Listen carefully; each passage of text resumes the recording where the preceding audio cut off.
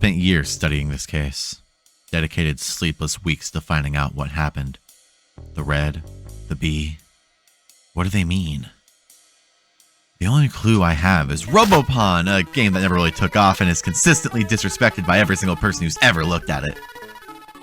I suppose I should tell you my findings. Well, it all started with that damn intro music.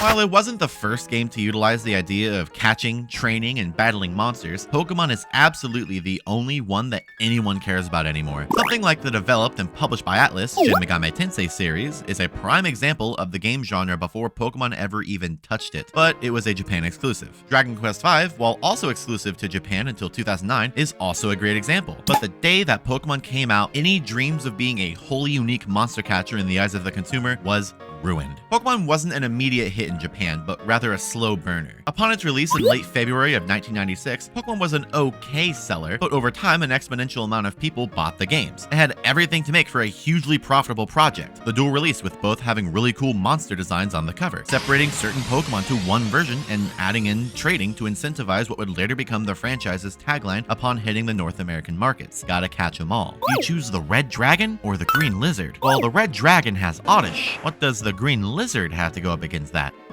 A Fleshlight.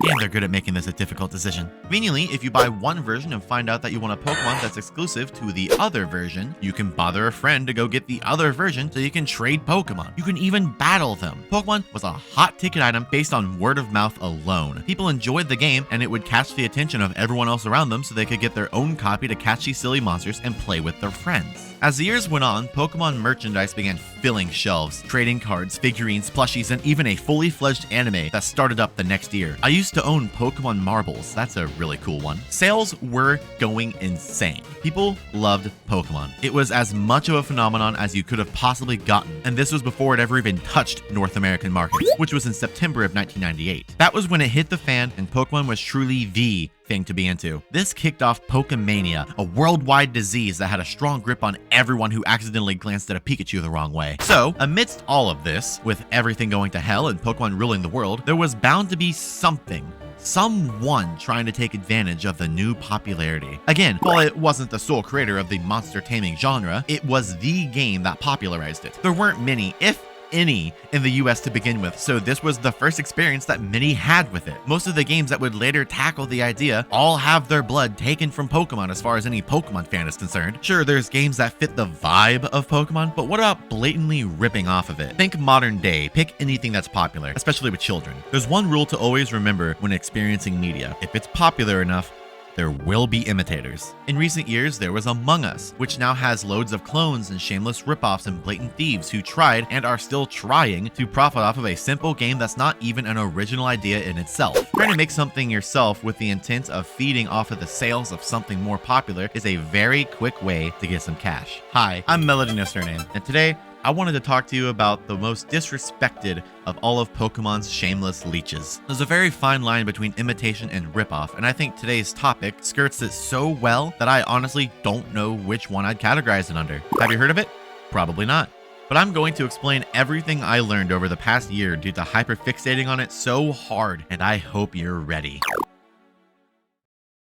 Between 1996 and 1998, a relatively unknown Japanese game developer known as Royal Emperor Dragon, or Red Company, began working with developer and publisher Hudson Soft to create a Pokemon competitor. Not much is known about the background, development, or creative process of the game. Hell, not a lot is known about the game at all. Shunichi E was the director. He may not be of interest right now, but know that Shunichi was also the director of the Fossil Fighters franchise. Many of the other people behind this game went to work on some pretty popular franchises like Mario Party, Bomberman, Silent Hill, and Persona. It's 1998 and Pokemon has been sweeping the nation, having finally reached the United States and other countries, making buttloads of cash and reaching the midst of children across the globe. Just under 3 months after Pokemon went overseas to the US, the collective development efforts of Red Company and Hudson Soft were put on store shelves in Japan, known as Robot Pankatsu Sun and Stars, or Robopon here in the States, published by Hudson themselves for the Game Boy Color, released on December 4th of 1998. Oh, and if you're curious, Pankatsu means junk. They're they're trash robots. Before we even play them, let's do what everyone else does when they look at these games and judge them without ever putting them into a Game Boy Color. These are Japanese copies of Robopon Sun and Stars. We have a Robocon ripoff and a AA battery. They come with the short-lived and unloved GB Kiss communication in the cartridge for pretty unique uses that we'll get into later, alongside a speaker so the game can yell at you for time-based in-game events. Those both add up to it being one of the weirdest shaped Game Boy cartridges that I have ever seen. The manual gives you all sorts of info and some art of the characters that we'll be seeing, and in the near back it advertises a strategy guide and a manga coming just a month after the game was released. These games must have been successful in Japan because Atlas joined in and helped localize them for a North American audience 2 years later in the year 2000. Or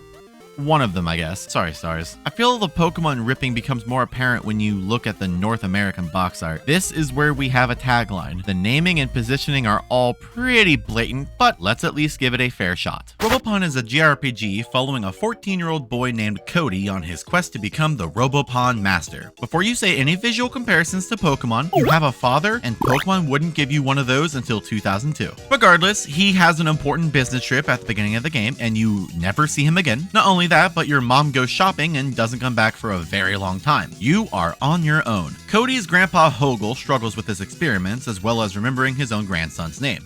You're Brian? Oh wow, it's just like Professor Oak where he doesn't remember your name. This game takes so many creative liberties. In Grandpa Hogel's old age, he decides that it's time to retire as the president of his company, and naturally, as any senile old man would do, he gives it to you, his trustworthy, barely a teenager grandson. Now, you're not only the president of a business dedicated to Robopon research and dispatching, but you're also millions of dollars in debt. He even has the nerve to tell you to invest in the company when even he wasn't. On top of that, he gives you his latest, newest Robopon creation, Robomaru, or Sunny as he's called in the US. This is our hometown of Capri, a small place with very few interesting things going on. There's a guy named Dr. Disc who is important for later. He gives you an exclusive Robopon based on your birthday. In this case, I got Bella. For the hell of it, pick a version and see which one you would get for your birthday. Now, what Dr. Disc says afterwards is very important, as it's one of the only times that you are told how to play the game. Let me give you some advice. There are 4 factors to making Robopon stronger. First, upgrade your CPU at the laboratory. Second, purchase components from the component store. Third, when your Robopon are ready for evolution, bring them to the laboratory. And last, cram as much software as you can into their components. Carefully repeat these procedures to increase your Robopon's powers. Those are the basics. Did you catch that? Did any of that make sense to you? No? Doesn't matter, that's all the info this game gives you. Our first bit of plot is beating up the henchman of Bisco, the school bully, and saving Dr. Disc's daughter, Lisa, who is also important for later. We win the battles pretty easily and hear that Bisco is causing problems in Liebertown just to the east, forcing battles in the school to see who has the strongest Robopon. He may call himself the Robopon champion, but I own a company that sends them out for menial labor, so I think I win. But before we can continue, I want to get something out of the way. This game is confusing and complicated, and if you're like me, coming out here with only knowing Pokemon's battle mechanics and playstyle, then this is going to take a lot for you to grasp. If I don't explain what's all going on, you will be just as lost as I was without anyone explaining it. There's a lot of complexity and customization ingrained in Robopon's battling, and it took me until about halfway through my own playthrough to understand what was going on. If Pokemon is checkers, Robopon is chess. Sit down and pay attention, because I'm gonna take you to Robopon 101.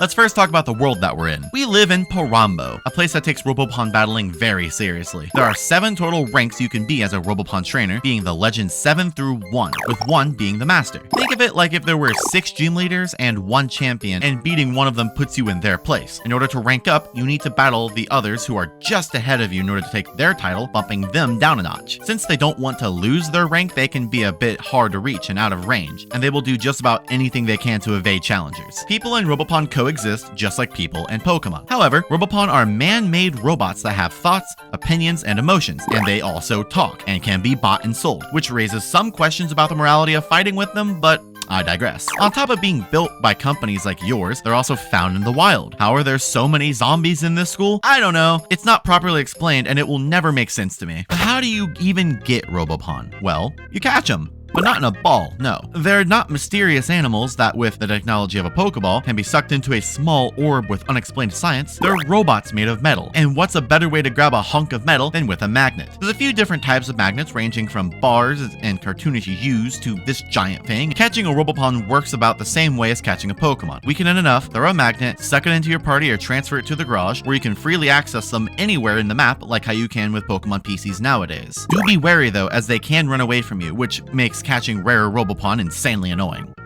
Please. No! No, no, no, no, no, no, no, no! Ah! No! Please! Ah!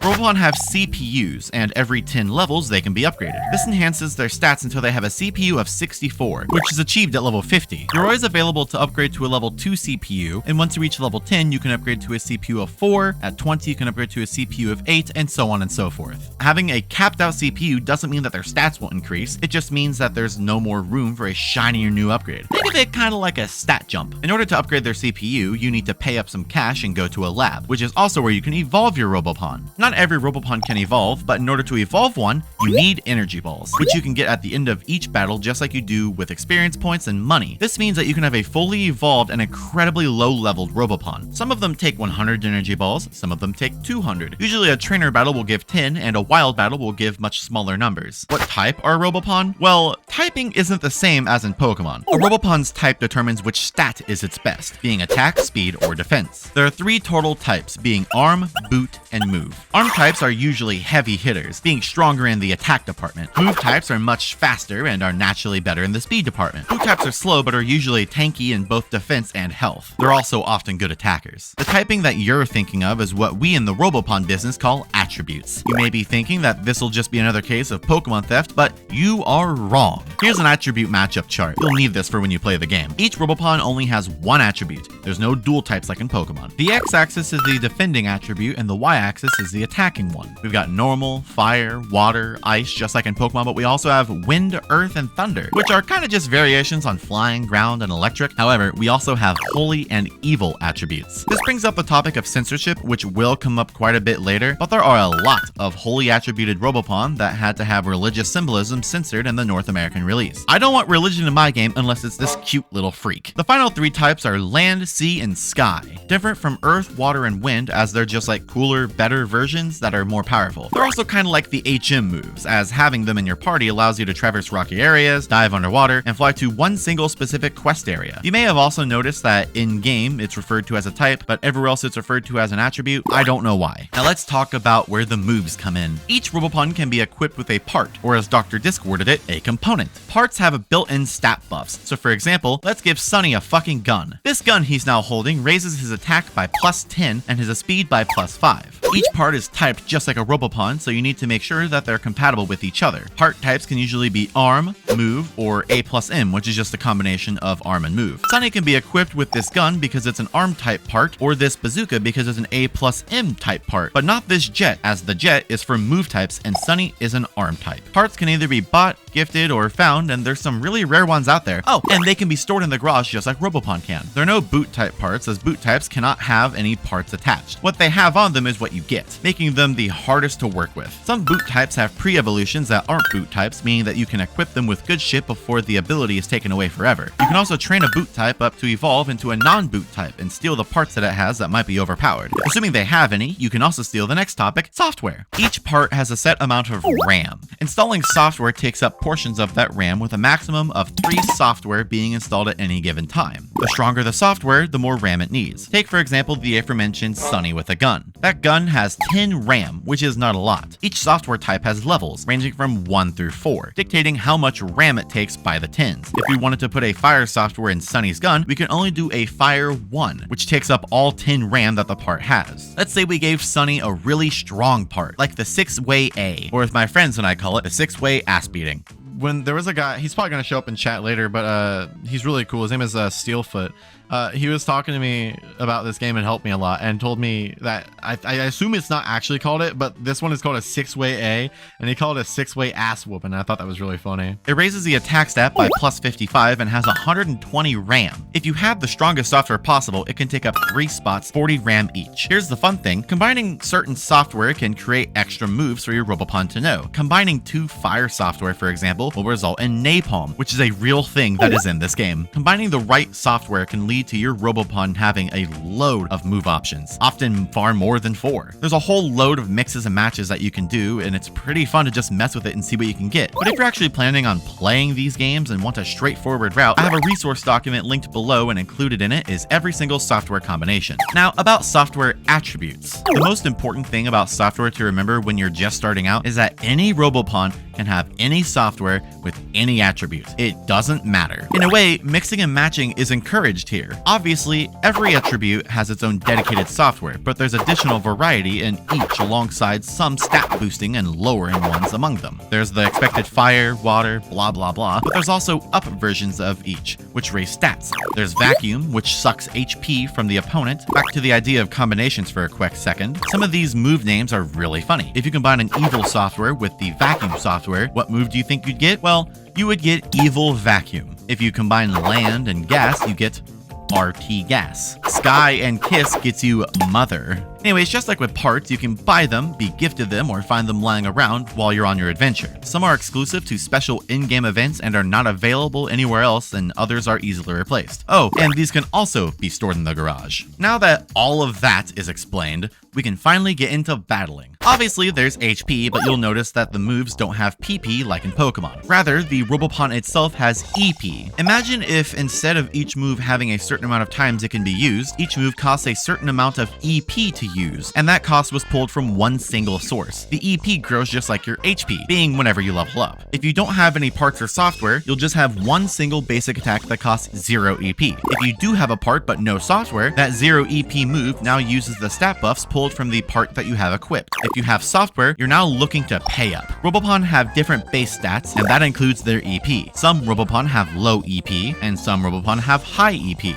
Your Robopon's EP total is really important to factor in when setting them up with parts and software. I'm also going into this expecting you know how HP works, but in case you don't, imagine if you have health and every time someone hits you, it takes away a portion of it. I figure I should explain it just in case. You never know who's watching. Here's the battle menu, and there's a lot going on, but we'll cover it one at a time. Fight is pretty self-explanatory, being that you just pick a move and use it against the opponent. I highly recommend keeping up the attribute matchup chart in the RoboPick, that's what they call the Pokedex in this game, up on something nearby when playing until you get used to what's stronger against what and which attributes the Robopon have so you can ensure you're going to win. Your battle strategy is super important considering the lack of restrictions on moves. Do you want to prioritize RAM for stronger moves, EP for more expensive moves, or diversity amongst your party members' attributes? Robopon is also self-explanatory, letting you view your team mid-battle in case you want to swap out and wait, there's only 4 party member slots. How odd, but it does make picking your party members a little more difficult than in Pokemon. Sadly, it does mean that the more intense battles don't last nearly as long, and it can kind of feel like they whizzed by far too fast. You can also swap the order of your team around outside of battle, obviously. Items is also pretty self-explanatory, but I do want to go over it. There's all types of items in this game, just like in Pokemon. Healing items are stuff like oil that heals 20 HP, the light oil that heals 50 HP, the gasoline that heals 200 HP, and of course the unleaded that fully heals you. For EP, healing items are stuff like the 10 volt, 100 volt, and 1000 volt. Contrary to what you might think, they heal 20, 50, and 200 EP respectively. There's the air escape for leaving unimportant battles, and there's the grand escape for leaving dungeons. There's the rare candy equivalent called the shortcut, and there's even one that straight up evolves whatever Robopon you want, called the lost code. These are the 4th and final things that can be stored in your garage. Escape is also pretty self-explanatory, simply leaving the battle. Can't leave trainer battles, but you can leave most wild ones if your Robopon are fast enough. Let's get on to the 2 that are a little more interesting. Defend is borderline useless, as using it means whatever attack is dealt to you will just deal less damage. I can see the potential in stalling the opponent's EP for a few turns, but I feel like it's much harder to call someone's move in this game compared to Pokemon, as you genuinely don't know what moves a Robopon might have. Finally, evade gives you a percentage chance to not get hit, causing the enemy Robopon to have recoil. It won't always work, and to my memory it never did for me. To be completely honest, while making Robopon have a more more interesting set of options for a battle, you'll rarely find yourself using these last two, as they really only add to making this a pretty confusing UI at first glance. We have a couple more things to talk about so we can actually get into the battling. Just like in Pokemon, there are status conditions. For the most part, they don't really come into play, but I'll explain them all. First, there's Rust, which damages a Robopon a small amount each turn and can also cause them to ignore some commands. There's Stop, which negates the attack command entirely. There's Fever, which is just like Rust with the damage taken each turn, but without the potential to ignore you. Then there's Bug, which acts like a real computer bug and makes the Robopon act out, attacking itself for example. There's Curse, which lowers random stats each turn. There's Bliss, which increases stats each turn. There's Hit Rate, which lowers accuracy by half. There's Out of Control, which is kind of like a confused Pokemon. It can hit itself or the target, or they can just explode at random, which can make catching a hellscape if it's a rare one that you really want. You can actually attach this to one of your own Robopon courtesy of the Spaz Arm part, which at face value is really good given the stats and RAM, but it's a complete joke. There's Ignore, which just means that they do nothing but get beat up the whole time. Finally, there's question mark,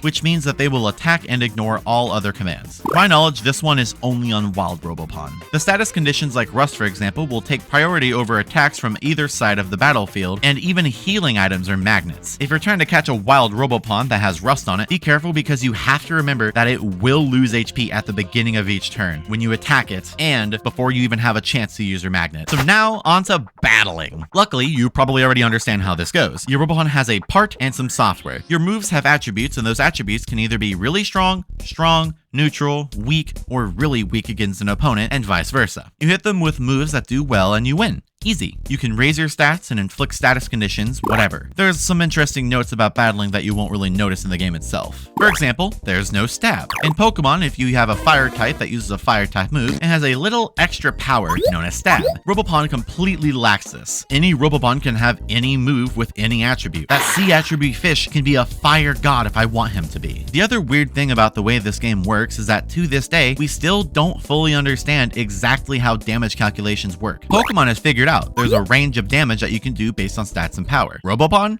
Still a mystery as far as we know. But before we get back to what we were doing, here's a few more odd things that you'll notice throughout the game that I just want to go over now so we can continue. The US version has a lot of restrictions on name length. The playable character, Cody, can be renamed, but you can only have a name 4 letters long, and all Robopon names are condensed to 6 letters. Instead of walking out of a room, you step on a specific tile, making it pretty easy to just accidentally walk out of a room when you didn't mean to. You'll also notice that the game moves pretty slow. It gets really annoying and is almost enough of a reason to emulate it over spending nearly $100 to own and play a physical copy of it on a Game Boy Color, or as I'm playing it, on a Game Boy Player. It is said to run faster on an original Game Boy, so it might just be due to the fact that it's displaying up to 56 colors, according to the back of the box. From what I've been told, the North American version of Sun, as well as the optimized later released versions that we'll get into later, are the fast ones, and the Japanese Sun and Stars are incredibly slow. In order to talk to some random people, you have to be facing them, so the game will often forcefully position you in front of them.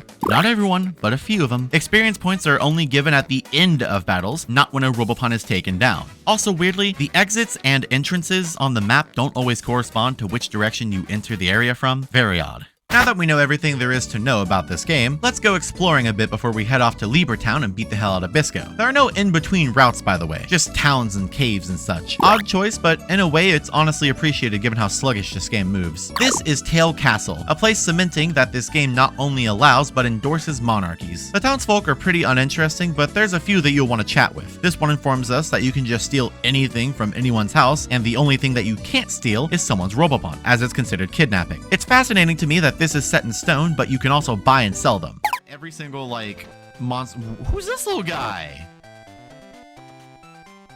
What? He just talks? I'll tell you a little secret. The C-type... Oh, not water-type. C-type Robopon, which can talk, apparently, can dive into the water. Dazbot, something like me. I didn't read those other 2 words because I'm stupid as shit. What the fuck is happening?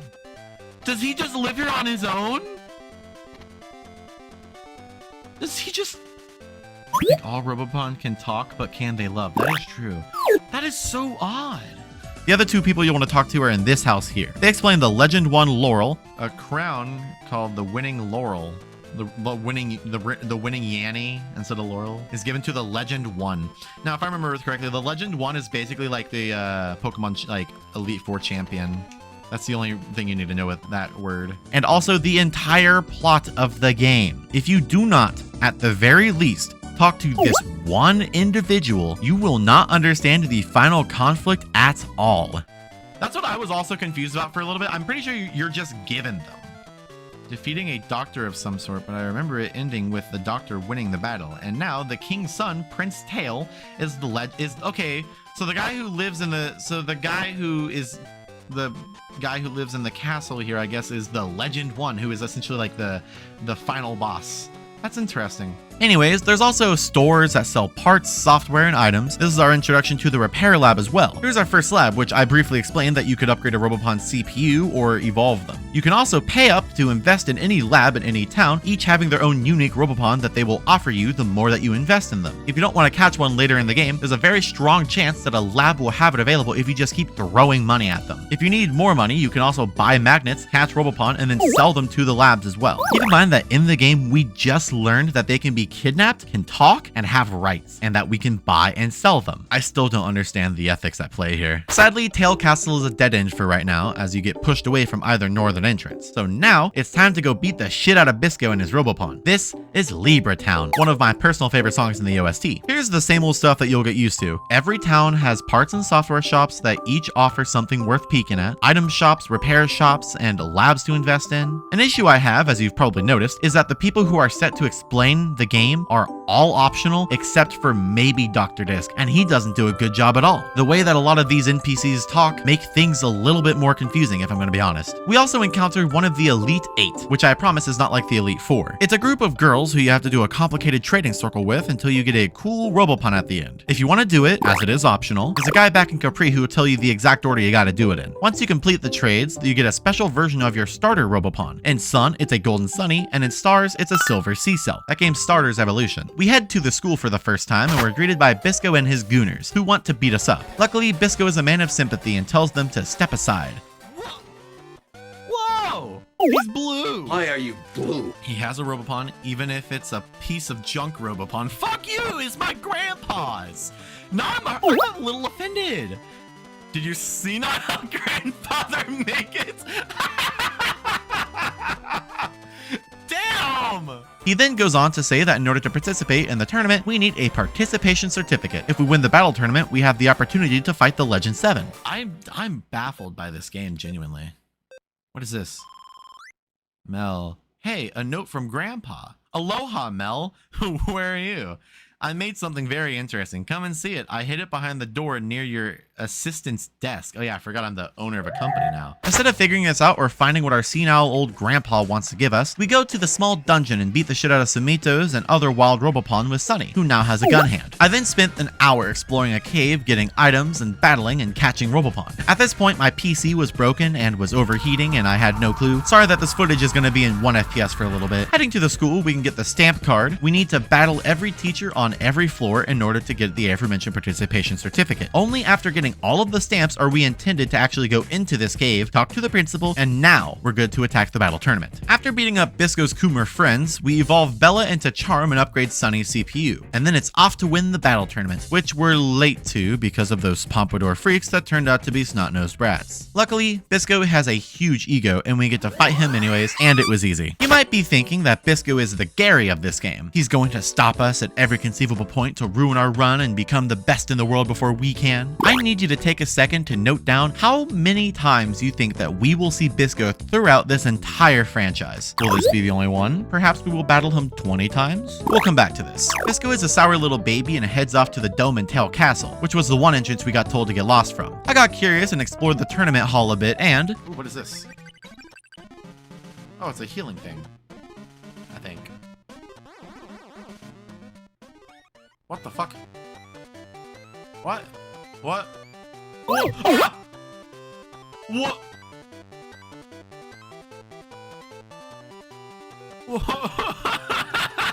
What the fuck is that? What the fuck is this indeed, Mel? This is Mr. Brownie, a small naked angel baby man thing. Every time you find him, he gives you fun little buffs for your team, but be careful though, as some of them can be negative. In this case, I got a 2x speed. Each slot here is an hour of the day. You could abuse this with the in-game clock, sweeping through the entire game with better buffs, but I didn't because I didn't know how this worked yet. I was confused and snooped around Capri for a bit. Talked to this little dude who will become very important for later, and talked to Carpenter Kin, a man who works for us. We give him money, he adds a new floor to our business. That is how we remove our debt. We experienced the Battle Genesis 5, which was just a bunch of useless minigames that sadly are not as useless as I wish they were, and they will come back up later. And of course, we encounter Mr. Brownie again. We use a TV remote to unlock a box and get a cool item. I should probably also explain the remote mechanics a bit. See, the cartridge has the Game Boy Kiss mechanic on it for connecting to other games, but it also lets you use a TV remote to unlock certain things, ranging from evolving some Robopon and a few simple items, all the way to being the only way that you can truly 100% this game. I promise you that it is better experience when physically owned because of this one feature alone. Then, after the embarrassingly long amount of time it took for me to realize where I was supposed to go, we were off to Tail Castle. Disco just became the Legend 7 when we entered the dome, and it was time to immediately take his rank for ourselves. That's 3 times that we've encountered Bisco now, by the way. He storms off to Kaliu, and Prince Tail comes down to tell us who the Legend 6 is and where to find them. Amarin of Vanza Village. Yo, the prince! He's coming to me! The prince! Oh! Oh! Oh! The prince! Congratulations, thank you. So I'm now the Legend 7. Kaliu is a weird place full of boarded up homes and 2 giant broadcasting towers full of interesting Robopon. One of these is loaded with TVs and people watching them. Amarin is described as a teen idol, and these people are what we would nowadays call stans. This is a really weird chapter. While I was trying to find out what I was supposed to do next, we found more Mr. Brownie and even more Amarin stans, obsessively watching her on the TV. These battles have some of my favorite character designs in the entire franchise, like Loopy and Tackbot. Get it? Like Talkbot? Tackbot, because he's a cell phone, to the South Tower where we get transported through the television and have a battle with a bunch of Amarin stans who are obsessed with defending her and her title. We then get teleported from another TV inside of a house. That house is boarded up on a beach. What? This is Vanza Village, where Amarin is from. It's fairly boring, and the only place that seems of interest leads us to becoming Homer Simpson. It says I shouldn't enter it without a lamp. Oh dear. I can't see anything in this darkness. Doh, if only I had a lamp. Okay, so yeah. Normally in Pokemon you would need flash, but one of the great things in Robopon is the lack of HMs. Instead, we need a lamp. Heading back to Kaliu, we can bother a man inside of his lamp store. Dude's lamp store to be specific. He sends us on a video game staple, a fetch quest. Our first one of the game. How exciting. Specifically for a sea grape, which are found on the beaches of Vanza. Conveniently, the tides have changed, so we can now go find some oceanic Robopon, as well as clicking aimlessly on the shore for some items ranging from boots, pearls, and of course, sea grapes. Until I find one. Ah, I found one!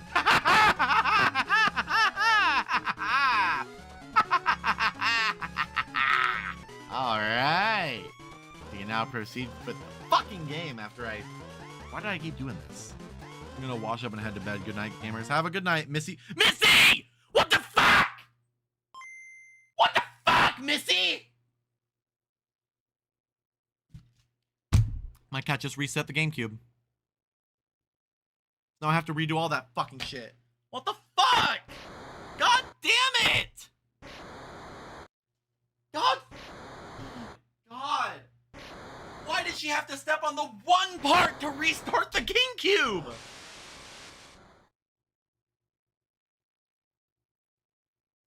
Why? Of all things that she could have stepped on.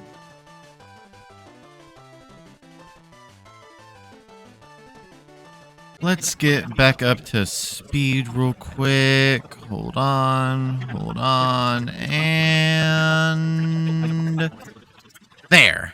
Now that Mel has recovered from the loss of 3 hours of hard work and still hasn't realized that she hasn't adjusted the settings on OBS to record audio correctly, we can finally continue the game. Arabu Cave is now traversable, and there's lots of interesting things going on in here. We encounter another one of those weird creatures who wants to fight. After a boring ass rock puzzle, we drain the water out of the lake and find a TV to teleport from. From here, we invade the privacy of several young women, only to be bombarded by more of Amarin's supporters who want us dead for wanting to take their queen down a peg. However, they challenge us in those weird minigame fights. Now we're just stuck in TV teleportation hell, which leads us back to the broadcasting towers. Here's where we have to mention some more censorship. Remember how I said that a lot of holy attributed Robopon needed to have religious symbolism censored from the Japanese version? Card is one of them. I guess while we're here, Medbot, Medi, and Docbot also all had censored crosses. Naturally, you'd think that the censorship was solely for religious purposes, but apparently the Red Cross has a trademark on this, and they throw huge fits whenever it's used in video games as a healing symbol. However, I believe there's also some religious issues afoot,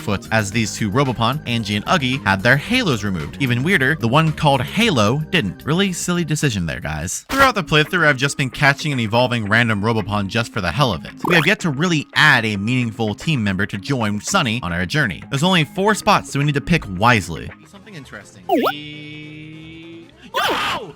Cat guy! We picked the cat and continued traversing the stairwells of the broadcasting station. More minigame fights. This time it's the worst one. A speeder. I thought that this game just had a microphone inside of it and it wouldn't move until I started screaming. All right, let's see what he does. See if I have to do any involvement at all. Down.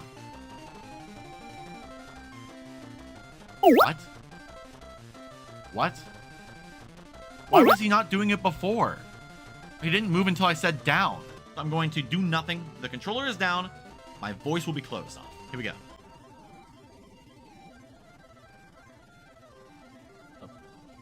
He just wanted to take a minute to do it. Why did Sunny Robopon feel... No! No! No! Left! Down! Down, please! No! Why is he doing this to me now? Down, down, down, down, down, down, down, down, down. Right. Down. Down. Left. Left. Left. Okay, I'm convinced that it has a microphone in it. What the fuck? Left. I'm convinced there's a microphone in this fucking game. It turns out I'm insane, and it's actually random, and he moves based on CPU upgrades and speed stat in comparison to the opponent. Finally, at the top of the tower, we encounter Amron, who challenges us at the dome. We teleport shortly after, and it's battle time. She has a .com, a Medi, a Betty, and a Boomer. Compared to my Sunny and notably weak Paws, this is an uphill battle. Paws beat the hell out of her team with a hammer before getting soaked in oil, and it was Sunny's turn to save the day. Sunny swept everything. It was during this fight that I realized I over-leveled him a little bit. Oops. Amron admits that she used the TVs to brainwash people to be her fans. In a way, she thanks you for beating her up, and she gives you one of the most important Robopon in the game, Unibot. With that, we are now the Legend 6, and we can continue our quest by finding the Legend 5. Prince Tail tells us a bit about the next person we're supposed to beat, a scoundrel from Carol Village. So off to Carol we go, where we're greeted by a panicked girl who asks us to take her Robopon because she's worried it'll be stolen by the ruffians. Not long after, the aforementioned ruffians heckle us and steal the aforementioned Robopon. Hey, what up, boy? You have a pretty tough looking Robopon there. Why don't you give it to us? Yes. Wait, did I just fuck up? Wait, what? Oh, I didn't mean to do that. I thought it...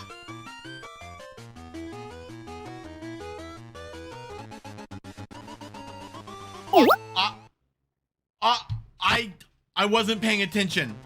Naturally, this feels like the end, but fret not, for this stupid idiot tells us everything that we need to know for getting the DOSBot back. After exploring Carol for a bit, we found a frog, and now it was time to go find the bikers who stole our fish. You know, I may think Coolsville sucks, but Cool's Town is just fine. Well, it would be fine if it wasn't overrun with the Smiley Gang. Luckily, their car and bike Robopon don't stand much of a chance against us, and we officially save the people of Cools, who are all underground in fear. One of the guys here evolves our Unibot into Psycool, but only after we looked into a hole to find his wrench, where we also found Hobo Joe and his Poro friend.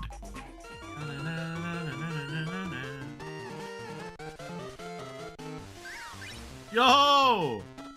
Here it is. You can even ride it in the desert. How do I ride this little guy? Having Psycool means that we're finally able to use it for the next part of this chapter, Mount Grease. This is where Psycool shines, being the only way to get around as he's a land type. Without him, the plot is boarded up with pitfalls and steep slopes that prevent you from going any further. At the top of this mountain is the Smiley Gang HQ, and we're going to take them out and get our fish back. On our way up, we found one of the funniest Robopon in the entire franchise, Egg. So there's Robopon Sun. Yo! Egg!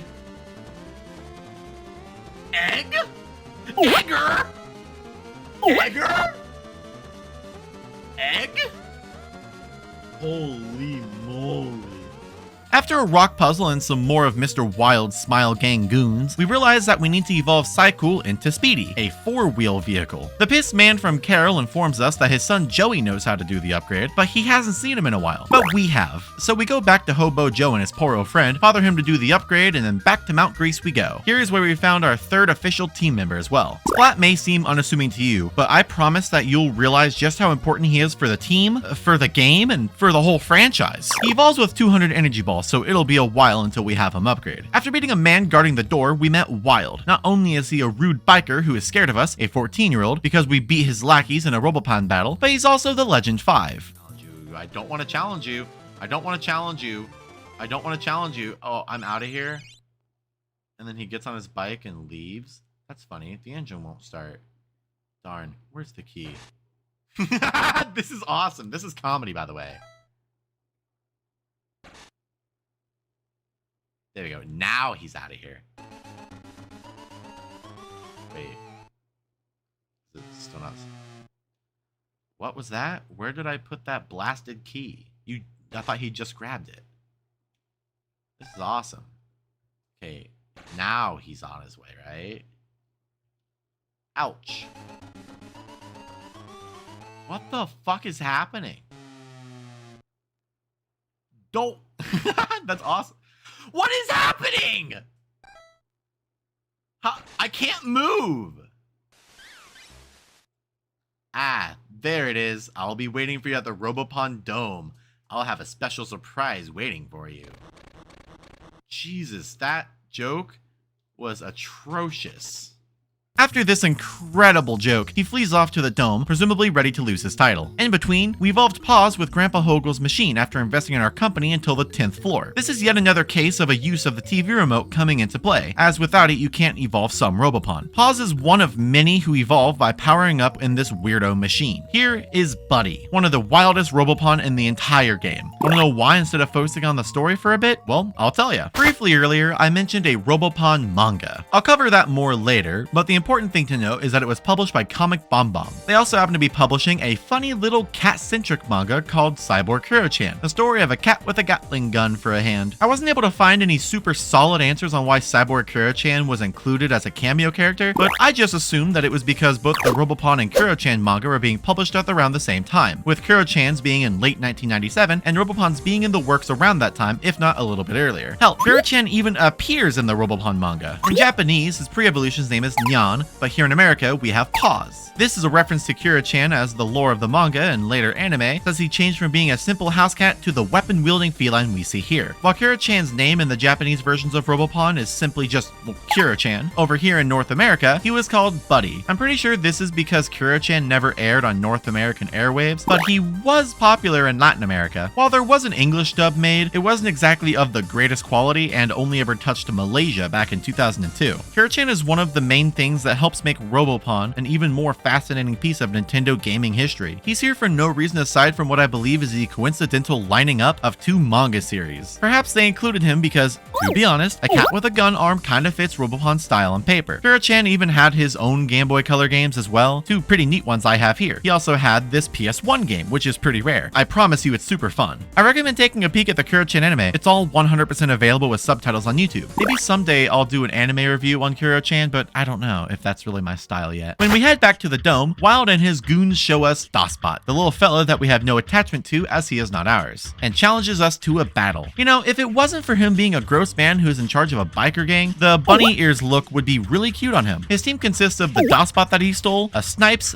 Mac, and Demo. Demo especially is a very strong Robopon and is pretty hard to train, but with my overleveled Sunny, we should be fine. Shockingly, Buddy was able to sweep through most of this team before we easily snatched our next rank. Wild tells us to come by Grease Mountain anytime.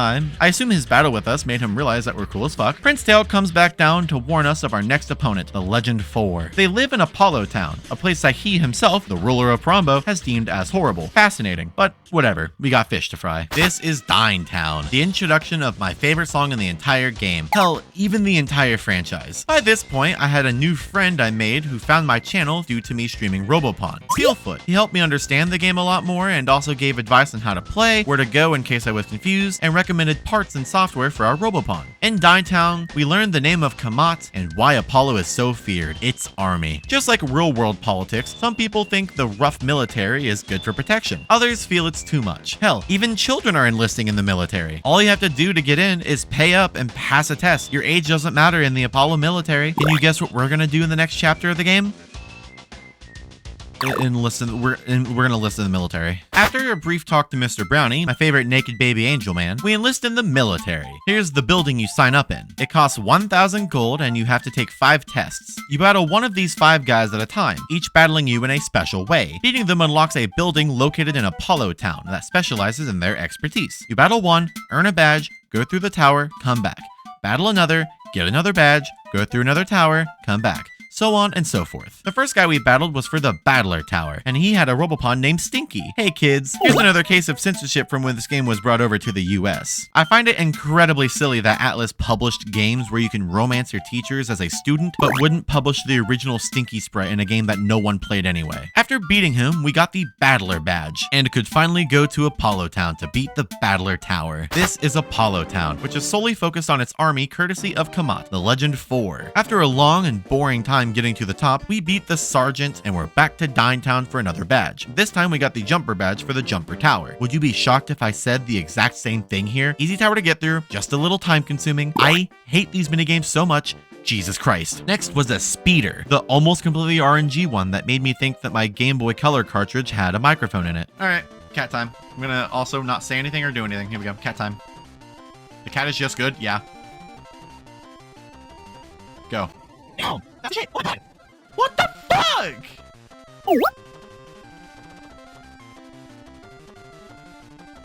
This cat is on crack. Oh my fucking god, are you telling me he's still gonna lose? Okay, I got scared. The towers are just as annoying as you'd expect. There's nothing but a bunch of random mini-games. The only good thing to come from the Speeder Tower was that we finally evolved Splat into the best Robopon... No. The best design in all of RPGs. Johnny. His body, a toilet. His arms, a plunger and a scrubby brush. His feet, in some nice comfy slippers. His eyes, that of a snail. He's also officially no longer a boot type, which means we can give him some parts and software to make him unstoppable. He is the most important thing in the entire game. He is not just the best thing in all of RPGs. He's the best thing in all of gaming.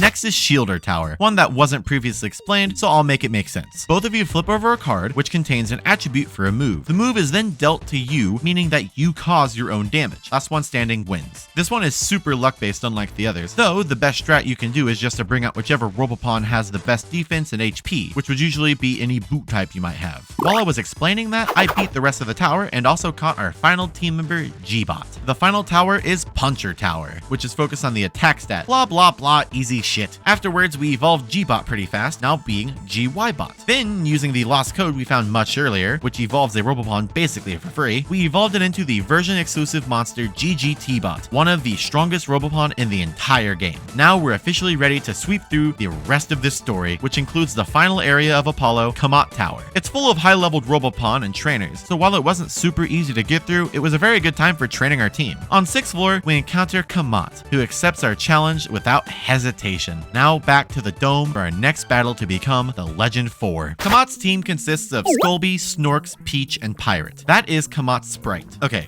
So let's get the rest of this censorship talk out of the way. There's no better place to mention it than in this battle right here. Kamat is a man, but is portrayed in quite a feminine way. Nintendo Power refers to him as a woman, but everywhere else refers to him as a man. Yeah, there's this beard, but let's talk about the manga real quick. This is Kamat's manga design. If the thing around his neck didn't give it away, the body shape and mustache should, as he is a transphobic stereotype representation of a trans woman. If this didn't cement it for you, allow me to talk about his team. Skullby and Pirate make sense, but Peach and Snorks are two Robopon that were censored from the Japanese version. This is Snorks in the US, and this is Snorks in Japan, also known as Frank, which means penis. It is intended to be a penis and testicles. It evolves into Peach. This is Peach in the US, and this is Peach Peach in Japan, also known as Ketsu, which means hole. While he doesn't have it on his team, Peach evolves into Apebot, a Robopon intended to be a mockery of trans women. If you don't believe any of this, take note of its name in Japanese, New Half or New Half, which is slang for transsexual in Japanese. Bot is a transphobic stereotype shoved into an otherwise fun game. The whole thing gets a whole lot worse when you look into the manga, where Kamat is shown to confuse the main cast while getting a bit too touchy on Murray and wanting both him and Cody to be his lovers despite Cody being 14 and Murray being a fucking robot. It's really rough on the senses and I'm in no way a fan of it. Genuinely just a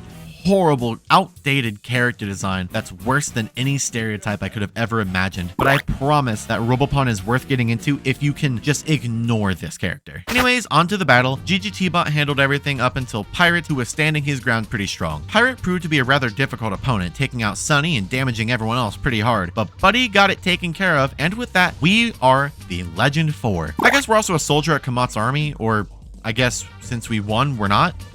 I'm gonna say we are. After being beaten, he says he'll do anything we wish as promised. We have no bidding for him to do, so he storms off angrily. Prince Tail informs us that the Legend 3, our next target, is actually from our hometown of Capri. Interesting. Entering Capri again, we see a bunch of townsfolk lined up talking about how Dr. Disc has kidnapped his own daughter, Lisa. You know, the girl we like, our girlfriend. Do you remember that at all? Anyways, we find out that Dr. Disc is the Legend 3, and the reason he took her is because he refuses to give up his title, as any sane man would. Where'd they go? Why, on the top of a giant tower in Libretown, of course. It wasn't there before, so that tells me that Dr. Disc has built it specifically so that he could keep us away from challenging him. How are we ever to get to the top and challenge him to save Lisa? What is the point? Oh, Mel, long time no see. I heard that you've become the Legend 4. I have to tell you that I don't want to fight you. I'm not afraid, but I've known you since you were just a little baby. That's why I didn't let you know that I was the Legend 3. Then there's Lisa. She likes you and doesn't want me to fight you. There she is. Did he really kidnap her?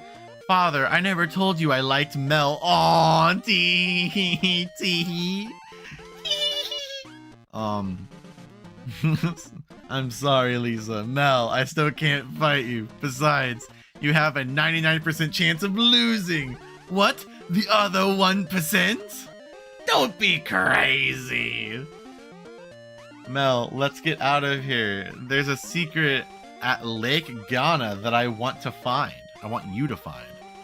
No, you can't talk about the secret of Lake Ghana. You will be cursed. Come here, Lisa. Mel, I must give up the crazy idea of having a match with me. Oh, you must give up the crazy idea. What the fuck is happening?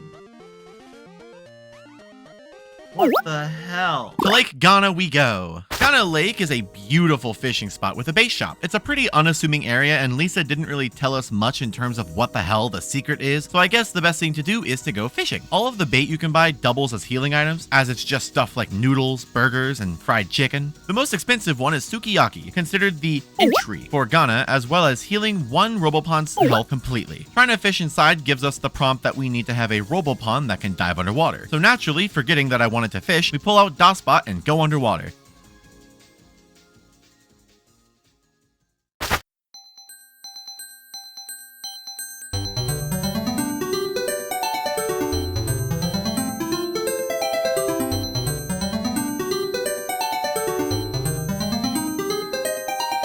I'm gonna be honest, I wasted hours down here exploring, getting lost and training a bit. There's a lot of cool items as well as a really neat side quest that we'll talk about later. There's a ton of exits all leading to other parts of the game where there are small water holes. It's a very interesting way to tie the region of Parambo together. After 3 hours of goofing off, we try to go fishing, but it doesn't let you access the rod by the rod. After being confused for a bit, we went to tackle a side quest instead, figuring I'd just come back and figure this all out later. This is Meiji Forest, home of some pretty interesting happenings, some pretty interesting Robopon, and some pretty interesting people. These are Professor Donald and his assistant Sam. Professor Donald here wants to meet Old Man Brownie, aka Mr. Brownie, or Naked Angel Babyman around these parts. That was an incredibly funny animation. God. It just fucking falls out and he goes, "Oh, darn it, this dead man, my fucking science experiment failed again." Fuck, dude, there goes another one. Oh, man, another dead baby with wings on my floor. Damn it. Dude, how am I going to explain this? Sam informs us that we can check out the Meiji cave at around 8 p.m. that night to look for Mr. Brownie. After adjusting our clock, we were able to enter the cave loaded with puzzles. I'll put the puzzle answers on screen as it's a pretty boring bit of gameplay, so close your eyes if you don't want spoilers. At the end of each puzzle, Mr. Brownie will battle you. His only Robopon is a pretty beefy screwy. After winning, he'll teleport you outside where Professor Donald will wish for something and Mr. Brownie grants something hilarious in its place. Oh, so you're old Mr. Brownie. I wanted a rocket, you know, a rocket. Please grant my wish. Okay, you got it. Here it is, Sonny. Oh, what's this? An edible miniature rocket. It's a biscuit. I granted your wish. My job is through. Bye-bye. I, needless to say, am overall confused. Come on, old Mr. Brownie. I don't want a rocket now. I'm gonna make a wish. Even you'll understand. I'll be alone for so long. Do you understand, old Mr. Brownie? Don't be an idiot this time. Okay, I got it. I'm not stupid. Here it is, Sonny. Oh, what's this? Cute. Nice. But this ain't human. How can I marry this thing? You think you're pretty clever, eh? Well, I've had it. I'm gonna catch you and eat you. Get in my... Oh my god. What the fuck is this side plot? I granted your wish. My job is through. Bye-bye.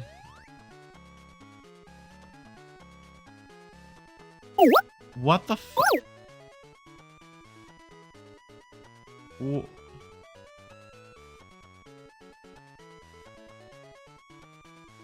Okay. All right, here he is. Help me, old man. You're my only hope. I don't want a rocket anymore. And please, no more wives. Please just make me the world's greatest professor. Please. But he keeps taking my wishes. Oh, shit. Whoa, what the fuck is that? Here it is, Sonny. Oh, what? My arms, my legs, my face, my body is huge. The largest body in the world. You have utterly tricked me, old man Brownie. I will squeeze you like till you pop. Wait, I'm tired. And then he just hops away. I granted your wish. My job is through. Bye-bye. By the end, Professor Donald is regretful, depressed, and ruined, and also really tall. He gives you free reign to steal whatever the hell you want from his lab, being 3 pretty strong parts. After that, I spent a bunch of time traveling around Porambo, especially in this new area called Poro Village that's full of underwater creatures, or as I've been calling them, Poros. Buying and equipping all 4 of my team members with high-quality parts and software that led to some incredibly overpowered moves. Buddy had White Tiger, GGT-Bot had World, Sunny had Red Bird, and Johnny had Blue Dragon. They were all in the high 30s too, so I'd say that all of this side quest stuff was working out great. Anyways, instead of focusing on the game, here's another side quest I did. See, these little underwater creatures we've spotted across Porambo have all been incredibly important, and you'll want to talk to all of them. The Poros that you find around Porambo each give you their memories in the form of dream shells. Giving this little fella, who I said was important, in Capri Town, all 8 of them will get you the Memory Ring, an item that you'll need in order to access the aforementioned underwater side quest. Can you guess what I did instead of figuring out the fishing stuff? We accessed another time-based event, Illusion Village. In here, there are 3 dungeons, each with more floors than the last, containing rare and powerful Robopon. Reaching the bottom of each dungeon will get you some neat items. You need to buy a ticket and then enter your bag to use the ticket in order to enter. It's weird, but whatever. Be careful of touching any stairs that you just came from, as the game will read that you are done. It happened a lot. Magic Penguin isn't exactly a monster catcher. I wanted to get Magic Penguin, but it was being sold at my local game store for like 80 bucks. No! I hit up! I hit up! Why? Why is that a mechanic? Are you fucking kidding? I hit up! Come the fuck on! What a shit fucking garbage ass game! Oh my god! Can't you rewind? No! This is on actual hardware!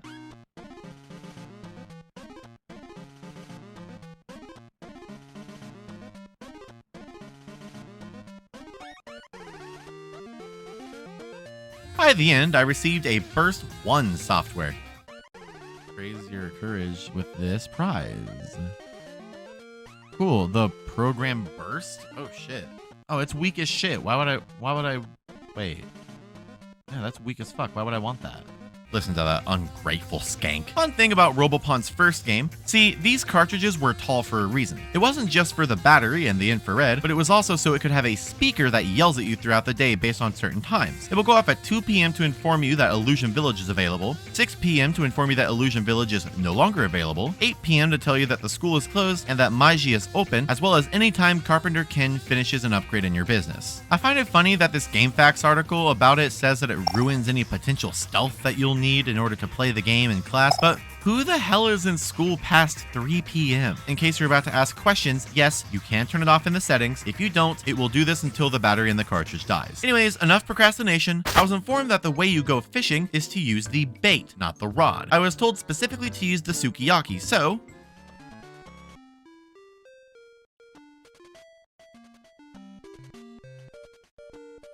Am I supposed to do anything here? Oh shit. What the fuck? I fell into the fucking water. What the fuck? I'm actually underwater. Sukiyaki. We're having sukiyaki for dinner tonight. Mama, I caught a human again. What? Yes, we are underwater, as an underwater child pulled us under by stealing our sukiyaki. Looking up what sukiyaki is for this script, and I gotta say it looks pretty good. Issue: how does this survive being underwater? Regardless, the brat eats my bait and his mom gives us a snorkel so we can breathe, as we couldn't breathe before. While exploring, we learned that the underwater city of Ghana has a history with bomb makers, being the reason why the place is underwater to begin with. The town just sunk down due to the bombs and everyone just lives here now. We find the kid again who promises us some cool treasure, but only after he's done chowing down on our food. Taking more time to explore, we find that there's a lot of bombs hidden in the drawers of the townsfolk. We are intended to steal these bombs to progress in the game. The game doesn't necessarily tell you directly that you're supposed to do this, by the way. We were fishing with sukiyaki and a small child pulled us underwater to steal and eat our sukiyaki, and now we're stealing bombs from this underwater village. As far as I can tell, the game neither tells you that stealing the bombs will get the kid to talk to you, nor does it tell you that you need to get these bombs to blow up the building that Dr. Disc is holding Lisa in.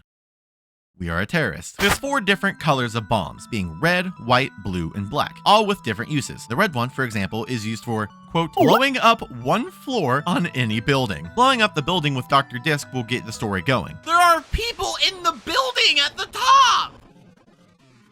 My building is being destroyed, but it can't be destroyed with any normal bomb. Stop it right now. But you don't have enough bombs. Where do we get more? Well, let's go back to Ghana. Maybe we missed some. Hi there. Thanks again. As I promised, here's my treasure. I'm not sure what it is, but I found this beautiful ball nearby. Here you go. Oh, he just threw a bomb at me. Oh no, that ball was a bomb? Are you fucking kidding?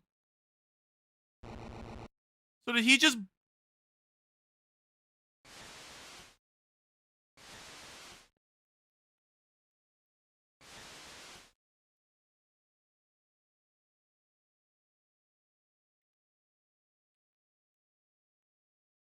What?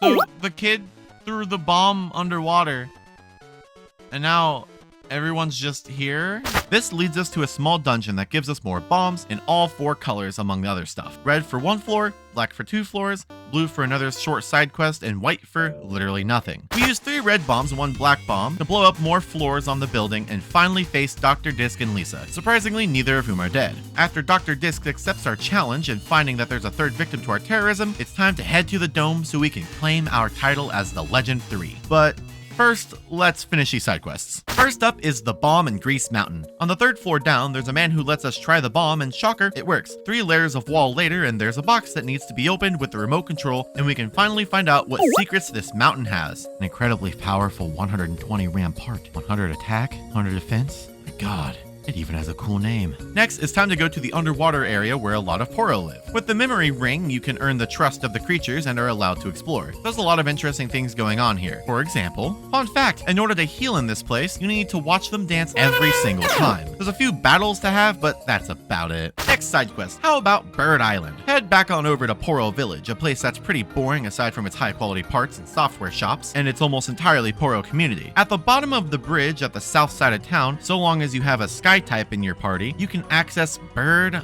Island, and it's loaded with high quality and super strong Robopon. Interestingly, this is one of 2 areas in the entire game with ice physics, and they naturally used it for one of the most annoying ice puzzles in the entire game, and luckily both this and the other area with ice physics are completely optional. There's bombs all around here, but you can't see them without this handy map I have here, as well as in the resource document. Each time you encounter a bomb, you stop and take damage, so try to avoid them. At the end of this place, you encounter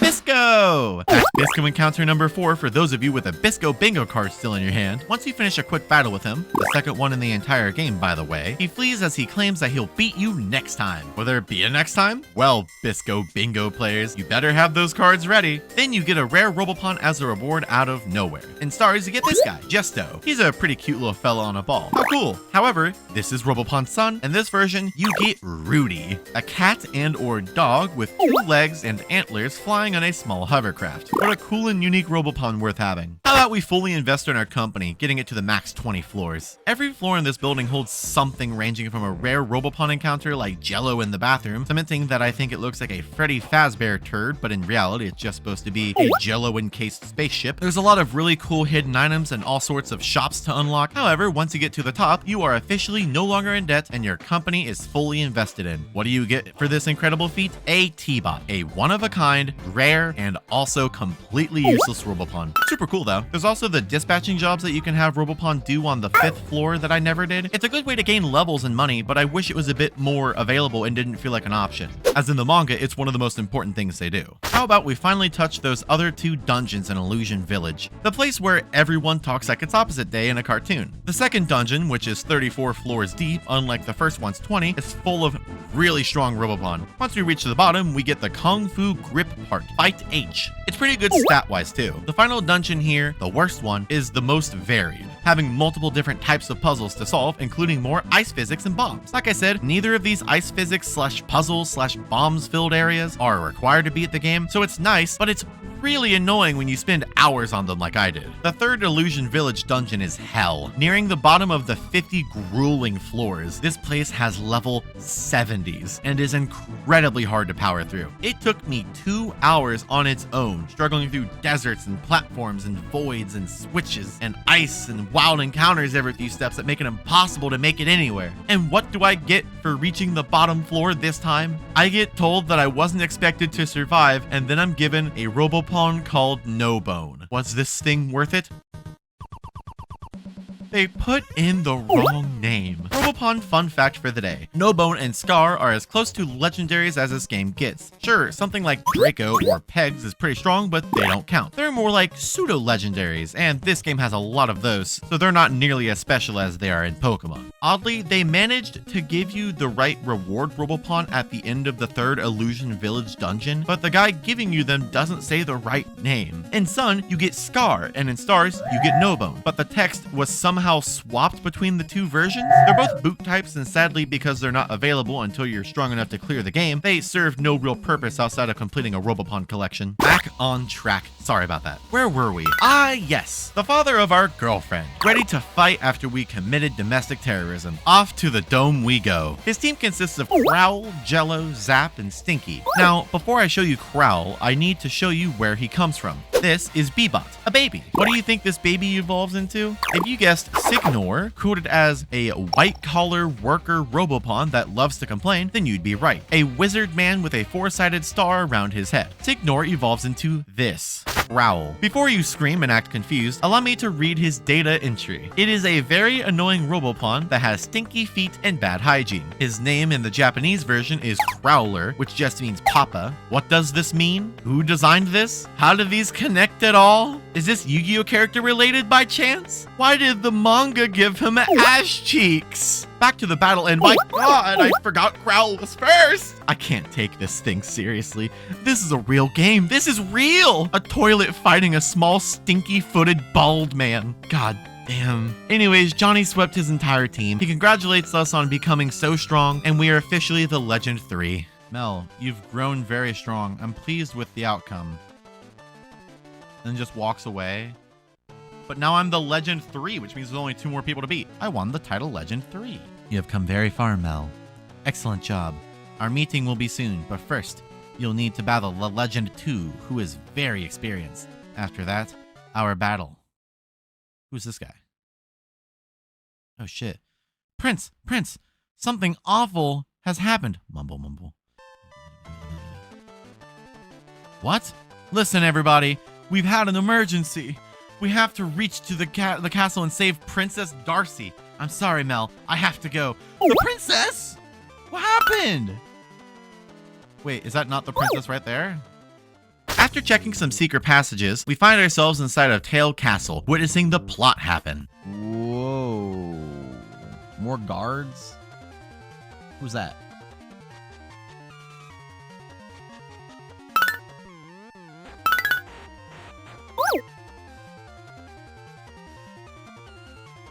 There's the prince. Aren't you Dr. Zero, the evil mad genius? You're that evil doctor that's ingeniously manipulated the rope. I said that twice. But I thought my father took care of you in that battle long ago. It'd be nice if we actually knew who Dr. Zero was. Did you think I could die that easily? Look at my body. Nothing but the latest robotic engineering. Damn. He literally just murdered those people. They disappeared. Send him to the Shadow Realm, yeah. What do you want, Zero, now that you've been resurrected? Why have you suddenly returned? Your father cheated me when he destroyed my original body. He deprived me of my position as Legend 1. He snatched the throne by thievery. Oh shit. That's absurd! You royals are all the same. I agree, fuck anyone in power. You think you can change history at your every whim? I defeated your father and he hid the truth from everyone. Years later, you resumed the legend contests with yourself with no experience as the champ. Don't make me laugh, Prince. This is insane. You are a disgrace to those who fight to become the Legend 1. Even if my father did everything you said, I had nothing to do with it. Holy shit. You think you're so innocent, Prince? I detest you and your family. Damn, you pulled out the word detest? Wow. Holy shit. You say bro's dad cheat on him? What? When the time comes, I will challenge you, and I don't plan on leaving empty-handed. I will take the winning Laurel certificate of the Legend 1. Like Yanni or Laurel? Oh shit, did he just steal bro's soul? Oh yes, Prince.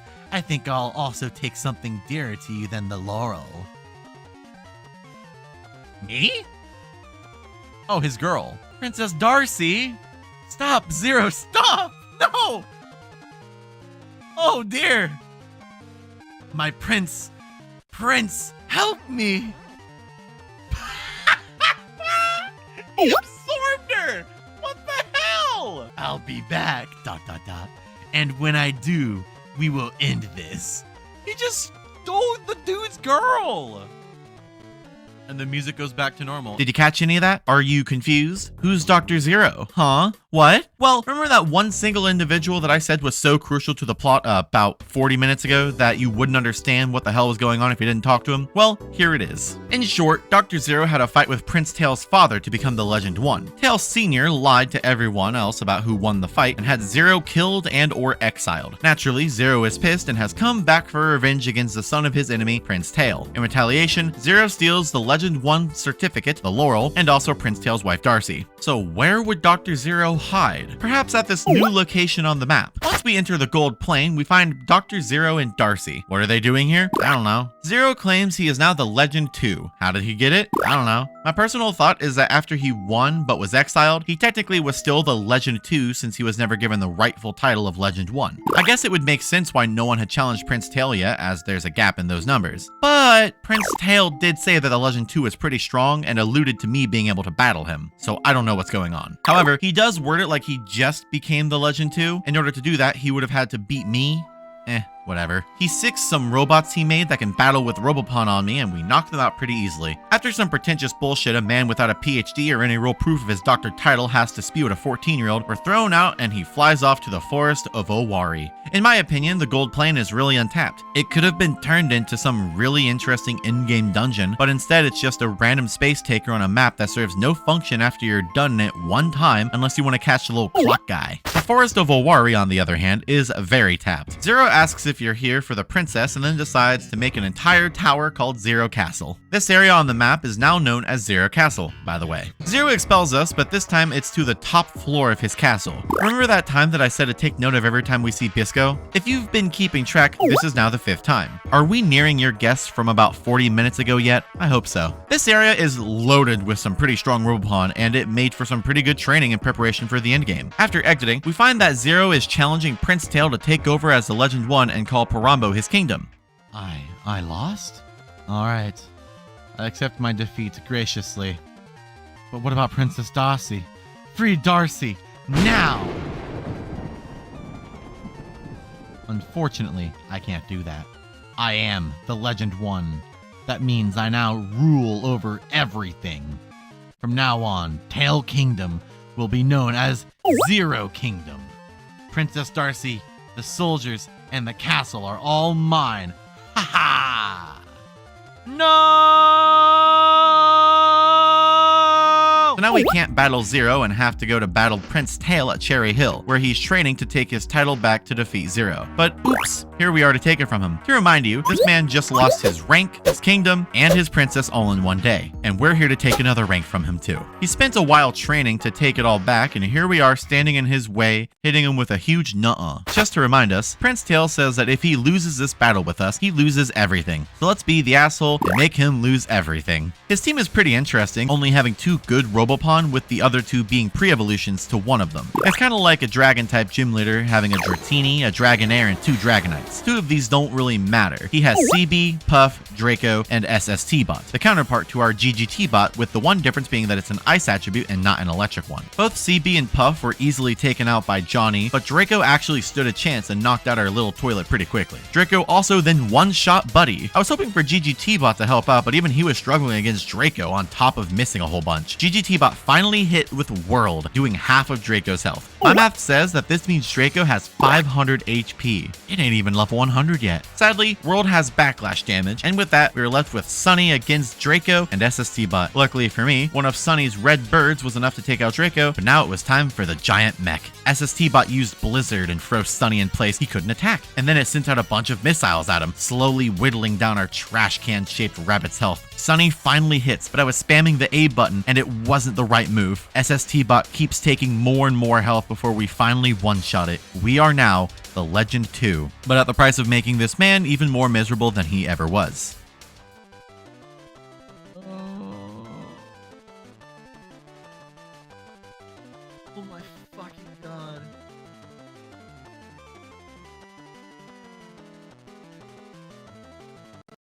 I need to stand up for a minute. What the fuck was that battle? What the fuck was that battle? Oh my... Oh my god! Why can't I win? I trained so hard. Was I destined to fail? Dr. Zero, return Princess Darcy, now! Oh, I forgot he'd be up there. Oh shit, he's flying up there and everything. You fought well with all your might and skill. For fighting so courageously, I will return Princess Darcy.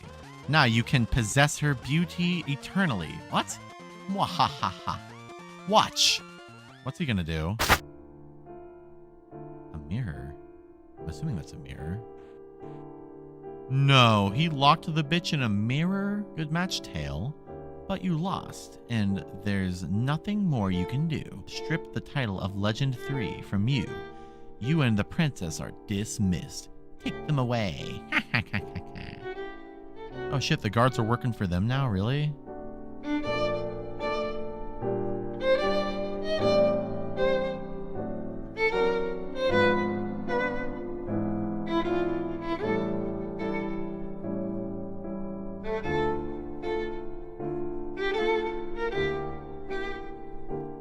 He then accepts our challenge for the rank of Legend 1 and says that he'll see us at the top of Zero Castle. As a side note, Cherry Hill contains the true final boss of this game, which lets you unlock the ability to free Princess Darcy later on. If you recall Hunter helping you unlock boxes with the remote, he's here trying to get some stuff. You can get the item after beating Hunter and his level 60 Golden Sunny. It's a pretty hard battle, so I recommend coming back to it later. After grinding everyone up to level 53 with Sunny being our ace at 55, we were ready to face Dr. Zero and take the title of Legend 1 to help save Prince Tail's kingdom as well as his wife. So now the time has come. I will not spare any of my infinite power just because you're a child. Now, you will see the true power of the Legend 1. Prepare yourself! Zero's team is shockingly similar to Prince Tail's, being two weaker entries in an evolutionary line he already has the final form of, but this time it's one that we also have, GGT-Bot. Alongside it, there's also G-Bot and GY-Bot, and something called Brute. If these first two don't scare you, these two should. Let me remind you, GGT-Bot is a lightning attribute, meaning that he has no weaknesses. Just because we have one doesn't mean that we're going to be able to beat it super easily. It's incredibly strong. That Brute of his has the highest attack stat in the entire game. On top of that, it's fully stacked with Omega software. Not only the rarest in the game, but also the second strongest. The only way you could possibly get anything like it normally is by catching Loopy and painstakingly evolving it into a non-boot type so you can snag the Omega softwares from it. This may seem like a joke, but those last two really make this battle tough if you're not prepared. But he was able to take out G-Bot and GY-Bot as well as deal some decent damage to GGT-Bot. Luckily, Johnny managed to deal with GGT-Bot and it was on to Brute. Johnny has swept teams before, so this was...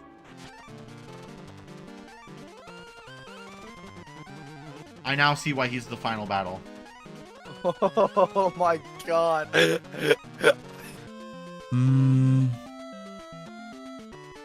I want to try a different way.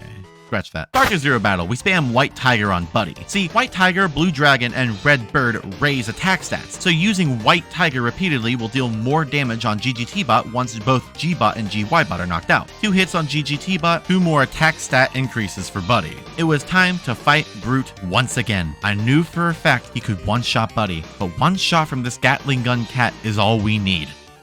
+6 attack, I'd hope so. Oh, please, please, please. Oh, no. So he kills Buddy here immediately with Alpha Storm. Fuck, dude. I thought that would work. I really thought that would work, but this thing has way too high defense. God, motherfuck, dude. Fuck. Johnny, I've never needed you to shine more than right now. You snail in a toilet bastard. I felt lost and tried to use another move he had, H2O laser, and to my surprise, it did a lot of damage. It was Dr. Zero's mistake to use Alpha Punch and not Alpha Fire, because he gave me another chance. Johnny hit again, basically evening the playing field on health. Johnny should surely die here. The fucking toilet! The fucking toilet! No way! No way! It's insane! He missed! He missed! Oh my lord! He fucking missed! Yes! Holy shit! Okay! Holy shit! Oh my god! He missed! He missed!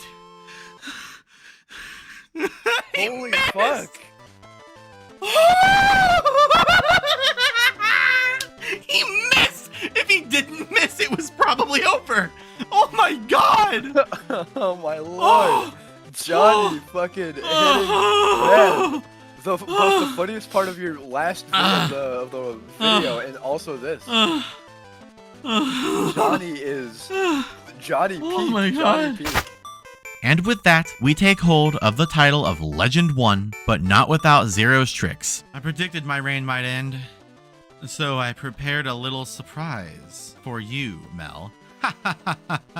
If I push this detonation switch, Zero Castle will be blown into 1,000,000 pieces, and you and your newly earned title of the Legend 1 will be buried under the debris. The winning laurel of the Legend 1 will live on eternally in my grasp. From now until eternity, I will be known as the last Legend 1. Ha ha! Goodbye, Parambo Island. Goodbye, Tail Kingdom. And bye, Mel. Why would he do that? So Wait, mean. oh my god. Is this just how the game ends? No, it's Bisco! For those of you keeping count at home, that's Bisco encounter number 6. We better hurry and escape, or we'll be buried under the castle! There's a secret passage this way. Come on, let's get out of here.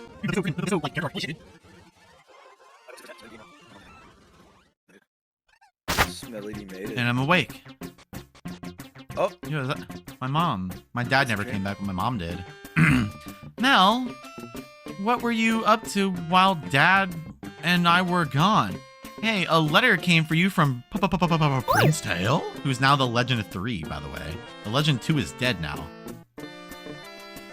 Or so we think. Dear Mel, you are truly the Legend 1. I have prepared a formal ceremony to present to you the winning laurel. Prince Tail.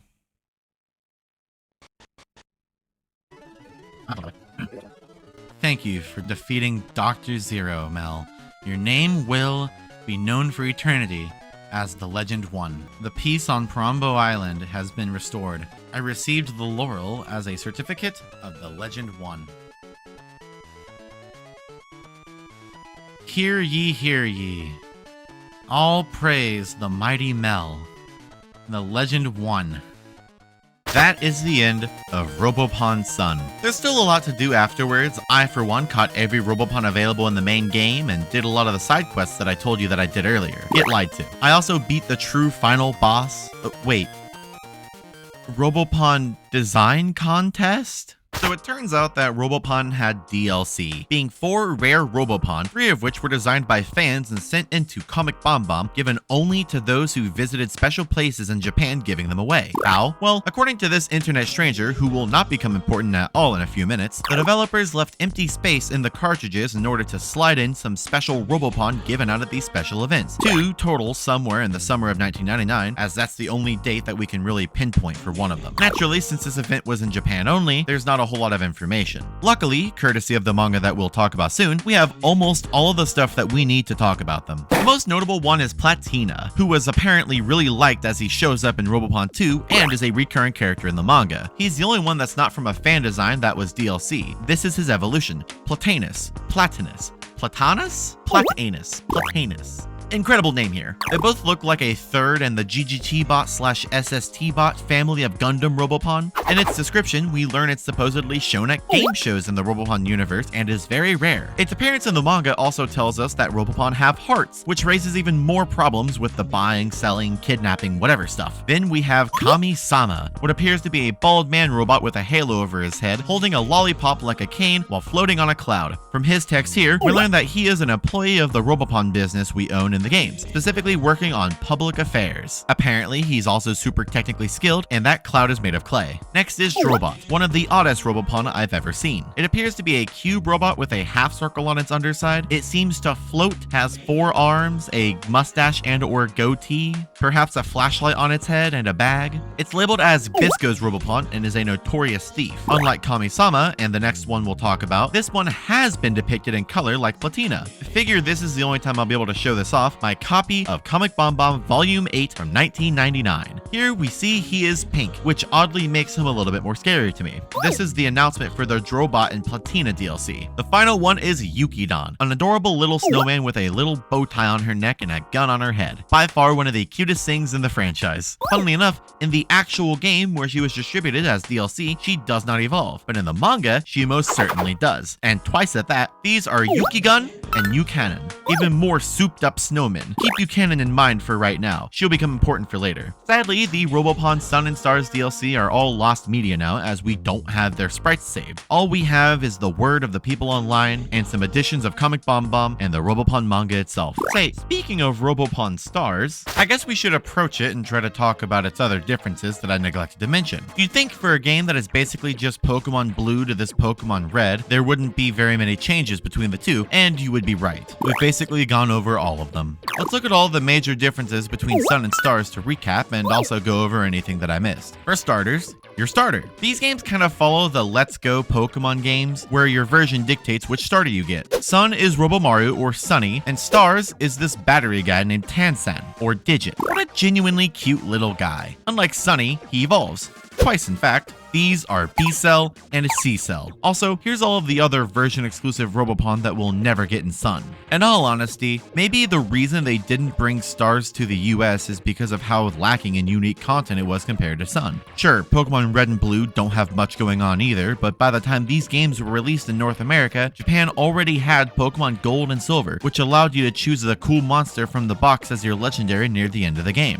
Pokemon had just set newer standards that Robopon was too late for. Maybe that's why it was never brought over, it just didn't have enough going on to make it special anymore. But hold on, I've kind of been lying to you. I assume that Atlas, the people who localized Robopon Sun, didn't have enough faith in Robopon as a whole working over here, and instead of releasing two games that might not have sold well, they simply just sold Sun. Was there ever an attempt to touch on Stars? I mean, why leave version in the name if you aren't going to at least try to release a counterpart? Well, my friends, they did plan a localized release of Robopon Stars for a North American audience, and it was cancelled seemingly last minute as everything is done down to the box art. The only reason we even know it exists is because of the Nintendo Giga Leak back in 2020, where not only was the full game's ROM found, but also its box art. We know everything about this game because it was completely finished, even including the no bone and scar switch up I talked about earlier. So what is one to do with this? I thought about playing it for this video as well, but I don't want to mess with the ROM. I support emulated games, don't get me wrong, but I am an original hardware whore. If I can experience a game the way it was initially intended to be experienced, god damn it, I will. While working on this video and playing the games, I met Steelfoot, who I brought up earlier, and casually asked him if he thought a physical copy of Robopon Stars could be made via a Japanese cartridge having the English ROM slapped into it. The guts of both English and Japanese carts are the same, so theoretically, it should work. These games wouldn't work like any ordinary reproduction cartridge, sadly, as Robopon has this weird growth on it that we've discussed. It turned out that a lot of work would have to go into this, and over the course of 4 to 6 months, Steelfoot messed around and finally, after a long journey, made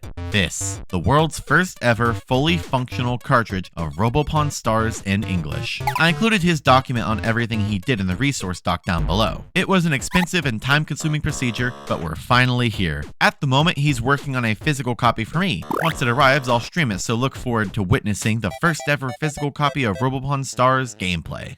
You know how Pokemon has Yellow version? Well, Robopon had their own game like that. Similar to Stars, it was never released here in North America, but unlike Stars, it was never localized, at least as far as we know. This is Robopon Moon, released on December 24th of 1999, just a little over a year after Sun and Stars versions were released in Japan. It replaces some sprites with new ones, like this, and oh god, he looks even worse. Why can't Crown go away? It includes new areas, replacing Meiji Forest with Kinshi Village, a place with a dock that leads to all sorts of new places. It also has a lot of new Robopon, including the box guy, Micro. Now, you might be saying that he looks a lot like Mega Man, and I would say that you need to shut the fuck up. You also start with a CB, pretty nice way to make it useful since it's not available through the main game of Sun or Stars. This game also includes gambling, yeah! There's a lot of other stuff to talk about with this game, I assure you. The issue is that we don't have enough information as the game remains untranslated. If you or anyone you know is aware of how to do something like that, please let me know. So that was basically all of Robopon Sun, Stars, and Moon. 3 games that remain untouched by the general public as they slipped under the radar on American audiences, being released as one game with the others being locked in limbo. Robopon never touched any other regions outside of the US and Japan. In Japan, however, Robopon was much bigger than you might have expected. It was being promoted in the now defunct gaming and manga magazine Comic Bomb. So promoted, in fact, that they had a few exclusive deals with the company to release a 4th game in the first generation of Robopon.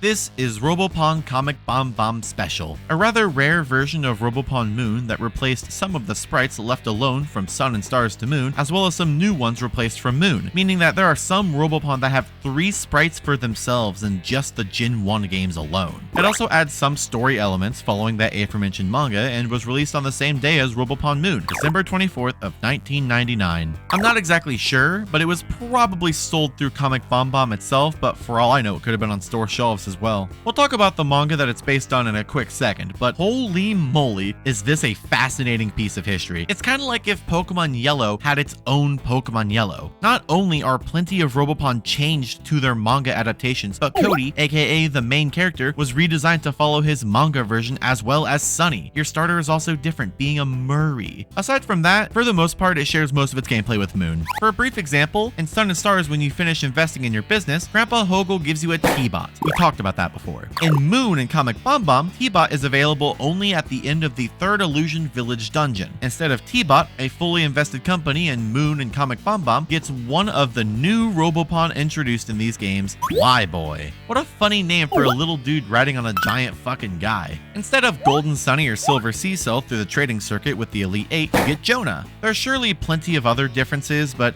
hey, no one I know can speak fluent Japanese, so we won't know until someone dedicates time to translating this game. There also exists this demo cartridge, found and posted by Twitter user Freak575. We see both the manual and demo cartridge have a noticeable lack of color, and the cartridge is also missing the giant expansion on its head. Unlike the final copy, it does have a reference to the first Star Wars movie though. Interestingly, it was given away in a Comic Bomb raffle to 500 total people. I can't find a whole lot more about it, nor can I find a copy for myself, but the ROM is fully available online if you know where to look. Hey, there's even another prototype courtesy of Hidden Palace. It's basically just an earlier translation, but it's super neat to see. And I guess while we're here, let's also briefly talk about the Robopon Sun debug mode. There's a really cool video covering all sorts of interesting things in it that I recommend you check out, all sourced in the resource document. The debug mode lets you look at battle animations, music, sound effects, try out test battles, and all sorts of stuff, just like a debug mode should. Another weird off-topic subject, but how about the Super Game Boy borders? It's really interesting to see this, knowing that it's just the most obscure thing about an obscure game. Hell, even the unreleased Stars version has its own border made, but that's probably just because of the Japanese versions. I promise that this is the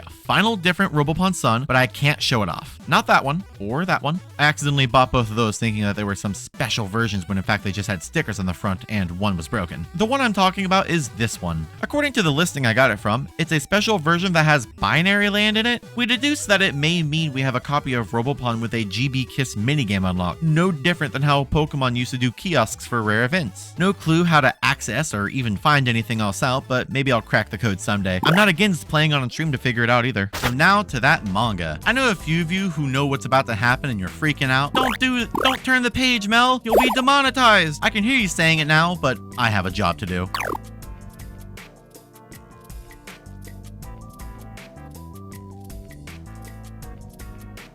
Yeah. These are the Robopon manga, originally published in Comic Bomb, eventually published later on, also by Comic Bomb with minimal changes to keep it the same. They were well known for releasing manga of all sorts of interesting things, including quite a few that I plan to make videos on later. These big ones here are collections of the manga, just gotta make that clear. The Robopon manga fleshes this world out and gives us more detail on what's going on. For starters, we're 100 million yen in debt to specifically Bisco's dad. This Bisco appearance doesn't count, by the way. Becoming the Legend 1 is the only way to stop us from being crippled from our grandpa's genuinely evil deed of taking out a huge loan and then gifting his company and all of its past due notices to us. It also gives us the name of the company that pushes us into the bracket of people so far in debt they'd be dead by self-admission. Spolo Robotech. Just like in Robopon Sun, the main character of the manga starts out with Sunny, whose design change was explained by just not wanting him to be so round. Weird that Comic Bomb didn't let you start with him since it's supposed to be based on the manga, but it's whatever. Lisa also plays a bigger role in this, though her name is Roll.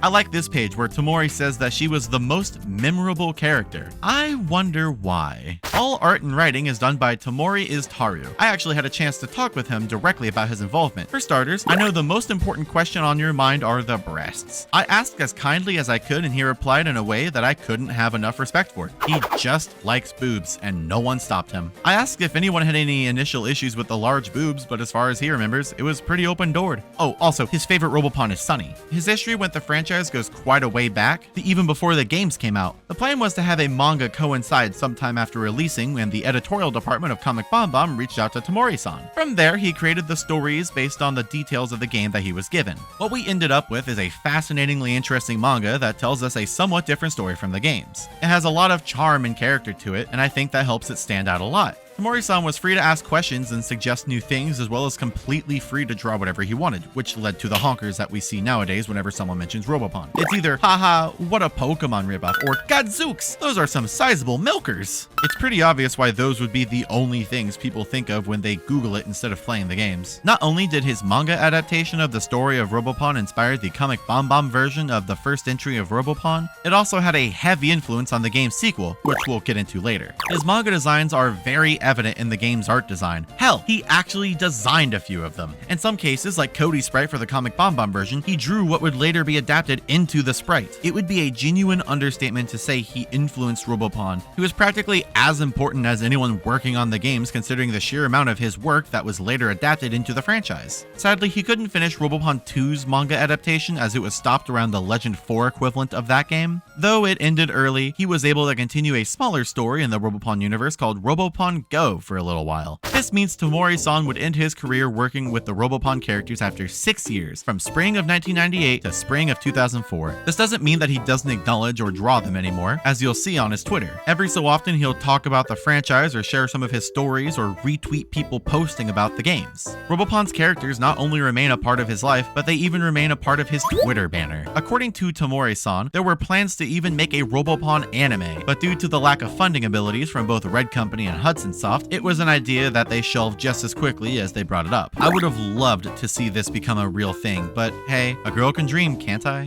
I asked if he would ever consider coming back to the Robopon franchise as a mangaka, assuming the IP was raised from the dead after lying dormant for about 20 years now. And he said, quote, "I would be happy if they offered me a job, but I imagine that more young talent would be involved." I'd like to thank Tamori-san for being as open and kind as he was towards me, as without him, this video would have been significantly lacking. If you want to read the manga, there's currently an effort to translate them chapter by chapter, and you can read them at this link, which is also in the description as well as a resource document. They're quite worth a read, though do keep in mind that transphobic character and also the fact that these are 25-year-old stories written in Japan, so some things are a little culturally different if the boobs on a 14-year-old didn't give it away. This book I have here covers every Robopon, giving us some extra bits of information about them. It may be in Japanese, but Google Lens has yet to fail me. It's also fully in color, which is a genuine pleasantry to have when the first portion of this entire project relied on the abilities of a Game Boy Color and a black and white manga. Seeing all these designs with their intended color palettes, it's insane after having played the games for 61 hours not knowing that there were more than 2 colors per Robopon. There's so much detail in some of these designs that are just not visible in the games. For example, here's Zeppy in-game, and here's Zeppy in the book. This breathes life into these designs. It only gives us silhouettes of No Bone and Scar though, since they're supposed to be like the ultimate rare badass Robopon, but come on now, we all know who this is. That's Pikachu.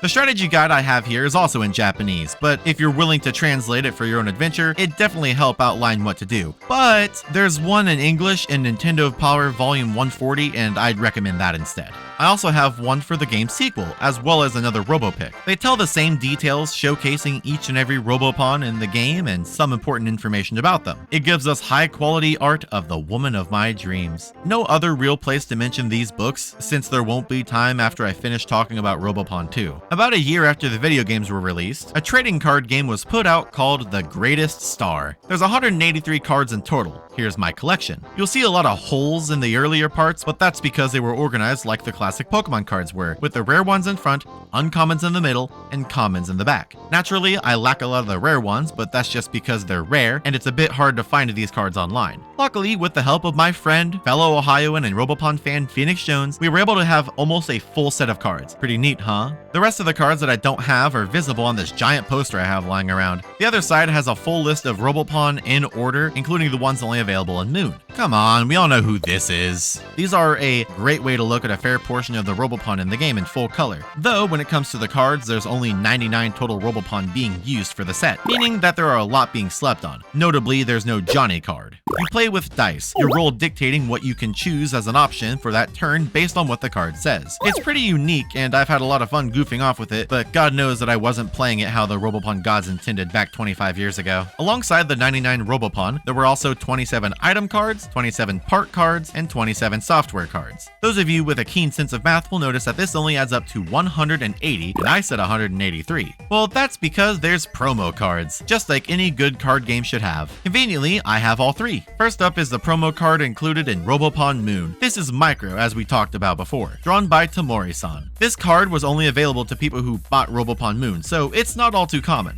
Another promo card is this one, Sunny's manga design, called Custom Sunny. This is the rarest of all of them, having been limited to 10,000 and given only to those who sent in proof of purchase for Robopon Moon and another game that we'll talk about later, to Comic Bomb Bomb. This paper I have here details all sorts of cool stuff about the cards, ranging from the promo cards themselves and the boxes and packs they came in. Hey look, they sold for a pretty decent price too. The boxes are starter kits that came with rulebooks, and I happen to have a few boxes. A few more. A few more. One more. Okay, one more. Yes, 11 total boxes, which means I have 11 rule books. I also have this here, a box that would usually be used to display individual packs for sale. Inside of it are some Robopon card packs, all opened of course. I'd like to have some unopened packs, but I really want to finish my set first. Here's the cards that I'm missing in the off chance that you of all viewers happen to have some of these Robopon cards lying around. Before we even talk about the final promo card, I really want to get some of this other stuff off of my chest. This newsletter has all sorts of cool stuff on it. Robopon toys and Robopon merch. Let's go front to back. Here we see the Robopon Walker toys. There's 2 total to collect, being Sunny and Digit. Sunny winds up and Digit reels back and runs. They also included some rare cards behind them in the packaging. They are really super cool toys and I just love them. They add so much flair to my desk. Speaking of my desk, these small Gachapon figures. There's 5 total and I have spares. Like a lot of spares. I don't even know where many of these came from. Here we have Belle, Sunny, Sumito, Digit, and Zap. An odd assortment to pick, but I just love them so much. I also have some Cyborg Kurochan characters, mostly because the boxes they came in further cement the tie between these two franchises, literally advertising the Robopon toys. Back to the paper, we see the other rewards you could have gotten instead of the super rare Sunny card. You could have been one of 168 people to win a golden Sunny or silver Cecil, just like from the game. Except Cecil looks an awful lot like Digit, and they didn't do a very good job at hiding that they just painted over him. The final prize is the rarest of them all. Only 5 people got this one, the Robopon Scooter. I'm unable to find any images of this available online. To my knowledge, this image is the only existing proof of the Robopon Razor Scooter ever existing. If there's anyone out there with proof of it being real, I'll PayPal you 20 bucks. We'll come back to this paper in a second. There's too many weird and interesting pieces of Robopon merch out there. For example, this bag that Phoenix has. It's got Robopon 2 plastered all over it. Here it is on his dog. We don't know anything about it and we don't know where it came from, but the seller said that they got it as a prize at some form of a game event about 20 years ago. Another thing that has Robopon 2 plastered all over it are these unused displays for Robopon 2. Phoenix and I decided to put them together, and here we have a hanging one and a standing one. Don't worry, we'll talk about Robopon 2 soon. I just won't have much time to talk about its merch outside of this. Here we have some word puzzle things, a Robopon Sun advertisement, whatever the hell this is supposed to be, and all sorts of stickers. Here's Razor without her giant tits. It's really weird, isn't it? This sad scrapped Sunny makes me feel emotional inside. On the other side is a promotional postcard featuring some original artwork by Tamori-san. Here we see Peach and Snorks in full uncensored display. There's Growl too. God, I hate this guy. I hate him so much. Here's some weird ones. If we look back at my copy of Comic Bomb Bomb, we see some school desk toys like these erasers, pencils, pen, and a couple notebooks. See, their prime demographic was children. Don't look at Razor, she's unrelated. Comic Bomb Bomb explains how you can use these to play a game. It's quite silly that they even exist. Here's my erasers, including Sunny, Digit, Rocker, and Hexbot. Something neither Phoenix nor myself were ever able to get a hold of is this, a Sunny keychain. It is one of my most desired items of all time. Though, in all fairness, I'd be lying if I said I wouldn't ride that Razor scooter down a hill and eat shit. I can almost guarantee that there is a huge load of other merchandise that we were unable to find due to the language barrier. Hell, barely even merch, but I also found Robopon phone cards. These are kind of like if you're stuck in Japan and you don't have your wallet. You use them on payphones and trains for emergencies. There's 2 types, prepaid ones like these, or another one that they punch holes in per use until it's out of uses. It's quite nice, though it is really odd to see a Robopon themed one. Would you be shocked if I said I also had a Cyborg Kurochan one? No? Do you want to know where I got all of this Japanese shit? It's from all the way across the globe, and I conveniently live in the northern part of central Ohio. This isn't Japan! At least I don't think it is. I was using Bai to buy a lot of these things over the course of 2023 as I prepared to make this video. Once I realized that the list of what I needed was getting pretty lengthy and expensive, I decided it could be worth asking for a sponsorship. After all, it worked for Manscaped, so why shouldn't it work here? Conveniently, it did, so this video is sponsored by Bai. Bai is a proxy service that allows you to buy goods from various Japanese shopping websites like Yahoo Auctions and Mercari Japan. But there's over 400 websites to look at that might carry stuff that you want from Japan, ranging from manga, figurines, video games, and consoles, plushies, clothes, literally anything. I used it personally to get all of these manga, strategy guides, this incredibly rare PS1 game, but that's not to overshadow all these other games that it helped me get. Not to mention all the toys and other sorts of Robopon and Cyborg Kira-chan junk that I was able to find. It's pretty simple to use as well. Make an account with my affiliate link on the screen and in the description and get a 10% off coupon. Then go to any site you want and find something you want. Let's say this Japanese game on learning English that I need for a future video. Feel free to comment about it when you see it in a few months. Go through the usual buying procedures and in a few days, it'll arrive at Bai's warehouse where you can then arrange for it to be shipped directly to you. Feel free to bulk up on stuff and consolidate it into one package to save money on shipping too. I will only ever take sponsorships from services I genuinely like and products I will actually use, and Bai is one of those. I've been using them for years, as far back as 2020 to get some rare Japanese Funkot CDs, and I recommend you join me in using them too. The link for the 10% off code is down below, but please do note that it's only for new members who sign up with this link. Thank you for sponsoring this video, Bai, and thank you for waiting as long as you did for me to finish this. I'm sorry it took almost the length of time it takes to give birth to a baby to get this video finished, and I'm grateful for your patience. Now back to that final promo card I haven't shown you yet. This is the custom C-Cell card included as a bonus instead of another Robopon game, just like how Robopon Moon got a micro card. It wasn't Robopon 2 or that little eraser game, no. See, Robopon is primarily a 2D franchise, only having ever touched the Game Boy Color and Game Boy Advance. But what if I said that wasn't fully correct? What if Robopon was actually once in 3D? Look, I am too. This is Robopon 64, the fourth and final entry in the Robopon franchise that was never released outside of Japan. Yet again, another collaborative effort between Red Entertainment and Hudson Soft. The rest of the paper that I showed you gives all sorts of details about it, ranging from characters to Robopon available in it. This game coincided with Robopon Moon and Comic Bomb Bomb, all three releasing on December 24th of 1999. Since the game was never translated, I can't play it. But with the help of digging into the files of the game and looking into old Japanese reviews of it, we can kind of make out a few bits here and there. First of all, it's called Robopon 64 Caramel of the Seven Seas. You can play as either Palm or Greer, brand new and original protagonists in a new 3D world as you sail in a tuna boat. I wonder if they ever made a sky-themed Robopon game if they'd put us in a Zeppy. The music is also very Robopon-esque, but that would only make sense if you've listened to the full Robopon 1 OST. So what the hell is this game?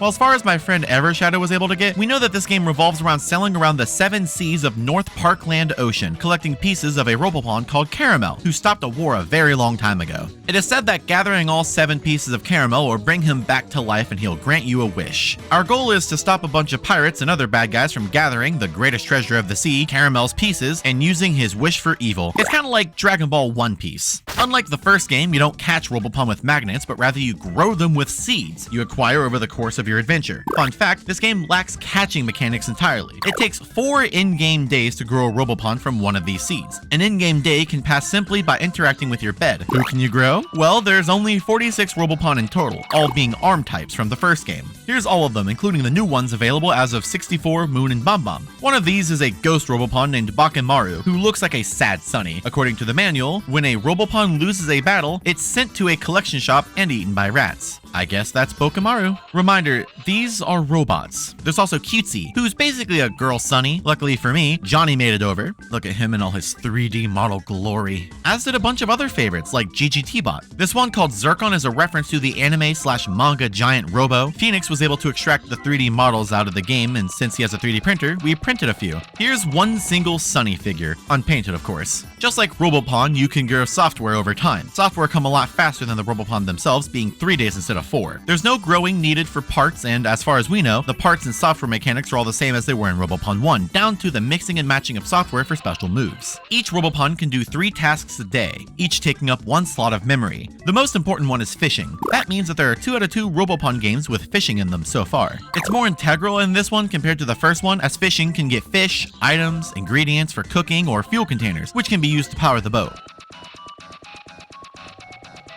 Pollution.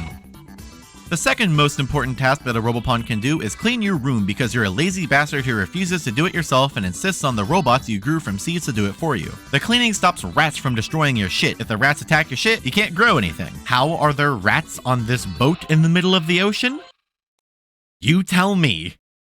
Your Robopon will experience stress and hunger over time, so it's important to deal with both of these. To deal with the stress, you must let your bots shower. Not sure how that'd help a robot, but hey, who am I judging? We can also cook and eat food and feed our Robopon to reduce hunger. It's odd how this game really takes a life sim aspect, and given that you're stuck on a boat with a bunch of robots and other people for days on end, I think it's quite a nice choice. That doesn't mean that it's not really weird though. Robopon 1 tells us that these robots are given human rights, can talk, and can be bought and sold. This game makes it more apparent that there are friends and housemates, not just robots. But that doesn't make it any less weird seeing a toilet come out of a seed I planted. The interesting mechanics of this game really make me upset that we never got it here in the States. Battles give out extra HP and EP upgrades, and you're always automatically healed at the end of each battle, so there's not really much of a need for healing items unlike in Robopon 1. The battles are super neat, giving you free range of the 3D space. Just like in the first game, you want to work by attribute matchups, but now you have the added ability to move behind your opponent for extra damage. It's also a bit less turn-based, as you have a gauge that fills up to determine when you can attack again. The faster the Robopon, the faster the consecutive attacks. There's also no leveling up, but rather a strength training system through minigames, akin to what we saw in Robopon 1 with the jumper, shielder, speeder, and puncher minigames. These little cake things are about as close to a level up system as this game gets. There's 5 total minigames, each providing different buffs. In Stretch It Out, you mash the A button as fast as you can to win and increase your EP. In Jump and Pop, you avoid pillars while running and collect the required number of orbs, and it increases your speed. In Aim and Pop, you shoot down an allotted amount of missiles while protecting the boat, and it increases your attack. In Catch and Pop, you repel bulls and occasionally sumos by holding a direction and mashing A like in the first one, and it increases your defense. Finally, in Wataripon, you simply just try to make it to the end as fast as you can before your opponent does while avoiding a big ol' shark. Winning it increases your HP. Not a lot of variety among these, but at least it's something. The map shows us shops and other islands to go visit. This game really wants you to talk to other folk on the islands as they tell you how to progress. That fuel you can get keeps the boat going. Every time you sleep, you lose a fuel point. It's basically gas. No gas, no move. Evershadow didn't play much further than the first boss, so as not to spoil the game for me if we ever get it translated. Look forward to that playthrough someday soon. In the meantime though, if you or anyone you know is familiar with the arts of translating a game from Japanese, please message me. I really need this game in English, and I'm willing to do just about anything. This game takes advantage of this, the Nintendo 64's 64 GB pack, to let you send Robopon to Sun, Stars, Moon, and Bomb Bomb. Not every Robopon can be transferred, only the 15 new ones that were added in these 3 games. Oddly enough, all 15 of them are in the data of the Game Boy Color games. They just left them out of Sun and Stars so they could do something specifically like this later on, making you buy other games to either trade or transfer them to complete the RoboPick. I'm not saying they preemptively planned Robopon Moon, but Pokemon Yellow did come out before Sun and Stars did, so I'm just speculating. These 15 new Robopon even have translated names in the North American release because they're in the data of Sun. Caramel? The guy whose name is in the Robopon 64 title? Yeah, here in the US of A, we call him Volko, and that's just not right. Maybe this game didn't make it over because Volko just doesn't make sense for the title of the game and there's no way to change it since it's already in Sun. Robopon 64, Volko of the 7 Seas. I do quite like him though. Caramel's a cool guy.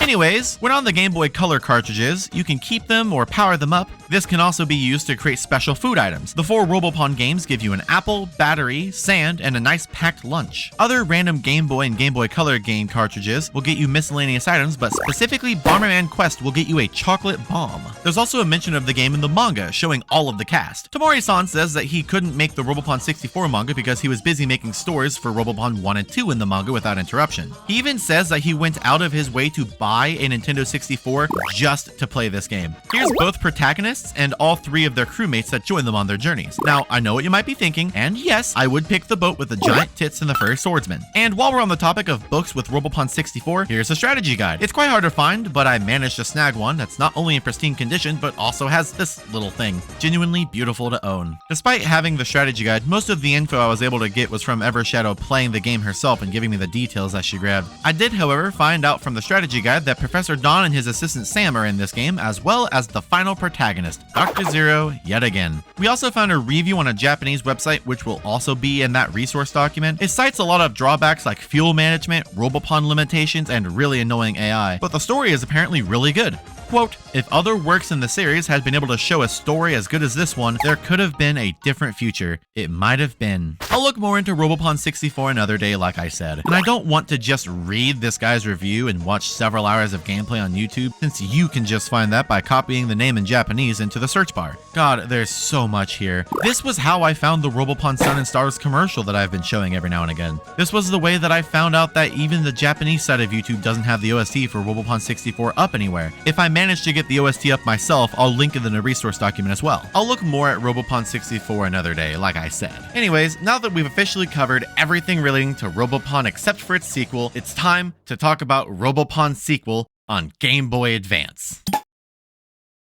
Oh man, I liked being in 3D. Ta-da! These are Robopon 2. This is Ring and this is Cross, both released on September 13th of 2001 in Japan, making them the best thing to happen in September of that year. You'll notice how Robopon Ring has the manga design of Sunny on it, but who the hell is this? That, my friends, is Sun Zero, a character we know very little about. Will he be important for this video? Not really. He shows up like twice. Here I have two paper booklets about the game. Both are able to shed some light on the story moving forward and some other important details about the games. I also have the aforementioned RoboPick and strategy guide. They'll all become important later as we move throughout the story, but for now, they're just eye candy to show that I have something with Robopon 2 on it. Unlike the first game, this one didn't get nearly as much attention, so there's a lot less to talk about. Nonetheless, we have these to work with, and I'd say that's enough. A cool thing about Robopon 2 over Robopon 1 is that both entries were localized and released, meaning that we here in the States could actually fully experience the games for what they were. These are the English versions of Robopon Ring and Robopon Cross, released on June 11th of 2002, once again published by Atlas. It was a nearly 2-year wait for the next game in the franchise, so how does this hold up? Sadly, there's not a lot of information that I can give you going into this. It's really just a matter of jumping in and telling you about the game. Let's pick Robopon Ring. I trust Sunny's face far more. Disclaimer for any of you watching this as some sort of a guide, the item locations are different across Ring and Cross, so don't be confused when I say that there's an item in one place when you found it somewhere else. The game kicks off with this really cool intro animation.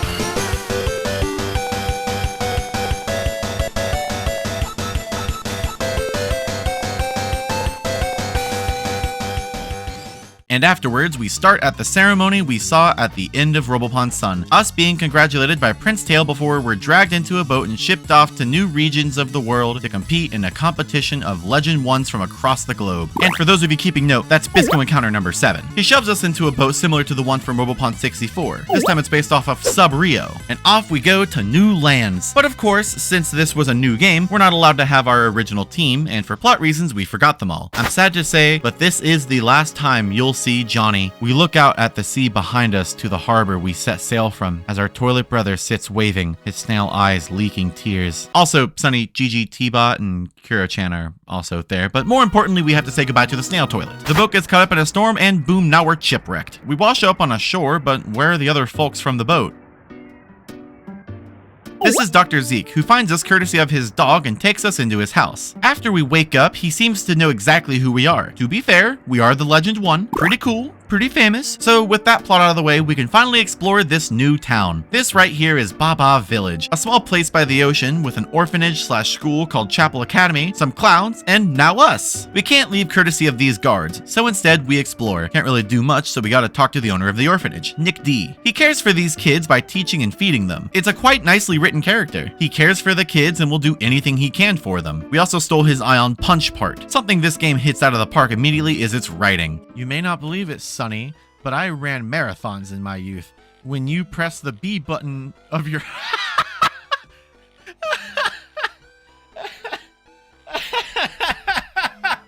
That's a...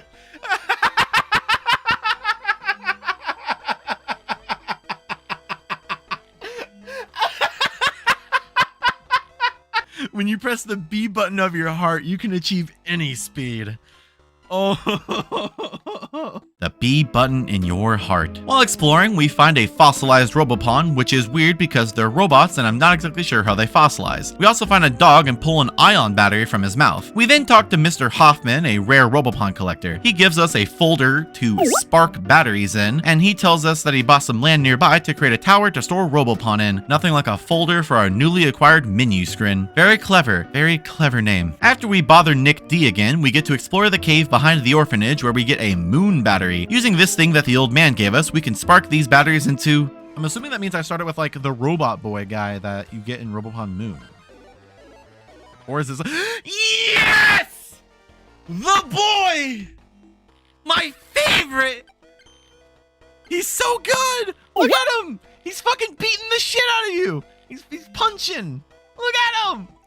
Oh, I love him! Our boy, Sunny yet again. Well, I mean, he is on the box art after all. I'm not really surprised he's here. So you may think that this is your only option like in the first game. You choose your starter by picking the game. However, that's not the case. In both games, there are 3 total options for starters. For both of them, the Ion and Moon battery either get you Sunny or Sun Zero respectively. There's one more battery you can get by entering a secret passage in this cave, getting you the Sun battery. Sparking the Sun and Ion batteries will get you a Draco in Ring and a Hexbot in Cross. Sparking a Sun and Moon battery will get you a Rider in Ring and a Scooter in Cross. Rider and its evolution looks suspiciously like common Rider references. Very odd that they included this as a secret, but I quite like it. These 3 batteries serve no purpose outside of this one spark you can do, meaning that you will always have one dud battery you can't do anything with. We attach that one part we got earlier, the Ion Punch, to Sunny, and now we can battle these guards who were blocking our way earlier. First thing you'll notice is that we're small, like really small. And then you'll notice that the menu is simpler than Robopon 1. We have attack with software, attack with parts, defend, and use items. All really self-explanatory. There are some glaring problems, like for example, not seeing your opponent's health bar. That was lacking in Robopon 1, but I wish they would have gotten the hint by now. You kinda just have to shoot in the dark and hope you can guess where they're at health-wise. When a Robopon is scrapped, they turn into a pile of bones. That's fun. After beating that guy, we go to his partner on the other side. He has 2 Robopon, but instead of 2 1v1s, it's a 1v2. It's incredibly interesting that they went for this kind of system. This guard then gives us an ominous message before we're free to pass by however we please. After leaving Baba Village, we're greeted with yet another new upgrade. There's still no in-between routes, but rather a map. But this time, it's a map you can walk around on freely and its music is incredible. Regardless, it's time to progress, so we go to Hendo Town, the only place open to us on the map. Here we discover that they are having the 17th annual Hendo Festival, full of fun. We also discover a man who is either dead or drunk. There's a dead guy! It's important to take a break every 2 hours or so, but this is overkill.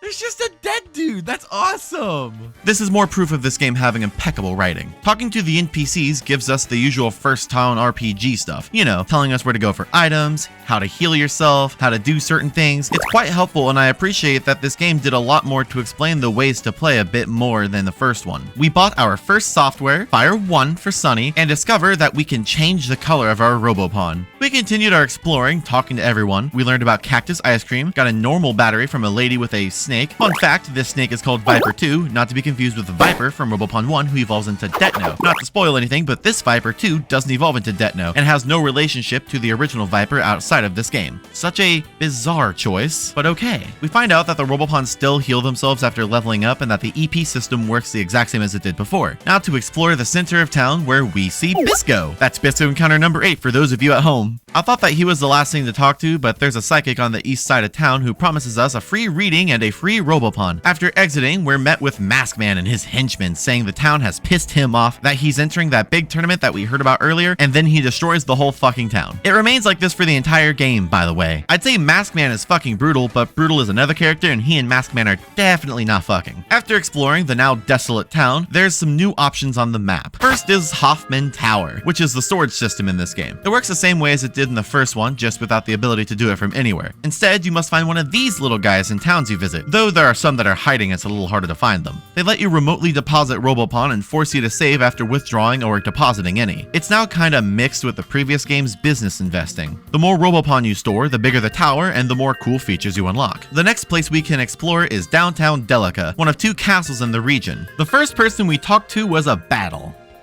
Girls rule at Robopon. Fear my purple hair. Yeah, I'll challenge her. It's like kind of catching me off guard with how different it is. I wish I knew what the other, I wish I knew what the opponent's HP was. Oh, who is that? Kogel? She's new. Oh, Sunny died! No! I was not ready for this. Oh my God. All right. So I know not to come back here for a while. Wow. Wow.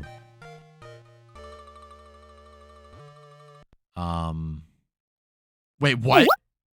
What? No, no, no. Don't you fucking do. No. No. I'm gonna be so very upset if it does this to me. My last save, as in never? You're fucking with me, right? Are you? No.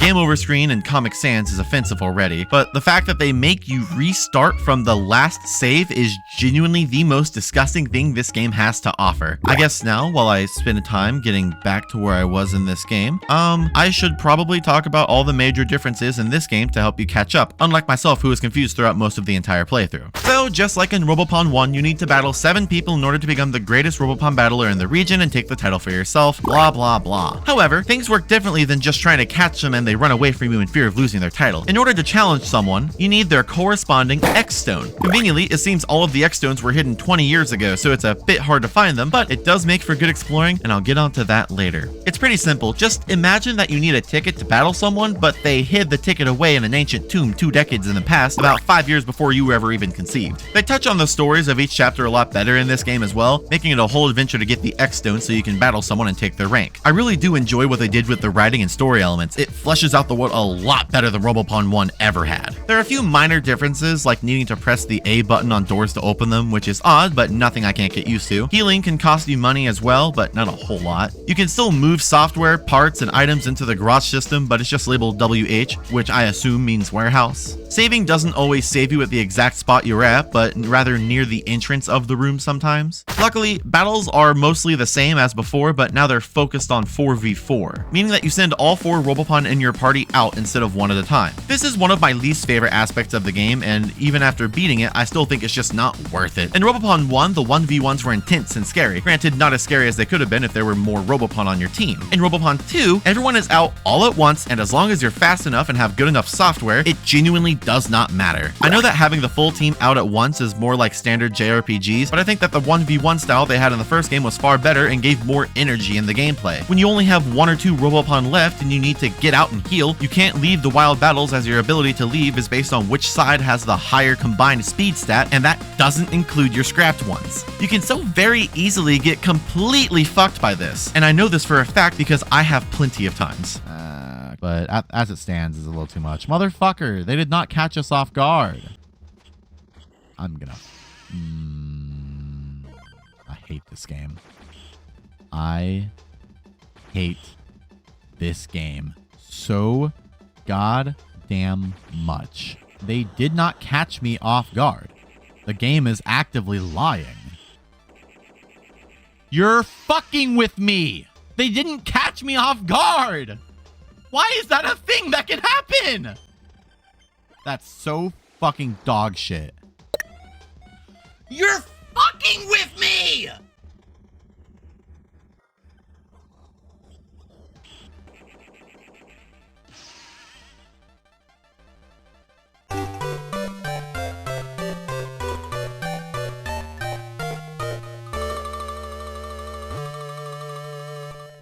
There's also one of the best new mechanics in the entire game, gambling. This here in the top center of battles is a little roulette wheel. It spins until you use a move, which it then has a small percentage chance to boost in some way. It can multiply the power by 1.1 to 1.5 or just 2 times. It can grant extra experience, healing, extra luck, and even fully wipe the opposing team. It's really cool, and I think it adds a lot to making the battle system a lot more fun. There's no downsides either. It's either a normal turn or a boosted one. Another downgrade is the way that software works. In the first game, there there were all sorts of interesting kinds of software that created loads of funny and interesting moves to use in battle. It's really fun just combining whatever software you can find to see if it creates cool moves. In Robopon 2, they removed a lot of the software types, leaving only fire, ice, rock, wind, and ray, formerly known as electric, and a few status ones like love, kiss, hate, kill, sick, up, and down. Just like Robopon 1, there's number variations based on the power, but unlike Robopon 1, there's no RAM. Instead, you have 3 slots per Robopon and you can fill it with anything you'd like. I will say, while I dislike a lot of the changes, I do like some of the things that they did with these. For example, hate software means your Robopon's moves have a second version that hit all Robopon on the field based on a pretty obscured stat known as oil type. This can be pretty useful in some cases and completely useless in others. It's all dependent on what the other team's oil types are, and you don't know that until you try the moves. There's still the problem of a lack of customization that the first game felt. You can't really combine these in the fun and interesting ways that you could before. Another positive to end off software talk is that your Robopon will learn moves naturally. This means that your boot types can have more moves than they would have if they were just left with what they had upon receiving them. It's not perfect, rather the software changes in this game are a mixed bag.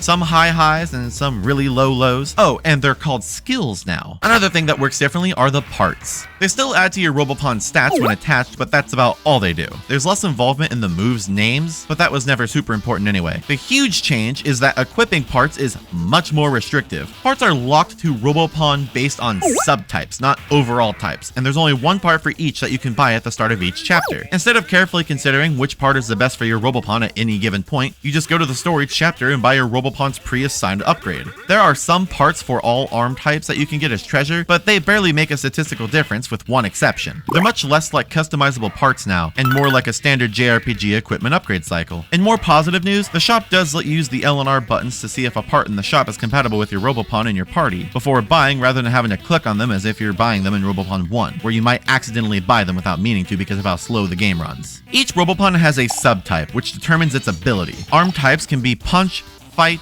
knight, sorcerer, healer, gun, thief, or devil. The move subtypes are land, sea, and sky. Welcome back, U3. And the boot subtypes are animal, human, mat, and monster.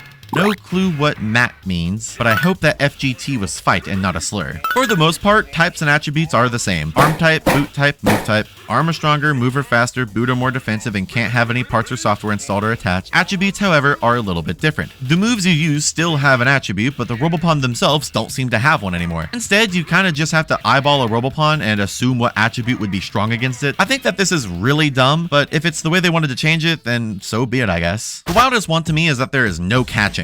In Robopon 1, you used magnets to get a hold of Robopon to catch them. In Robopon 64, you grew them from seeds. In Robopon 2, you spark them. Nothing you see in Wild Encounters is catchable, and you'll come to see that this has its pros and cons. It makes sense to create them as they're robots. However, catching Robopon is one of the things I quite liked from the first game. Here's a full list of batteries. I will say that the mechanic of creating Robopon is nice and replaces a lot of the fun with software nicely, but unlike the software, you kinda don't have chances to toy around or else you'll risk wasting a rare battery. Luckily, there's machines across the region that let you buy some extras, so don't shy away from gambling for the right ones you need. By the end of the game, there's a bunch of them that let you gamble for every kind. There are some Robopon that are only available via sparking with a second person. Unlike Robopon 1, connecting games doesn't let you battle or trade with someone, but instead the one and only thing you can do is spark 4 batteries at once. This is called link sparking. The 4 battery combos are the only way to get a lot of rare Robopon, with the most notable example being the other starter Robopon you missed out on, and also Razor. She's locked behind this feature and I'm determined to get her on my next Robopon 2 playthrough, so look forward to that set of streams. Sparking can get annoying, as most of the time without a guide you'll just end up sparking either a Bullbot in Robopon Ring or Gear in Robopon Cross. They're the junk Robopon for any batteries that don't spark together. There's an unused Sparta battery in the game, but it will always produce either one of these two, presumably because its actual use was never worked into the code. While the wiki says Bullbot and Gear don't evolve, they actually do. At level 99, they evolve into each other infinitely. Say, speaking of evolving, you no longer need to collect energy balls at the end of every battle. You instead get standard fixed level evolutions. However, they don't evolve manually. Just like in Robopon 1, you still need only to take them to someone who can evolve them for you. The lines of evolution in this game make a bit more sense than in Robopon 1, so they cleaned up their act a bit. However, they removed a lot of old Robopon, and in some cases, they kept a couple out of an evolutionary line. For example, Draco. CB and Puff are no longer a thing. Instead, Draco is now considered the base Robopon, and he evolves into Dragon, which then evolves into Trigon. Another example,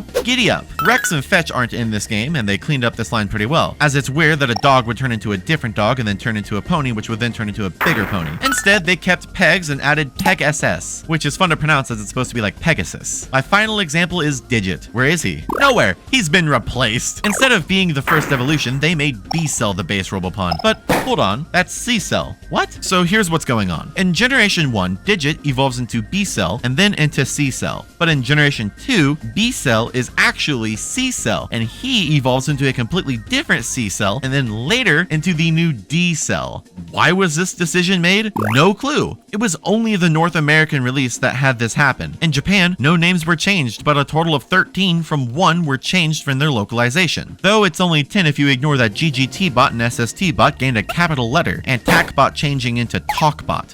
Get it? Like talk? Because he's a phone. Did you get it? I feel this all steps on and disrespects the little battery guy who isn't even in the game where they use batteries to make the damn robots. No wait, he's in D-Cell's head. It's just not the same. I miss him, my little dancing guy. One thing I haven't mentioned about the evolving mechanics of this game. I wasn't sure if I should warn you all now or if I should wait until it becomes relevant, but when you evolve a Robopon, their level is cut in half and their stats are cut by roughly 1/3. Sure, their stats are higher in the long run, but that level 36 you had is now level 18 and stands no chance against current enemies, meaning you will need to do a lot of grinding, which in my opinion brings this game down significantly. I understand why it happens, as to not overpower your Robopon. Might as well add a bit of a setback, but this is a little bit too much for me. On top of that, all Robopon have set levels where their stats stop increasing, and the game doesn't tell you that unless you talk to a very specific NPC. It is very incentivized to spark and use new Robopon for every chapter, as the ones available earlier on become useless once they reach a certain level, as leveling them up further only increases HP and EP and nothing else. This game has a lot of flaws, but it's not all bad. It just kind of makes Robopon feel more like a standard JRPG instead of a game that takes too much influence from Pokemon. Ah yes, it looks like I finally caught back up to where I was and made sure to save this time too. We sparked a wobble using normal and hyper batteries we got back in Hendo and barely managed to beat the hell out of this Robopon trainer's cowgirl and 2 cell phones. We continued exploring Delica for a while before heading to the only other place on the map that we're allowed to enter at this point in time, Pharaoh Ruins. Here's where we encounter some of our first wild battles. They're weak, but something to train Sunny and Christy on before any big battles come to bite us in the ass. Entering the ruins, we encounter Bisco. Hey Bisco fans, that's number 9. Once at the top, we meet Mask Man and his henchmen Emilio and Charlie, who are using tornadoes to stop anyone from entering the center of the pyramid. He sicks Emilio on us, but we beat him so hard he reforms into becoming a good person again. Sadly, we can't go any further, so we follow Emilio back to his home in Bronco Village, a small farming town with not a lot to do. We come to Emilio, who tells us that he has a sitcom in the works for this fall, and we better not ruin it by bringing up that he used to work for Mask Man. I would personally love to ruin his career with a twit longer, but I don't know if those are a thing anymore. What? Oh, what? What? Why is the dog?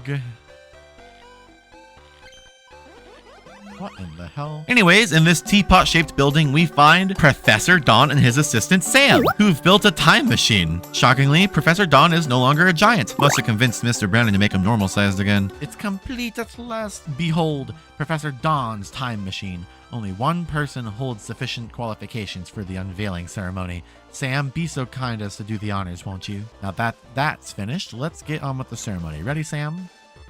Sir, you are too kind. I will accept the honor of unveiling our work. 1, 2, 3, pull. Strange. It doesn't move. Want to move. Try a bit more momentum, Sam. Follow through. Pull. I see that you're still struggling. I think you need some assistance. Okay, so then Professor Don comes over. 1, 2, 3, pull. Oh no, did he destroy it? Please do not hesitate. Climb aboard and prepare for quantum ignition. Send you 20 years? We aren't sure if you'll arrive on target, though. We hope for the best. Ooh, what the hell? So then they just shoved me into the fucking box. Professor, is the machine really safe for Mel? No, well, I don't know. It can't be substandard. I built it myself. Tape, glue, nails. Is foam board stable? Without a lick of consent, we're shoved into the machine and sent 20 years into the past as a test. Despite being told to build what in the... What are you doing? If you were gonna stop by, you should have called ahead. Can I go back in?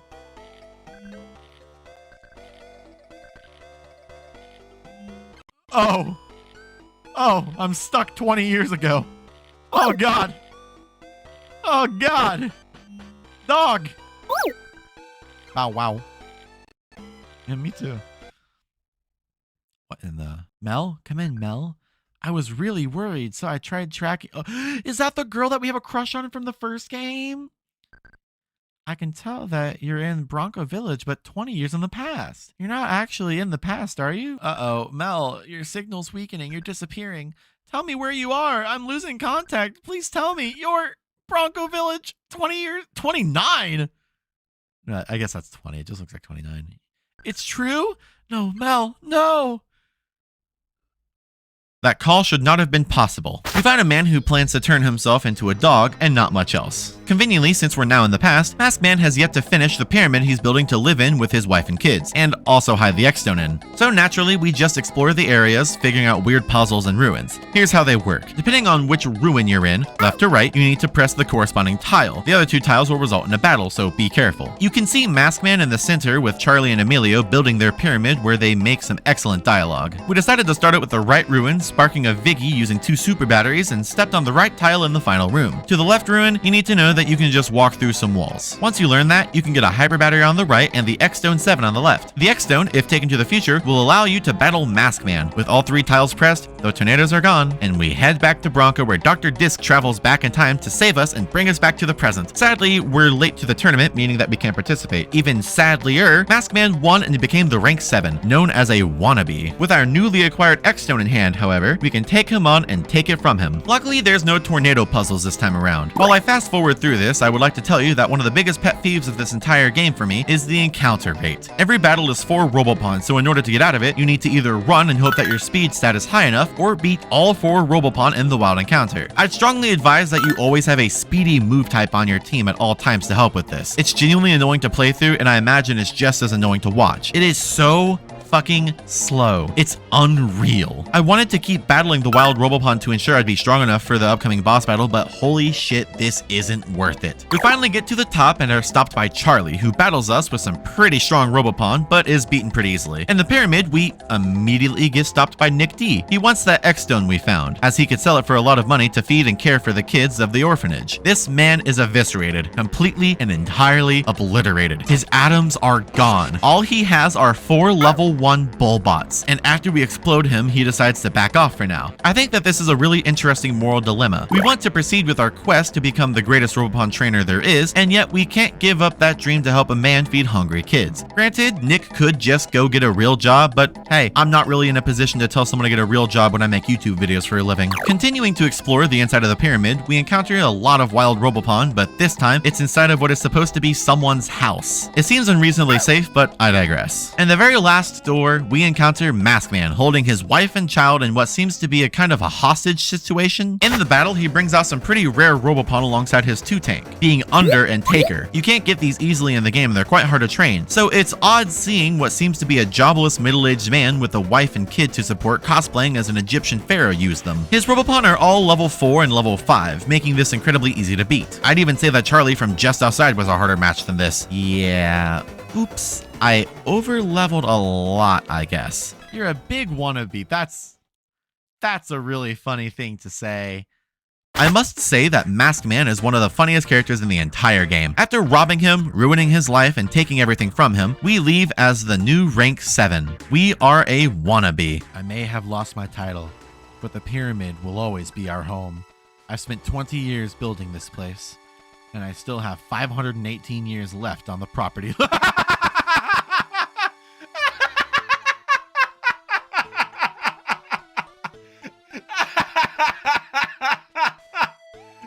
What is with the writing in this game? My wife and son can get jobs and pay off the loan. Isn't that right, honey? No, they're leaving him?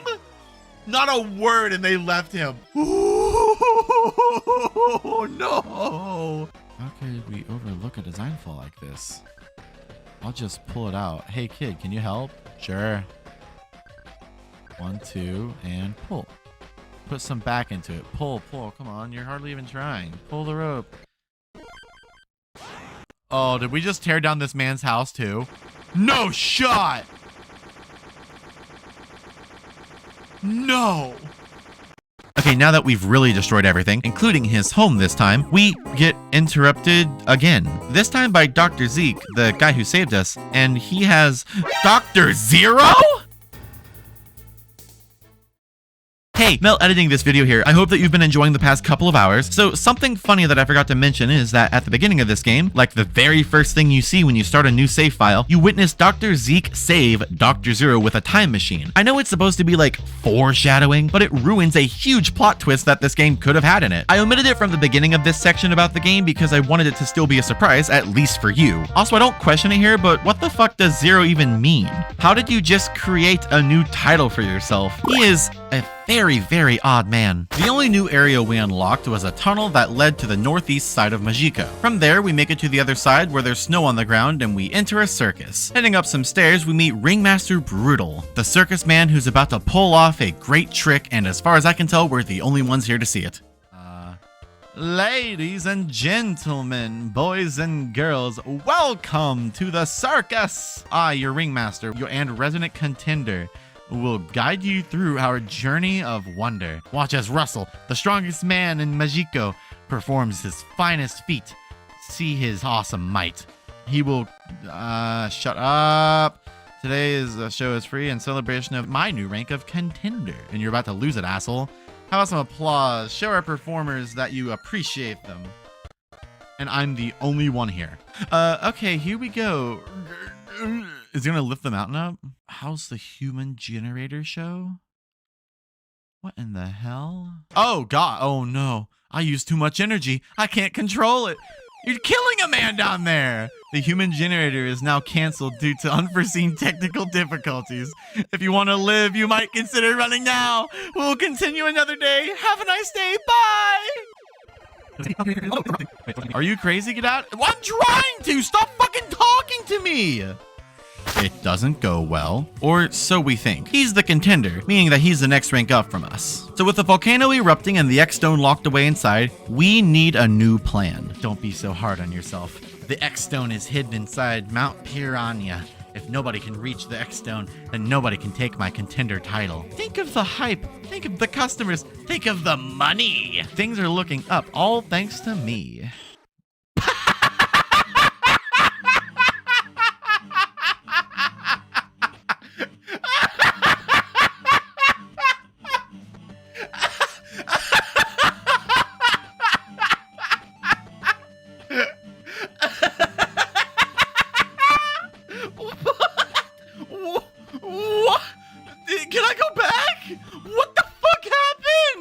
Everyone else fled to the nearby town, so I suppose we should do that as well. This is Morato, a place well known for its hot springs. We battled a lot of people and got a Mangan battery, which was the other one we needed for a Medi. She's our second team member, at least for now. Oddly, her tits are normal sized in this game. Nearby is a guy who struggles to follow in the family footsteps of milling. Hey, curious, what's milling? He's definitely not doing the process of machining using rotary cutters to remove material by advancing a cutter into a workpiece.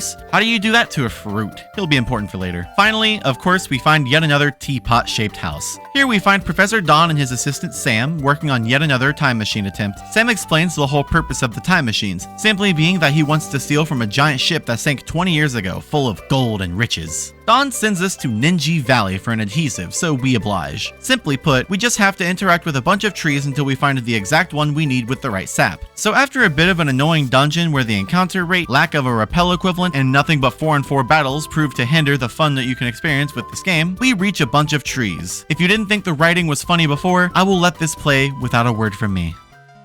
Alright, so do I just talk to the trees? This is not Cobra Wood.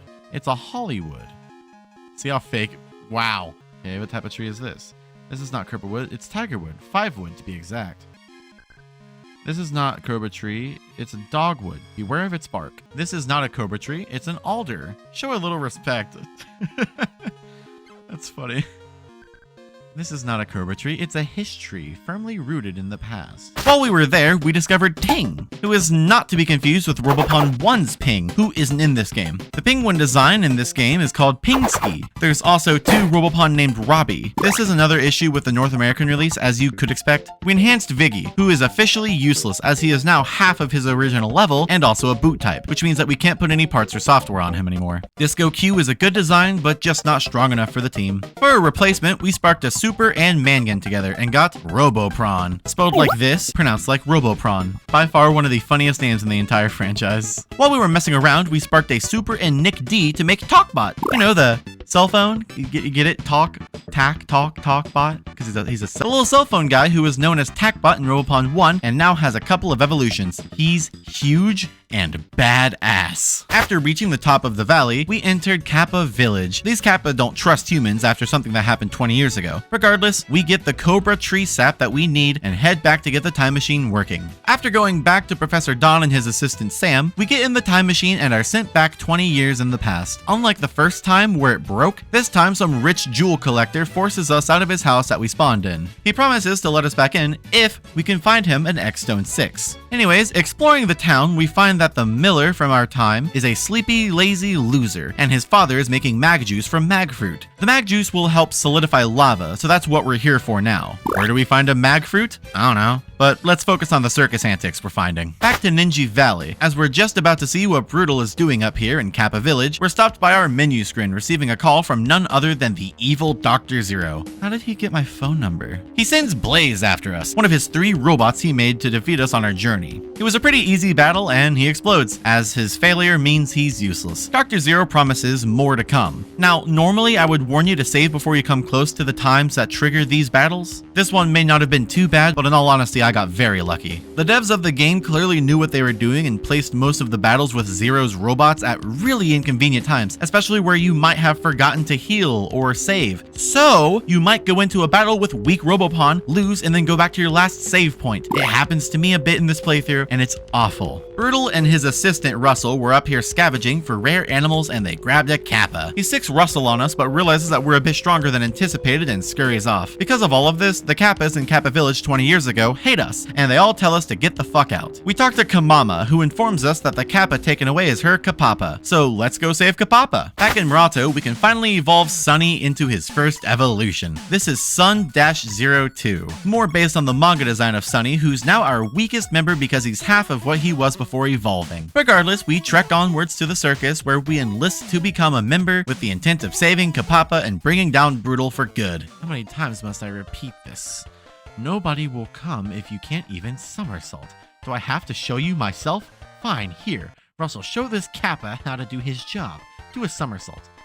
No problem. Did they animate him doing a somersault?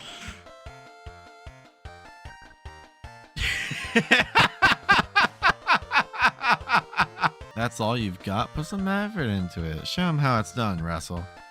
No problem. And then he probably falls over and crashes on it again, right? Yeah, I figured. This is quality. I like this. Show him how. Okay, rule of 3s in comedy. He's gonna hit him. So he's gonna fall off. No problem, and immediately falls off and dies. Right? No. Rule of 3s. Rule of 3s. Wait. That's the way. Keep it up, Russell. You're doing well. Thanks, but there we go. Called it. Rule of 3s. I must say, the Russell abuse is some of the best parts of the entire game. So Brutal is brutal. We learned that he's short to snap, hates kids, and loves doing whatever he can for a quick buck. For being the second antagonist we get to take down in this game, he sure is an evil bastard. I'd even be willing to say he's the worst one. He has both Kapapa and an NPC locked up, and the NPC suggests that we find his key. Searching through Brutal's room gives us a secret room where we hear cries and whip sounds and find some items. Continuing deeper, whoopsh. Okay, I'll never mess up. Oh, he's definitely whipping, what's his name now, right? Yep. Slash. Oh, wait, what the hell? Okay, you can have a raise and benefits, I swear. Wapish. keep that up and you won't even have a job anymore.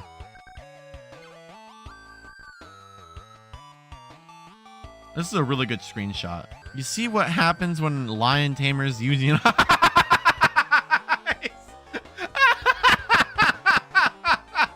Welcome to the unofficially dubbed Brutal's Sex Dungeon, where Jackal the Lion Tamer unionized with his fellow lion tamers, tied Brutal up, and began whipping him while he was as naked as a rated E for everyone game would allow. See, I know it's consensual too, because he sends Jackal to make me go away. If you were looking for gay representation in this franchise, here's your man. We freely leave Brutal in his sex dungeon, steal his keys, and free everyone. Kapapa is now our new friend, following us as we lead him back home. We defeat Russell as he tries to stop us, only to be stopped by a now untied and fully dressed Brutal, who battles us. His team is actually really scary, as he has a GGT bot. Fun fact, but GGT bot is now the basic Robopon in the evolutionary line, as they got rid of G bot and GY bot, and the corresponding S bot and SY bot. Regardless, he goes down pretty easily and is yet again naked. Kapapa breaks the rock blocking the cave up north, and we take him back to his home in Kappa Village. He and Kamama thank us and promise they'll repay us in, get this, 20 years. Or so. Back to the circus, just north of it is Piranha, the volcano where the X-Stone is held. There are a lot more of the same junk as before, as many wild encounters as you could possibly imagine, and passing by yet another fossilized Robopon. I spent a lot of time stuck here because of how unfair this game is. I know I complained about it before and before again, and possibly even a third time, but 4v4 is a horrible choice, and with the amount of random encounters that you can't run away from due to how fast some of the wild Robopon are, no repels, and the last save respawn, it's just so unfun. I can guarantee that 75% of the time I was playing through the main story, I was just suffering in battles because of how frequent and long they are. It was on this mountain that I found my least favorite Robopon of the entire game, Racer. It is too fast and makes it impossible to leave any battles it's involved in, especially when there's two of them. At the top of the mountain, we find the X-Stone 6, a Nick D battery, and an escape so we can get back to the bottom. We go to the snobbish jewel collector and he passes out at the mere sight of the X-Stone 6. We hop back in our time machine and sadly it blows up yet again. I must say, while they haven't made a fully functioning one, they have improved with their time machine endeavors. We spent some time grinding up the team to reasonable levels, and now it's time to see what the Kappas wanted to give us as a gift. Back to Kappa Village, they give us the mag fruit. We take it to the miller in Murato, who, despite his mother's lack of confidence, makes mag juice out of it, and we need that to stop the lava. This was a big moment for him, I'm sure, but his mom still doesn't care. She has no faith in him, but sure, the work he did to make it paid off, and Matt the Miller redeemed himself. When attempting to enter the circus, we encounter Nick D again. He hits us with more moral dilemma before sending out 3 Robopon we recently saw in the previous areas alongside his trusty Bullbot. You'll come to notice he always has Robopon that were freshly available in the dungeons that we just finished alongside a Bullbot, and that's because he's too poor to afford sparking any. How does he catch any Robopon since we can't? A friend I made while playing this game suggests he might be too poor to use magnets. This stingy man won't even share a magnet with me. It pisses me off that we can't catch him like he can. We tell him to fuck off and he does so, leaving us with Russell and Brutal. Russell is older and creepier now, but still not a problem to take down. Inconveniently for us, Brutal takes us on right after. He has basically the same team as before, but now he has a GGT 1337. In case you're not aware, that's gamer speak for elite, like elite. You might not get it unless you were an epic elite new no-scoping gamer like me in 2002. Get pwned, idiot.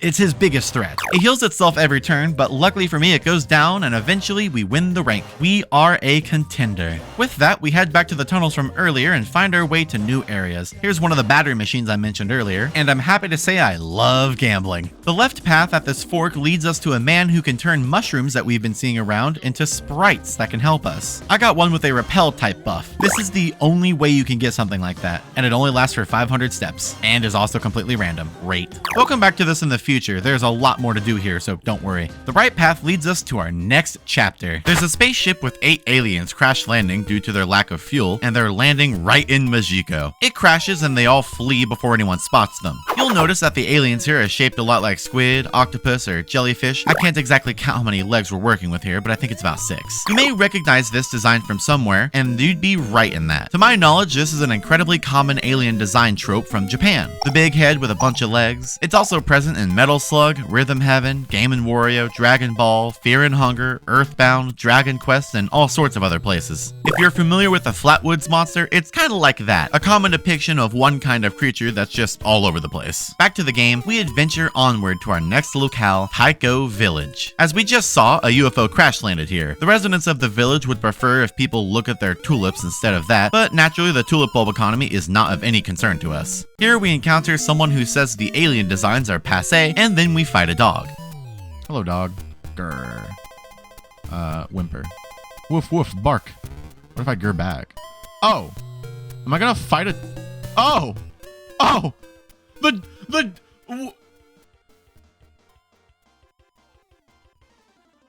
Just north of the crash is a girl named Rena who claims to be the next rank up from us, an amateur. She's interrupted by Zardon, the second of Dr. Zero's Robopon using robots. He challenges us, but luckily his biggest threat is Platinum, who I did say made it into this game. The difference between this and Blaze is that Zardon has 2 lives, so he promises to come back with stronger Robopon to kill us. Rena says that we need to meet in Kepler Village before we can talk any further, and then she disappears. So off to Kepler Village we go, at least before being interrupted by Tataki, the man in swimwear who's looking for his Miho. My perfect Miho. And then he just runs off diagonally, which we can't even do. The people in my chat dubbed him Naked Diagonal Man. This is Kepler Village, a place surrounded by water with bridges. I had that dream again. Hoffman Towers, business service.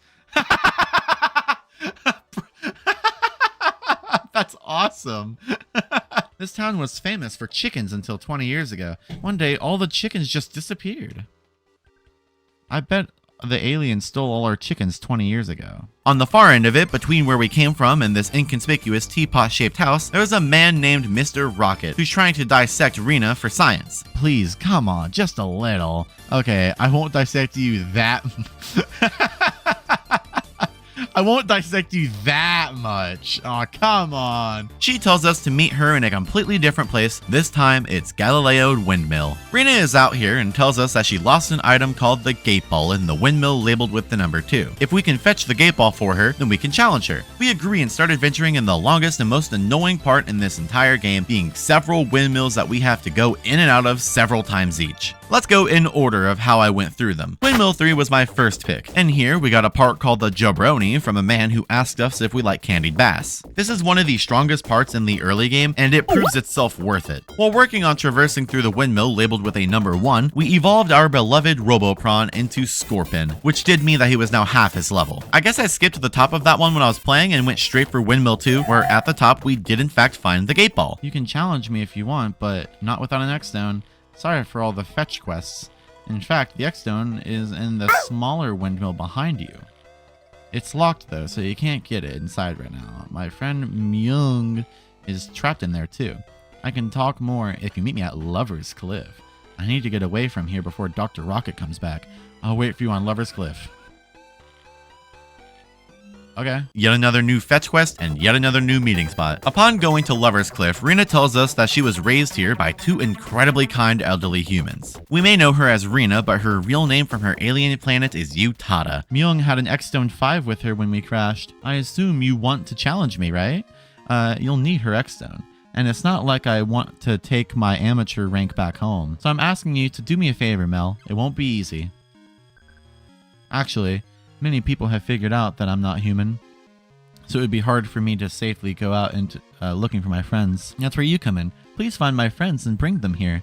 Once you find the aliens, you'll be able to challenge me for my amateur rank. I'm sorry that all this is necessary. Myung, the alien, is now our target, having the X-Stone 5. She gives us a key that'll let us inside of the UFO so we can get an IR scanner that'll let us find the aliens to reveal themselves. That's another cool point this game makes in its squiggly looking alien trope. They can transform into people and objects to hide. Not every alien in this trope can do that. The first alien we find is Sharon, as she's hiding as a treasure chest in the UFO itself. You leave me no other choice but to fight you with my Robopon. Oh.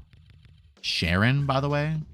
Oh, she's adorable. This proves that Robopon is an interplanetary pastime, as spoken by chat member Snurpy Doodle. The second was Ayumi in the top left of town. Over in Kepler Village, the aliens were these 2 paintings, named Urara and Lin. In the first windmill is Mima, same deal. The final one you find is Miho in Professor Don's lab, or you could get her if Niku Nakajima didn't ruin everything. Someone help. Wait, Tataki's someone. Tataki, help. Help me. Oh! Okay. Holy fucking shit.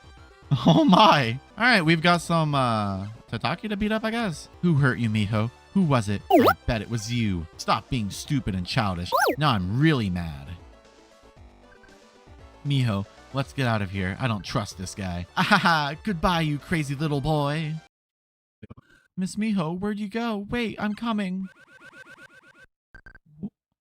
What's with these wavy clocks? Wow, keen special effects here. Will our valiant hero return safely home with his lady? Wait, no! Narration won't help. Sit tight, Miho, I'll save you. No, this altercation has rendered our time machine a disaster. It was irresponsible of him to behave in such a reckless manner. How fortunate for you. Mel, please go back 20 years and retrieve them. It's time you to... As we get thrown around for the second time in this room alone and end up stuffed into a time machine to save Naked Diagonal Man and Miho, my math says that we're one alien short. We have Sharon, Ayumi, Urara, Lin, and Mima, and eventually we'll have Miho and Utada. Myung is still on the loose somewhere. I guess I also want to take the time to go back about an hour in the video to explain something. Back in the manga, when showing off U-Canon, it was explained that Miho here is actually Yuki-dan, the little snowman character. Quote, by the way, in the game, the characters corresponding to Yuki-dan and Bien were a man in sea panties and an alien disguised as an old woman with a permed hair, making them an incredibly cute couple. Thank you, Tomori-san. Anyhow, here we are in a chicken farm that we heard about before. Hello, chicken. Bark! Cluck, cluck. Cluck, cluck, cluck. Hi, I mean cluck. To make this go fast, let me quickly go over everything that we're doing. This is yet another fetch quest, but this time it's Miho becoming less and less willing to follow Naked Diagonal Man as he wants to spend the rest of his life with her without us bothering them. They've known each other for less than a day and he's already obsessed. They go across all the new areas between Lover's Cliff, Kepler Village, and Galileo Windmill in that order. In Galileo Windmill, Naked Diagonal Man shoves Miho from Windmill 1, 2, and 3, all of which they exit by jumping from the window. All the while, he is simply refusing to believe that she's an alien. Miho's feelings for me are going away. It's all your fault. I don't know what you did, but it's thrown my world into turmoil. I can't live my life like this, so I'll believe in love until the end. I live only for Miho. How do you feel, darling? But you love me, right? Please tell me. You never listen to me, Tataki. You don't let me speak for myself. You always talk about your problems, but never listen to me. I can't love a man who doesn't care about what I have to say. It's important to let your partner in a relationship know what you're thinking, but it's more important to listen to the other person and understand them. Girls want guys who are kind and listen when they're talking. I see. I can change, Miho. I'll do anything. Just say that you'll be with me forever. You don't get it, Tataki. You keep trying to force people to act how you want them to, but the real world doesn't always go as you expect. You're only looking out for your own desires. Other people too. You really need to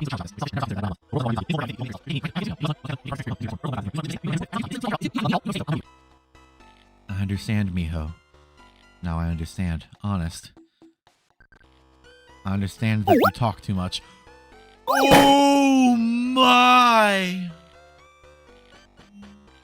Wow! Just come with me.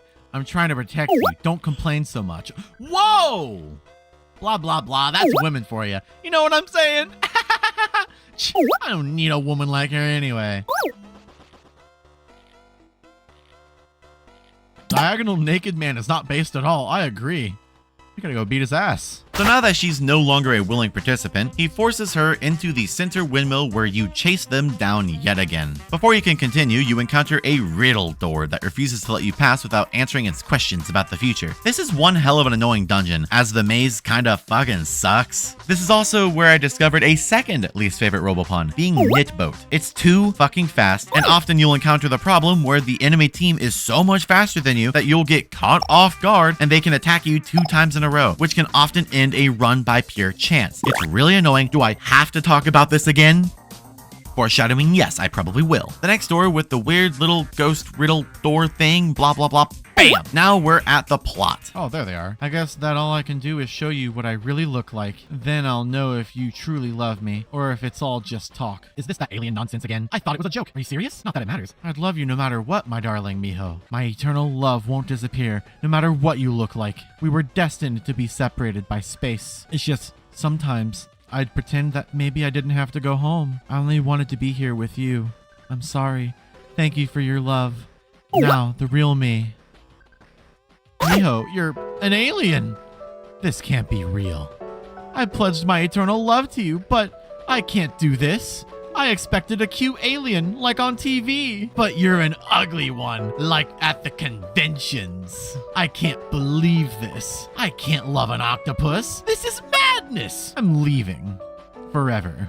Goodbye.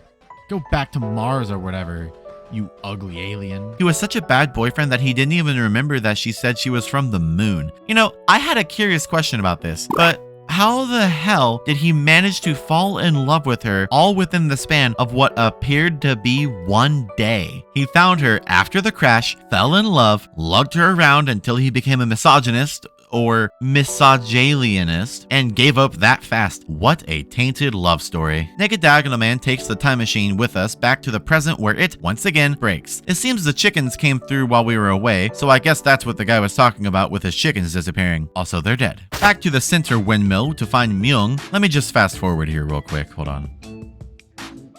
And there we go. Ta-da! We now have the X-Stone 5. The devs made sure that we couldn't skip the Zardon fight, but once he's gone, we're out of here. All 7 aliens caught, and the X-Stone 5 now in hand. We can beat Reina and take the rank of amateur. I think one of the most confusing things in the story of this game that also ties into the Naked Diagonal Man x Miho affair is how these two elderly folks at Lover's Cliff were able to raise Reina when she had just crash landed. I think the cutscene for them crashing should have started the game out, and the one with Dr. Zero could have played at the beginning of Chapter 3 instead if you just removed Dr. Zero coming to you beforehand. But anyways, god damn it, you poor orphan man! Once again, all he has are Robopon that were available in the past dungeons that we just went through as he followed us alongside his trusty Bullbot. Rena sends out 3 pretty strong Robopon, being Fencer, Sherry, and Ping, and the Marmite Jar, whose name I don't think I can say without being banned. Her team proved to be the most annoying one yet, with Fencer and Ping serving as healers that would revive each other anytime the other one got knocked out. Once they were gone though, this battle was smooth sailing until we won the 5th rank. We are now the amateur. As everyone prepares to leave, Naked Diagonal Man comes back to say goodbye. The funniest thing about Rena, or I guess Utada saying goodbye, is that she was never our girlfriend and there was never any romance between us at all. We have Lisa back at home. After everyone's gone, we learn that Rena's moonball turned her guardians for a day parents into younger versions of themselves, and Naked Diagonal Man and Miho made up. I'd say that this was a job well done on our end. After that, 2 places open up on the left side of the map. This is the Small Ruin, a place that only has a Cure 3 and a Love 2 alongside Charlie, Maskman's old henchman, who says that this is his new home with only 240 years left to pay on it. Welcome to my humble abode. Only 240 more years of more... Oh, it's him. Oh shit. Moving on, this is Macroland, a place bustling with computers and technology. It's a city of glowing trees and dogs standing asleep on beds. The tower in the center is called Box Tower, owned by Mr. Gates, owner of Macroland Computers alongside his ex-dog, formerly known as Twitter Dog. I wonder if there's any real-world correlation to Mr. Gate. Mystery to me. The people who work here are obviously overworked, unhappy, and worried about the unsafe work environment. After some very heavy foreshadowing, we headed up the floors, battling a few wage slave desk workers as we continued onward. Were you the one talking smack? Darn right. Chill out. The new was talking behind my back, me. I'm gonna beat this guy's ass now. Darn tootin'.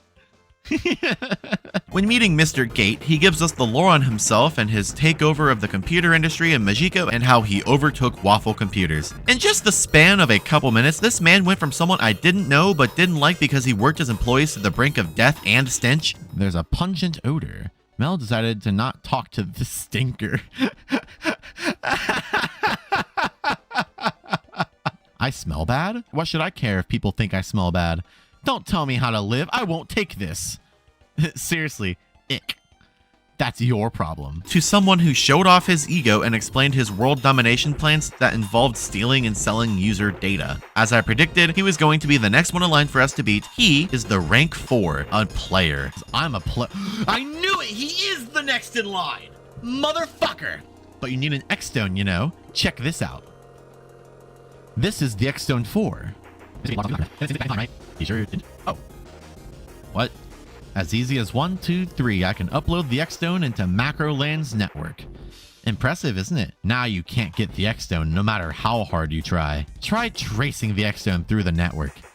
It had to go somewhere, right? Well, off to the next town over to find his X-Stone, I guess. His computers ran over here too, several houses having some form of a wired connection and computer. He sent his X-Stone into one of these, so it's time to look around town. While talking to the townsfolk, we learned that Mr. Waffle lost his spot on top of the computer industry about 20 years ago due to Mr. Gate, his abusive behavior, and Macronet. Most people seem to be on his side too. Entering this house, we see the X-Stone 4, but before we can grab it, this rat bastard uses his computer to upload it somewhere else. Then this guy sends it to another person, and she sends it to someone else, and so on and so forth. This is an endless loop, and they will never let you have that damn X-Stone. Before we can enter the final building where Mr. Waffle resides in order to poke and prod him for some more information, we're stopped by another call from Zero saying that he is sending yet another robot our way. This time it's Tempest, a robot with 3 lives instead of 1 or 2 like the last couple. Luckily for me, his team is super underpowered, or maybe I'm overpowered, but regardless, he's swept in a pinch. When inside of the apartment building, we find a guy who knows a lot about Waffle computers and tells us how we can theoretically shut down Macronet for good. It's a quick story about the Waffle source disk. A problem in this game that contradicts its incredibly silly writing and humor is the way that it approaches telling you about the past. I like to compare it to Pokemon Black 2 and White 2, how those games always refer to the previous game's events as 2 years ago. The difference is that in Robopon 2, the main events that you need to fix are almost always exactly 20 years ago, which just seems convenient for the plot. How did a majority of the past rank holders get their X-Stones 20 years before they got their rank? How did Utada even get a rank at all? She was an alien who crash landed days after the tournament. Mr. Waffle himself is in a room just a floor up, talking about how his computers are still superior in many aspects and how he has plans to release a new one despite the fact that people nowadays only want what's new, shiny, and expensive rather than what's the best. A couple doors down are, shockingly, Professor Don and his assistant Sam. No teapot-shaped house this time, but rather a silly-shaped apartment. Before Don can finish scolding us for his own actions, Dr. Disc crashes into the room, slamming Sam into the wall. This is oddly where we learn that Dr. Disc was once a Robopon master. That personally doesn't add up because in Robopon 1 his team wasn't all too hard to take down at rank 3, and in the manga he says he never got that far. Anyways, I have great news. Your personal time machine is complete. With the new machine, you can easily travel back and forth in time. Still one problem though. I need one last part to perfect the machine. I still need a memory chip, but they've been out of production for a while now. Please find the mem chip. I'll come get it when you do.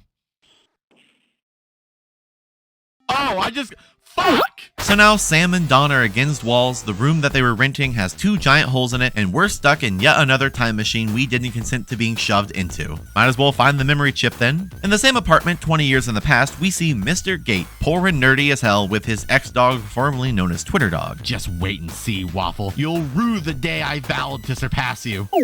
What in the hell? Oh, it's a fire. There is a fire. Oh.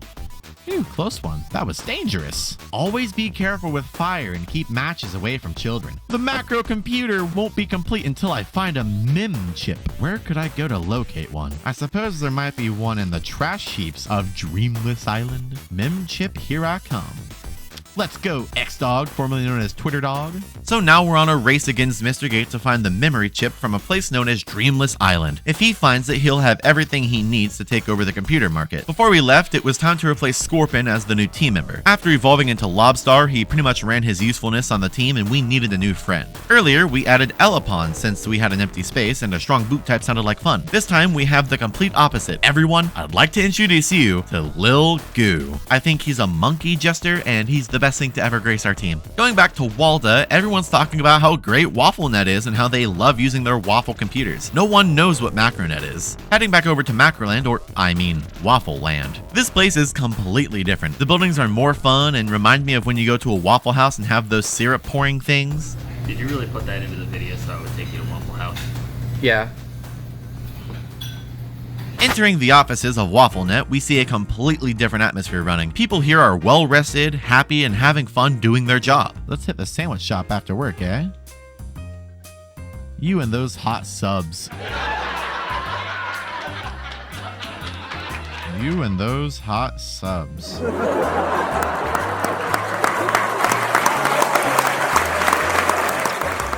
Anyway, Mr. Waffle doesn't want to give us the IP address to Dreamless Island, but does tell us that the trade secret is somewhere in the room. I wonder where. A quick note, this game is really weird with its understanding of IP addresses. First of all, we need the IP address of Dream Island because we're going to get uploaded there, like what Mr. Gate did with the X-Stone 4 in the present. None of the IP addresses we get in the next bit are actually how IP addresses work in any way, and I think that's because a bunch of numbers would make for a lot less funny jokes and references that they could squeeze in, and I'm totally fine with that. The IP address that I have is GCN, like GameCube. The only IP address I know is Robopon. I know 2 IP addresses, Cube and Boy. I have 3 IP addresses, Cross, Ring, and Game. That's funny. That's funny.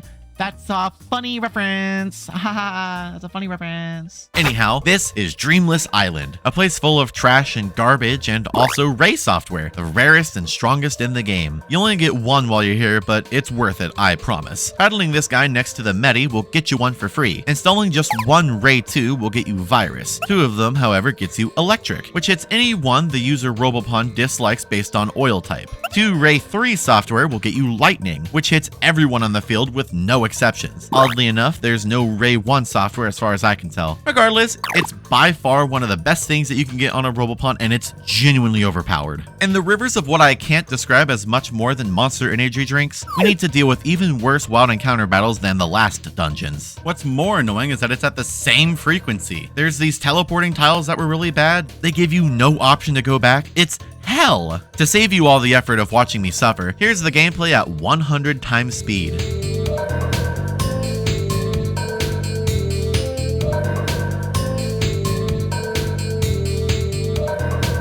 Right when we found the memory chip, Mr. Gate and his X-Dog, formerly known as Twitter Dog, showed up to battle us, as they wanted. His team of 3 X-Dogs, formerly known as Twitter Dogs, were quite annoying as they could just keep reviving each other whenever I'd knock one out. A fun mechanic in this game is the life software, which can get you to revive a Robopon that's scrapped on the battlefield. Cool when you use it, annoying when the opponent uses it. It's the most annoying thing in the game when you realize it only works 50% of the time it's used. This is a sound effect that you will hear in your nightmares if you try to use it.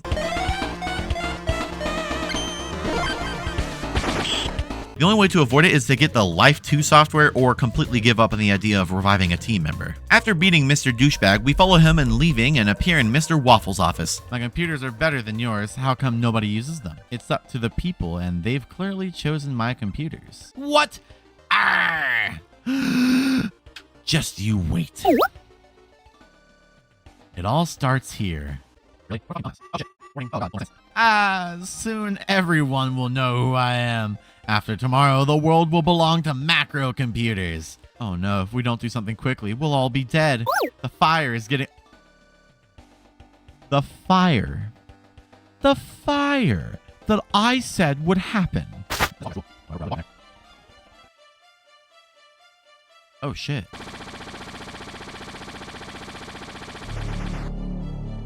Oh, the humanity. My company is all gone. Oh, well, as long as I have the waffle disc, I forgot the waffle disc. How am I supposed to stop Kate without it? The waffle program, it has our source code on it. Somebody, anybody, please save the waffle program disc. Falls on the ground. The waffle program disc. Waffle program disc. Disc program waffle. Program disc waffle. Now that he and his, I'm not making that same joke again, have left everything burning, including the source code, we need to go back in time and grab those inconspicuously loose fire extinguishers from the present, bring them back, and then use them. The first 3 were being defended by guards, but the 4th one was in Mr. Gates' office, where he sends his nondescript dogs after us. We went back to the past and put out those fires to save the W disc. Mr. Waffle in the past didn't want it. It seems he's still foaming at the mouth on the ground, losing his mind over the fact that he just lost everything. Taking it to the future, Dr. Disc finds us and crashes Dr. Don's time machine into Sam. That's a 3rd hole in the wall in this one room. Heading back to Gates' office in the present, we insert the W disc into his machine and bam, everything's ruined. Meaning we can go snag the X-Stone 4 and beat the shit out of Mr. Gate while he's down. Tempest shows up while we're trying to head up some stairs, but once again, his team serves no real threat, but it does introduce us to Chimera, a Reaper Rat Robopon. And with that, he's now down to 1 life as we continue our plan to take rank 4. Just kidding, another floor up, Nick D wants to take our X-Stone from us yet again. Perhaps this time we let him have the rare item so he can sell it to buy food food for the children of Chapel Academy. No, his whole team sucks and we blow him up. If it's no shock, Mr. Gates' team is just more dogs. He loses and has a bit of an epiphany as he's lost both his company and his rank. Not only is his computer gone, but so is Mr. Waffles. Neither of these two have anything left anymore, and the chapter never has a happy ending. Mr. Gate lost his company, and Mr. Waffles is forever on fire in the past. No one wins, and the region of Majiko now has no functioning computers, and it's all thanks to us. Great! Before we continue onward to see what's happening between the kings of Delica and Wonder, let's see what else we have around here. Let me just evolve Sun02 to Suncust. Anyways, this is my tower. I just assume it belongs to me anyways. My name is plastered on it after all. There are loads of strong and rare Robopon as well as some decent items in here. This one is locked behind a special door which you can go back to the mushroom guy for. I guess this is now the time to explain a bit of what the mushrooms can do. Each color can provide all sorts of random things. For example, the yellow mushrooms can give you money, rare items, and take either as well. The blue mushroom can double or halve the shop items prices and increase or decrease the encounter rates. And finally, the red mushroom can revive fossilized Robopon, give extra experience or heal for every single step depending on the version you're playing, change a Robopon's name randomly, or change the battle theme. The one we want here is Hisako, who can open red doors for us. Cross has Marie, who does the same thing. Coming back with Hisako, we open up the door and get a Rockstar software. This is an odd one to explain, but there are also Firestar, Ice Star, and Wind Star. To my knowledge, there's no Ray Star. Each of them need a Robopon with two of the strongest software matching the same attribute. For example, the Rock Star would need two Rock 3 software alongside it. If you then have a team of Robopon who all get along based on what type of oil they have, you get special moves called summon spells. We'll showcase those later, but I'm warning you now that it's some of the weirdest stuff in this game. Anyhow, the rest of my tower is just a few good items and we're done. Now we can truly begin Chapter 5. This is Downtown Wonder, one of two kingdoms here in Majiko that have been uneasy with each other for 20 years now. Can you guess what that means? Can you guess what that means? Everyone talks about W King and Deli King, the two kings of Majiko and adjacent kingdoms. The castle has a jail where people refer to Gust Prison. There's loads of people just roaming the royal family's bedrooms too. It's odd, but at least we learned some lore on what we're obviously going to be doing when time traveling. Heading back to Delica, a place where we were at the beginning of the game, Dr. Disc finally finished the time machine and presents it to us. Speaking of, what did Lisa have to say? I went to talk to her before leaving, but she wasn't around anywhere. I was worried at first, but I realized she probably came to see you. Heh, she didn't come here? Not good. What's going on? If you see her... No, don't worry.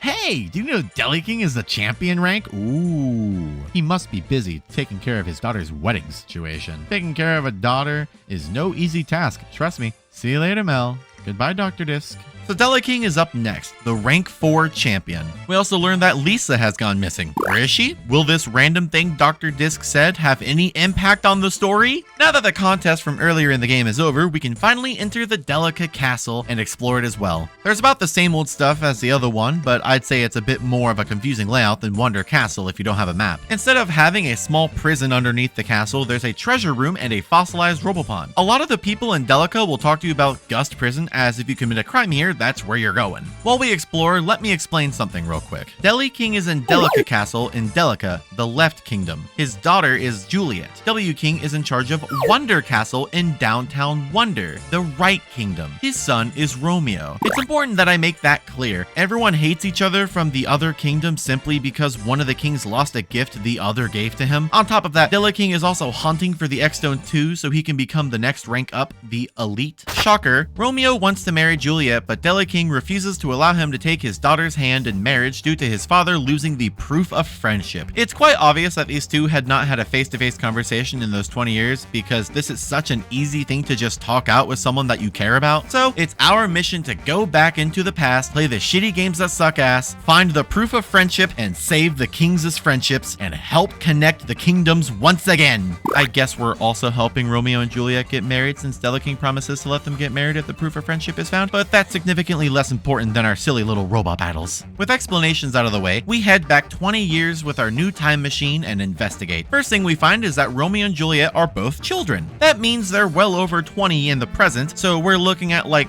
30-year-old lovers who won't get married just because their parents hate each other. Investigating the Delica Castle underground, we discover that the freak fossilized Robopon is actually basically a final boss.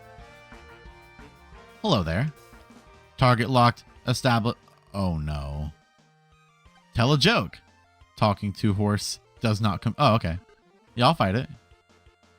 This is just one. Oh, shit. Oh, I'm so happy I saved. Holy fuck.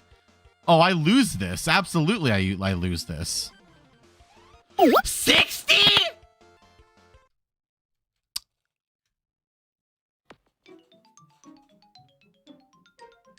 Fascinating. The only other thing to note is the hall connecting Delica and Wonder Castle. Scooting on over to Delica, we get a Tough and Wild battery, sparking the 2 results in Gigapon. Yes, this is Micro from Robopon Moon. Another case of renaming a Robopon from Gen 1 for no reason. Also, you still can't call him Mega Man. Any Robopon 2 reviews? I'm pretty sure I went back to the past before intended and I was actually supposed to go into the passage connecting the 2 kingdoms that was closed off all the time. Heading in, we find Lake Kirin, where Romeo is sulking. There's just no way. I'll never find the proof of friendship. People have been searching for 20 years. None of them found it. If only we could put an end to this feud. I thought I'd find you here, Romeo. Father is even angrier than usual. Maybe our relationship was impossible all along. They've searched the world, and wait. I know. Right here, inside Lake Kirin. Juliet and... Mel, give me a hand. Help me pull this up. Oh, dear. What are we uncovering? What the hell is that? What? Oh, Jesus. Oh, we pulled a fucking plug? Oh, God, we flooded everything. Look at all the trouble you caused us. We're soaked. Smell my boots. I don't care who you are, you rotten criminal. In the name of Delica, send him to... It was your son! He did it! Why am I in prison? Why am I in prison? What even happened?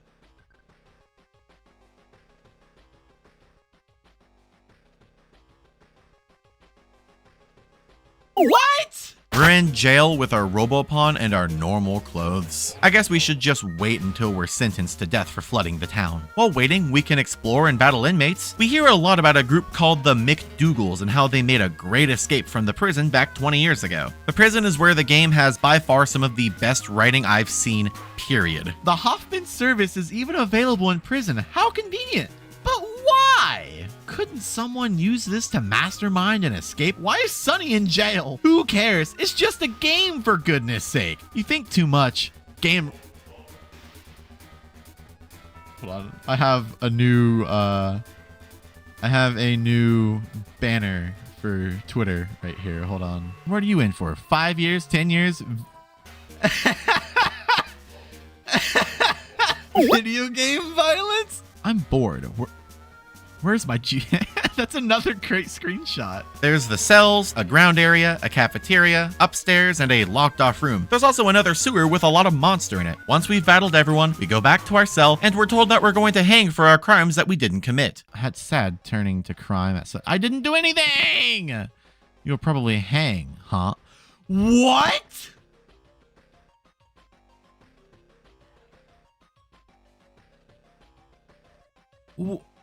Okay. What? This is the game's rating, by the way. That's the letter E. That stands for everyone. I don't know if you knew that. The next day, we have the cafeteria to explore. After battling everyone again, we go back to our cell for even more incredible dialogue. Day 3 starts, and instead of battling the guards and fellow inmates, we're sentenced to a short and painless death. But before that can happen, Professor Don and his assistant Sam come to our aid. What were they here for? I'm to assume they wanted to recruit me for that team they mentioned. And no, this does not count as a Bisco encounter. He wasn't on screen, he was just mentioned. After leaving Professor Don and Sam in the jail cell alone and traveling 20 years to the past, we encounter the McDougalls, the 5 people who escaped from Gust Prison. We follow them and make our own grand escape as well. Instead of having to make our way back to civilization, we end up surrounded by some of the wildest sprite work in this game. All the doors are boarded up, so we'll have to come back here later. And just like that, we're back in the kingdoms. Which one? I can't remember. I don't know the difference. So with the McDougalls free from prison after committing an unspecified but presumably heinous crime, we're off to find the lost proof of friendship. We evolve Gigapon into Protopon, meaning that he's back down to level 9. Still not Mega Man, by the way. Talking to Deliking and Delica, we learned that the proof of friendship was stolen recently, and it's our job to go find it and get it back. No, like actually. Instead of telling his guards to go find it, he tells us, the 14-year-old he's never seen before because, in case you forgot, we're 20 years in the past. Talking to W King results in the same thing. The thief has to be in one of these castles somewhere. Whoa! Little rat bastard. It's Bisco. Hey, Bisco fans! Here's our Bisco Bingo encounter number 10. He snagged the X-Stone 3, which I assume was the proof of friendship. Bisco heads on back to the prison so he can go back to the future so he can challenge Deliking. We head back to the future with Dr. Disc's time machine and head to Delica to watch Bisco get caught. Here we go. Hey, King Guy, I don't care who you are. You gotta listen to me. You see this X-Stone 3? I challenge you. You have to accept. It's in the rules. You ready to go? Oh, yes, of course. But first, please show that to me. Let me see that X-Stone you've got there. What? Why? It's totally legit. Good heavens. Is that the... You get it now? Let's hurry up and fight. I worked hard for this. So where did you manage to find your X-Stone 3 here? Whatever, old man. I got it from Wonder Castle back 20 years ago into past. 20 years ago? Wonder Castle? Yeah, I remember him. Deli King. He is the one who stole your gift. The proof of friendship wasn't lost. He stole it. This isn't an X-Stone, young man. This is a gift. A proof of friendship between Delica and Wonder. Guards! Imprison this man! Yeah, not me. What? No! What's going on? Where's my lawyer? He gets dragged off. Man, I really blew it. No bad deed goes unpunished, I guess. Remember, kids, even if you apologize, there are always consequences to pay. This raises some questions. Had he not got back in time with Professor Don and his assistant Sam to steal it, would this never have happened? Where did this loop begin? Time travel in media is so odd. It turns out he didn't steal an X-Stone like he thought, but rather a present given from one very straight man to the other. You know what? Hey, artists watching this. I know I'm in another tab. Can you look at the art on screen of these two men and make yaoi art of them? I know you might think that this would make Romeo and Juliet an incestual relationship, but they're not allowed to get married because these two are gay. It also explained the lack of queens. That's my headcanon. Tag me on Twitter if you do. I hope whatever you're drawing is coming along nicely. Feel free to share that with me too, but this gay king yaoi is a little more important. So there's our happy ending. Bisco is arrested, the friendship between the two kings is salvaged, and Deli King still hates us, and Romeo is off to cry, and also the town is still flooded to shit. In the tunnel connecting the kingdoms, we can go back to the odd place that we saw back in the past. It's full of small creatures similar to the underwater creatures of Parambo known as Poro. This time, they're called Capris. They say pre a lot and fell from the sky, unable to get back home since the one thing they need is stuck in a small area that they're all too big to access. Getting inside, there's a short dungeon maze, and at the end, we find a seed planted at the top of this building, and finally, after what I assume is a very long 20 plus years, these Capris are able to finally get back home. Capris are not used to humans, but unlike the Kappas, they don't have any super serious experiences that ruin their perception of humans. I can't stress enough how much I love them. Unlike the Poros, these are much more important to the story. Their theme is adorable, and I love the way they talk. Capri Kid introduces us to his father, who graciously hands us the X-Stone 3. I'll give you this. How did he get it? How did he get the X?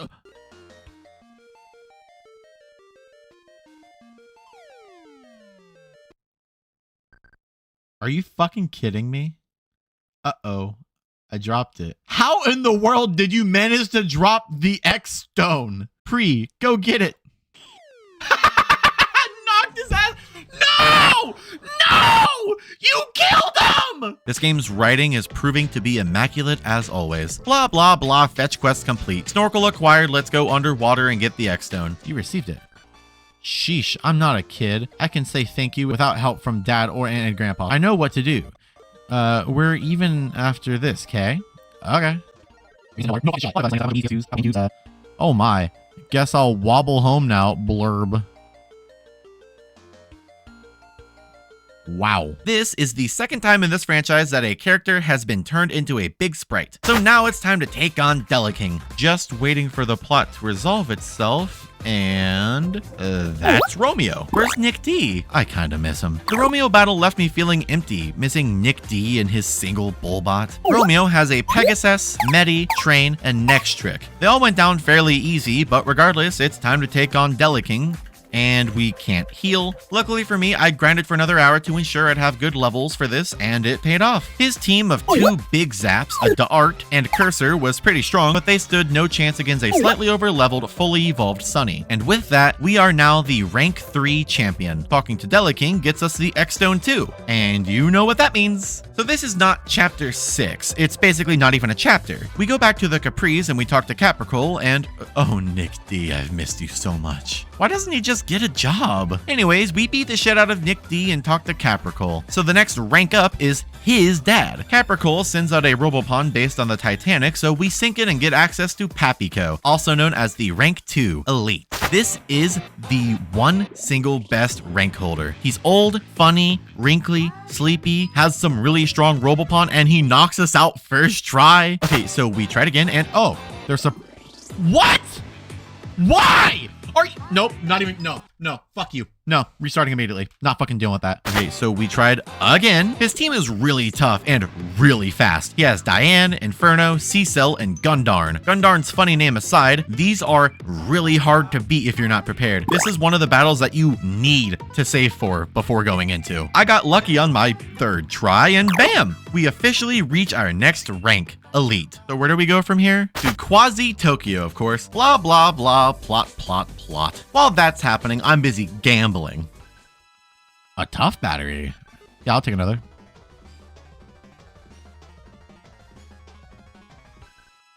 Ooh, yeah, I'll take another.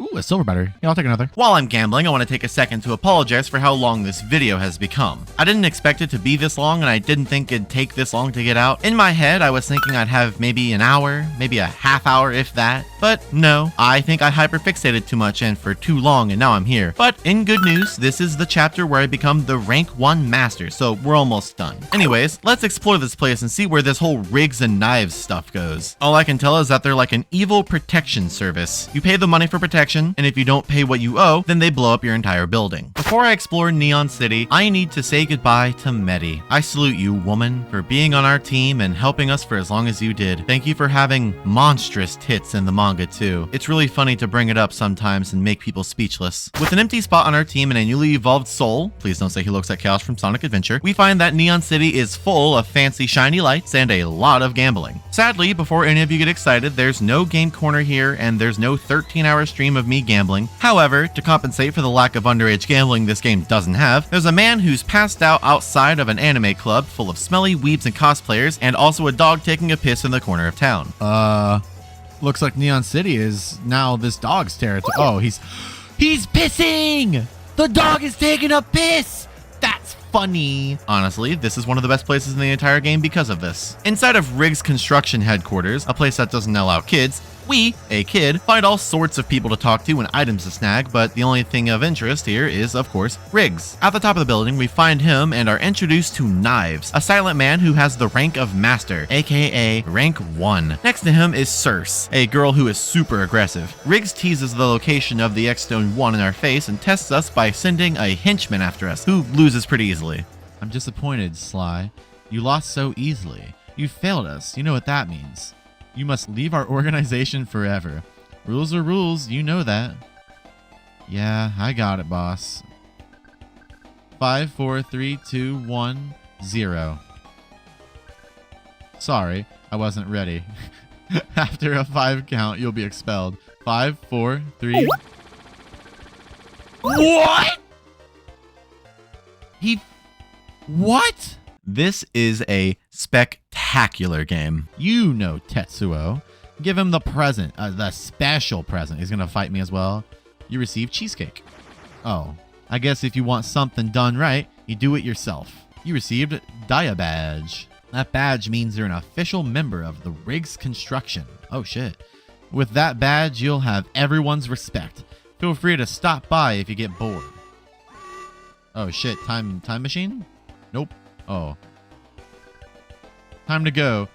We found Poe in Quasi-Tokyo. We'll handle it, boss. So with our first ever job, one more than Nick D has, we need to follow the Riggs crew back to Quasi-Tokyo through the sewers. It's yet another long and winding dungeon, but it's overall a good place to train everyone up. After accidentally discovering Knives' vacation house, we finally made it back to Quasi-Tokyo and investigated the building that they were blowing up.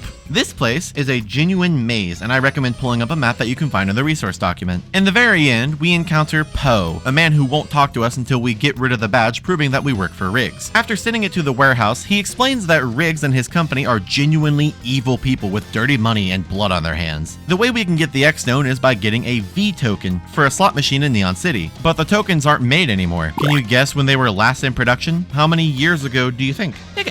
Take a wild guess and tell me if you're right. Here we go. Vinny, Tetsuo, ready for business? Are you telling me that they're fucking killing a guy in that house? This is the price for opposing Knife. 5, 4, 3, 2, 1, boom.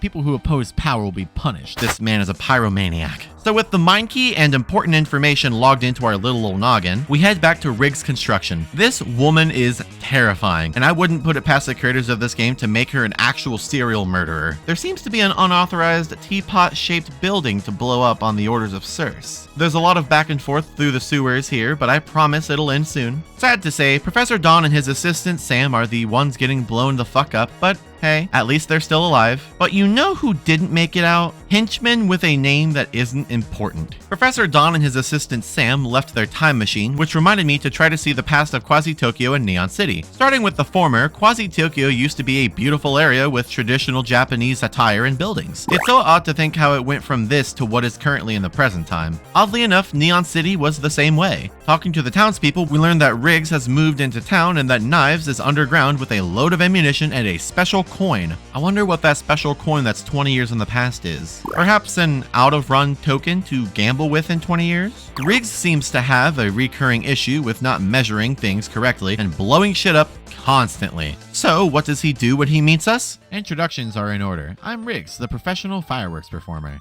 I'm still kind of learning, but one day everyone will know my name. I've built a great new experimental firework, but I haven't tested it. Could you help me test out the new firework? It's pretty easy. Okay, that's settled. Start the countdown. 5, 4, 3, 2, 1, fire! Cough, cough. Looks like I used too much powder again. Huh? What's this hole? That's domestic terrorism. Blows up the whole north end of town, killing at least a few more people, and leaves in the sewers. Hey, Editor Mel, add a kill counter. Deep in the sewers is Knives, offering $1 million to the first person to bring him the X-Stone 1. It wasn't too hard for us to find it, but that may be the X-Stone, but it's high up that nobody can reach it. I got some of my fireworks with me. With this, I should be able to knock the X-Stone down here. Oh no. Oh, excellent shot. Yoink. But I'm the... Don't worry about it. Your great work will be rewarded. Stop by the Pond Garden for your payment. We head off to Pond Garden, aka Knives' vacation home, to steal the X-Stone from him. Battling all the people blocking the path upwards in the left tower was quite fun. Now, I don't know anything about Cowboy Bebop, but I've been told these are all a reference. Above those guys are a couple of lifeless weebs. These are two of the funniest encounters in the whole game. Who cares if we're hardcore otaku? Anime is cool. At least we're not violent and mean-spirited like some webcomic fans. Yeah, so what if I've strutted around in the Sailor Fuku? An ace? What is a Sailor Fuku? Sailor Fuku. What is that? Oh, it's the anime girl thing. Webcomic fans of the 1980s must have been evil motherfuckers. So with that, we need to jump from the left tower into the roof of the right tower, as we can't get inside through the door. The only natural response is crashing through the roof, you see? Here we got a second Ultra battery, which sparked our next team member, SST-Bot. We used GGT-Bot in Robopon 1, so might as well use its counterpart in Robopon 2. Still odd that the SST and GGT lines now start with what originally was their third evolution, but it's whatever. Now we're left to our own demise in this dungeon of a vacation home as I struggled moving around here. It's pretty lengthy and has a lot of dead ends. Once we reach the bottom floor of the right building, we witness Riggs celebrate the find with Circe and Knives by using fireworks inside. Very smart man who has learned from his lesson. I mismeasured the gunpowder in the cones again. Oh no, the blast destroyed the silver temple. Cough, hack. Boss, you alright? Because of the explosion, Knives can't talk, and his last words are about building a golden temple. Riggs ruined this man's life. They leave, ignoring us, and we steal the ammo key, which will let us explore a bit more of the sewers. Inside of the ammo room, we find a load of lit dynamite Robopon called Dynamite. Seems a little unsafe to have them in this type of room, but I digress. Deeper inside, surrounded by boxes of explosives, is a V token, the exact thing that we need to get the X stone. Back to the future so we can start gambling, and Put in a coin? Yes. Wow. What? Wha-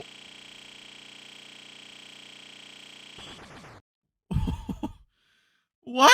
I'm still really confused about the visual of this event. How is this supposed to take place? Where was this giant coin? This game is incomprehensible sometimes, man. With the building toppled and the X-Stone now ours, we have to deal with the third henchman named Tetsuo. Who made a fool of me by destroying the Riggs office? Answer me. And the X-Stone is gone now?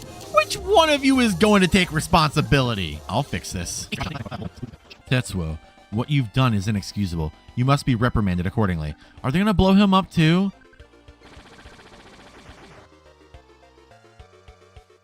Tetsuo became Cirque's stress reliever. My god, what in the hell is going on anymore? Once again, in the ammo room, we find Riggs preparing to blow up the entire place, willing to take 2 towns worth of people out with the blast. Back to the vacation home, taking on everyone again, and traveling to the same part of the right tower. Before we can get there, Nick D came back. He's a very dramatic man, but he's so incompetent and lacks an ability to just find a fucking job that we beat him with no sweat. And hey, look at that. It turns out that losing to us 6 times is what finally convinced him to just become employed. Now that we're in the right building in the room Riggs blew up 20 years ago, we encounter Knives and Circe. Don't try to challenge the master.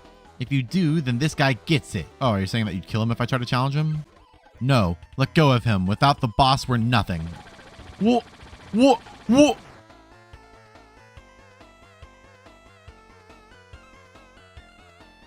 Oh no. Boss? Boss? Boss! You must think you're really brave, huh? You still don't know. Knives wasn't the... It was her.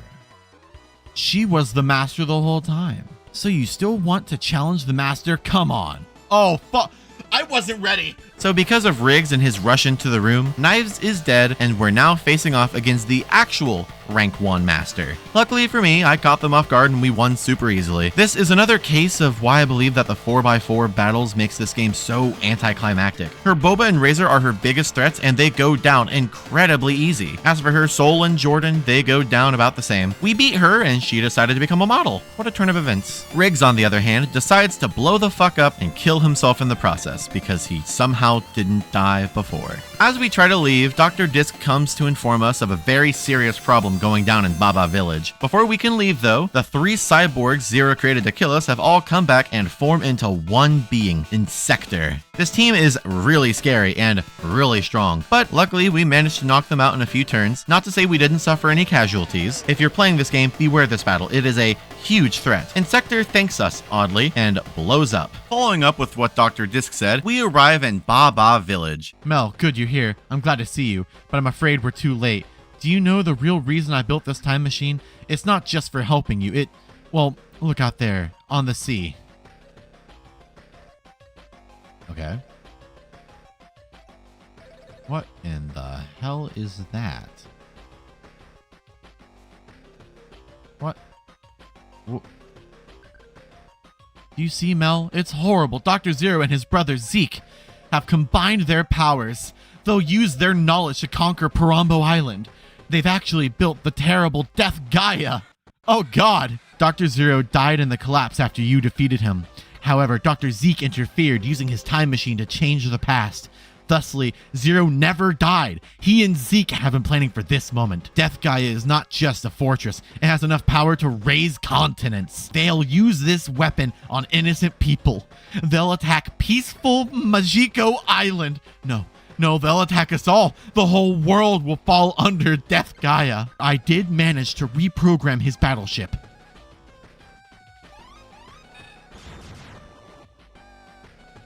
Oh shit. I tried warning you earlier. The Zero Brothers had already begun. Listen carefully. The only important thing now is to stop their evil plot. Oh shit. There's only one way to stop the Zeros. You must travel back 20 years and use their battleship. With it, you must...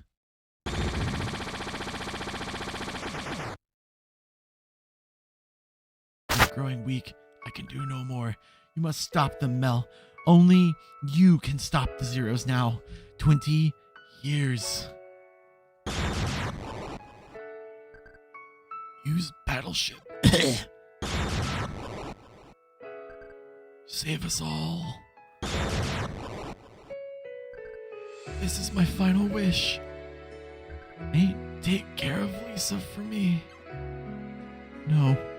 Okay, wait, I'm actually feeling emotional over the fact that Dr. Disc is dead. I guess while he's here, writhing on the ground, near the brink of death, I should mention that he's named Dr. Head in the manga, if you didn't see me put that on screen earlier. Before we go back in time to save the world, we adventured a little bit. We went to Playland and did some battles and gambling, and then we went to Marvel Lab to see Dr. Don and his assistant Sam suffer being poor and collected several rare Robopon from a dog named Jasper. This dog here is the only way to acquire any of these, and they are all super rare and super time consuming to raise. They also hit hard as a truck. They never brought this over to America, but the way that you would get them in Japan was through these little cards. You would scratch off here and it would give you a code, which you would then enter into the dog, who would then give you a Robopon. I got them all and decided to keep Sherry on the team. I then grinded for an unbelievably long time. I'm talking like 6 collective hours to get our whole team up to level 50. Sherry was our only member lacking, as she was really hard to get up there. But regardless, she's at level 35 with the rest of the team sitting at level 50. So we followed our barely present girlfriend's dying father's plea and went back in time 20 years to stop the Zero Brothers in Baba Village. We found out that they were freshly exiled, but their father, Zero Sr., was on the dock to the right of Baba, telling everyone to get on his ship. On board, we see both Zero and Zeke as children following their father. The Robopon aboard the ship are scared of the Zero family as they prepare to take over the world. By the ship engines, we see Dr. Disc from the future before dying, dropping off a letter. Mel, history dictates that the battleship decimates Majika. Upon breaking the boundary of time, I felt obligated to avert this disaster. I traveled 20 years into the past and planted a bomb in this ship's engine. This was necessary. The battleship's power must never be released. When things get bad, please press the little red button on the bomb. If you're reading this, and you've already witnessed my demise, take care of Lisa. Cedric Disc. Oh, I'm actually about to cry.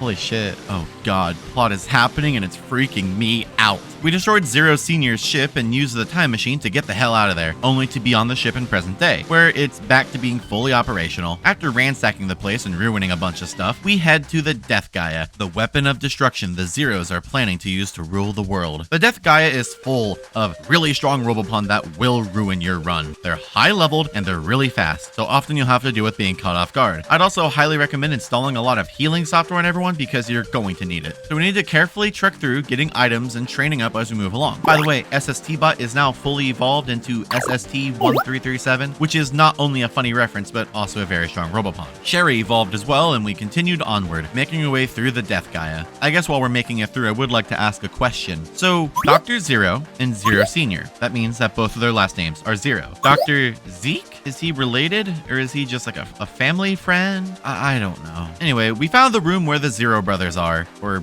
Zero Friends? Don't know if they're real brothers. Zeke attacks us with the Robopon he built especially for defeating us. He has a Prime, D-Cell, Wax Hawk, and Cursor. 4 very hard hitters. It's a tough battle, but we managed to win and time travel back 20 years before the Death Gaia blows up. This is it. The Zero Brothers and their father are waiting for us. Make sure to save before you walk in here. I'll explain that later. You're the one who destroyed my battleship, aren't you? You destroyed the battleship which almost became our grave. We nearly died, but we escaped none the worse for wear. You'll regret this. We'll have no distinction between you and your Robopon. We can battle in the Robopon graveyard. How fitting. The Zero legacy will not end with us, I swear it. We shall live on until the world is ours.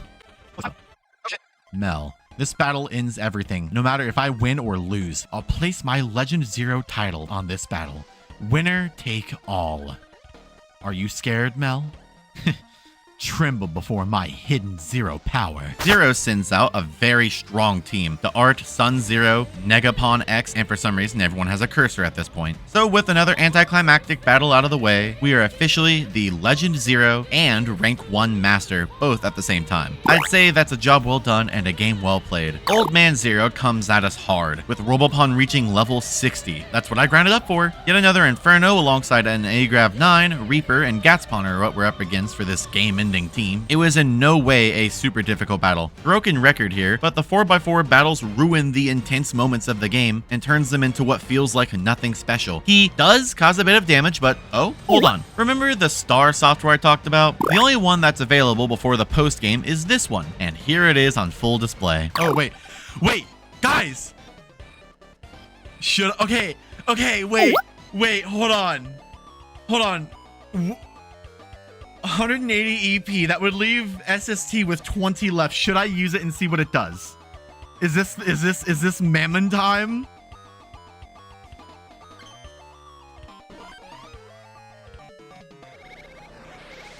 Holy fucking shit. Oh my god. Oh no. Oh no. He has one left. Yeah, sure, fine, I'll finish it. Wow! Anyways, this battle is really hard despite what I said a second ago. You go into it right after Zero without a minute to heal, and these guys come with absolutely high stats and self-healing abilities. They don't play around and will wipe you easily, so do play safe. I got lucky. This won't happen to everyone. Zero, Zeke, my sons, listen carefully. I'm going to build our empire in another world. You too can change fate. You will rule, Majiko. You will rule the world. Live my dream. You must be strong.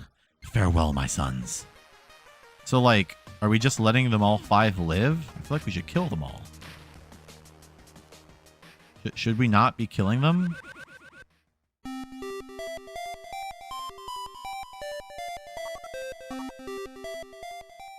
So with Dr. Zero, Dr. Zeke, and Zero Sr. in another dimension and the younger versions of the brothers off in the past doing something without parental figures, we're off to Delica Castle to celebrate the safety of Majiko and my title as the greatest Robopon battler in the entire world. 2 of them, as a matter of fact. All of our friends are here from far and wide. Here's Bisco. Bingo encounter number 11. Did you win with your Bisco encounter guesses? I bet you didn't. That was like 3 hours and 20 minutes ago. Do you even remember what your guess was? This here is the perfect happy ending. Hoffman is here. Nick D found out that orphans are applicable for government funding. Mr. Waffle is going to make the IMEL. Mr. Gate made a killing from live streaming our final battle. Professor Don and his assistant Sam are at the end of their time machine hijinks, at least in terms of going back to search for the Death Guy for treasure. Naked Diagonal Man is here thinking of Miho. Utada informs us that all of her friends were watching our final battle, courtesy of Mr. Gate. Mr. Rocket wants us to go to Mars with him. Capricorn is happy. W King breaks the 4th wall to look into our eyes through the screen. You must be proud. I can tell by the sparkle in your eyes. Get closer to the screen so I can see your eyes more clearly. Mask Man is upset that we don't remember him and his divorced ass. Do you remember me? I'm Mask Man. I destroyed Hindo. I built a pyramid. It collapsed. Remember? Oh, come on! I was the first boss in the entire game! How could you possibly forget? I'm Mask Man! I'm crazy! I was easy to beat! Remember now? What do you mean, no? Jeez, this sucks!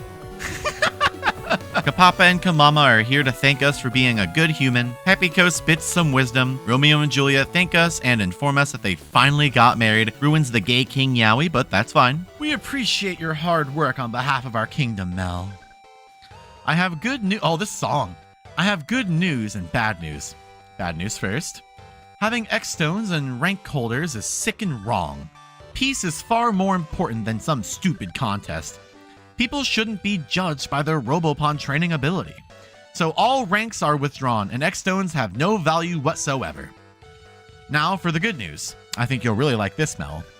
Legend Zero is the one and only mark of the true Robopon master.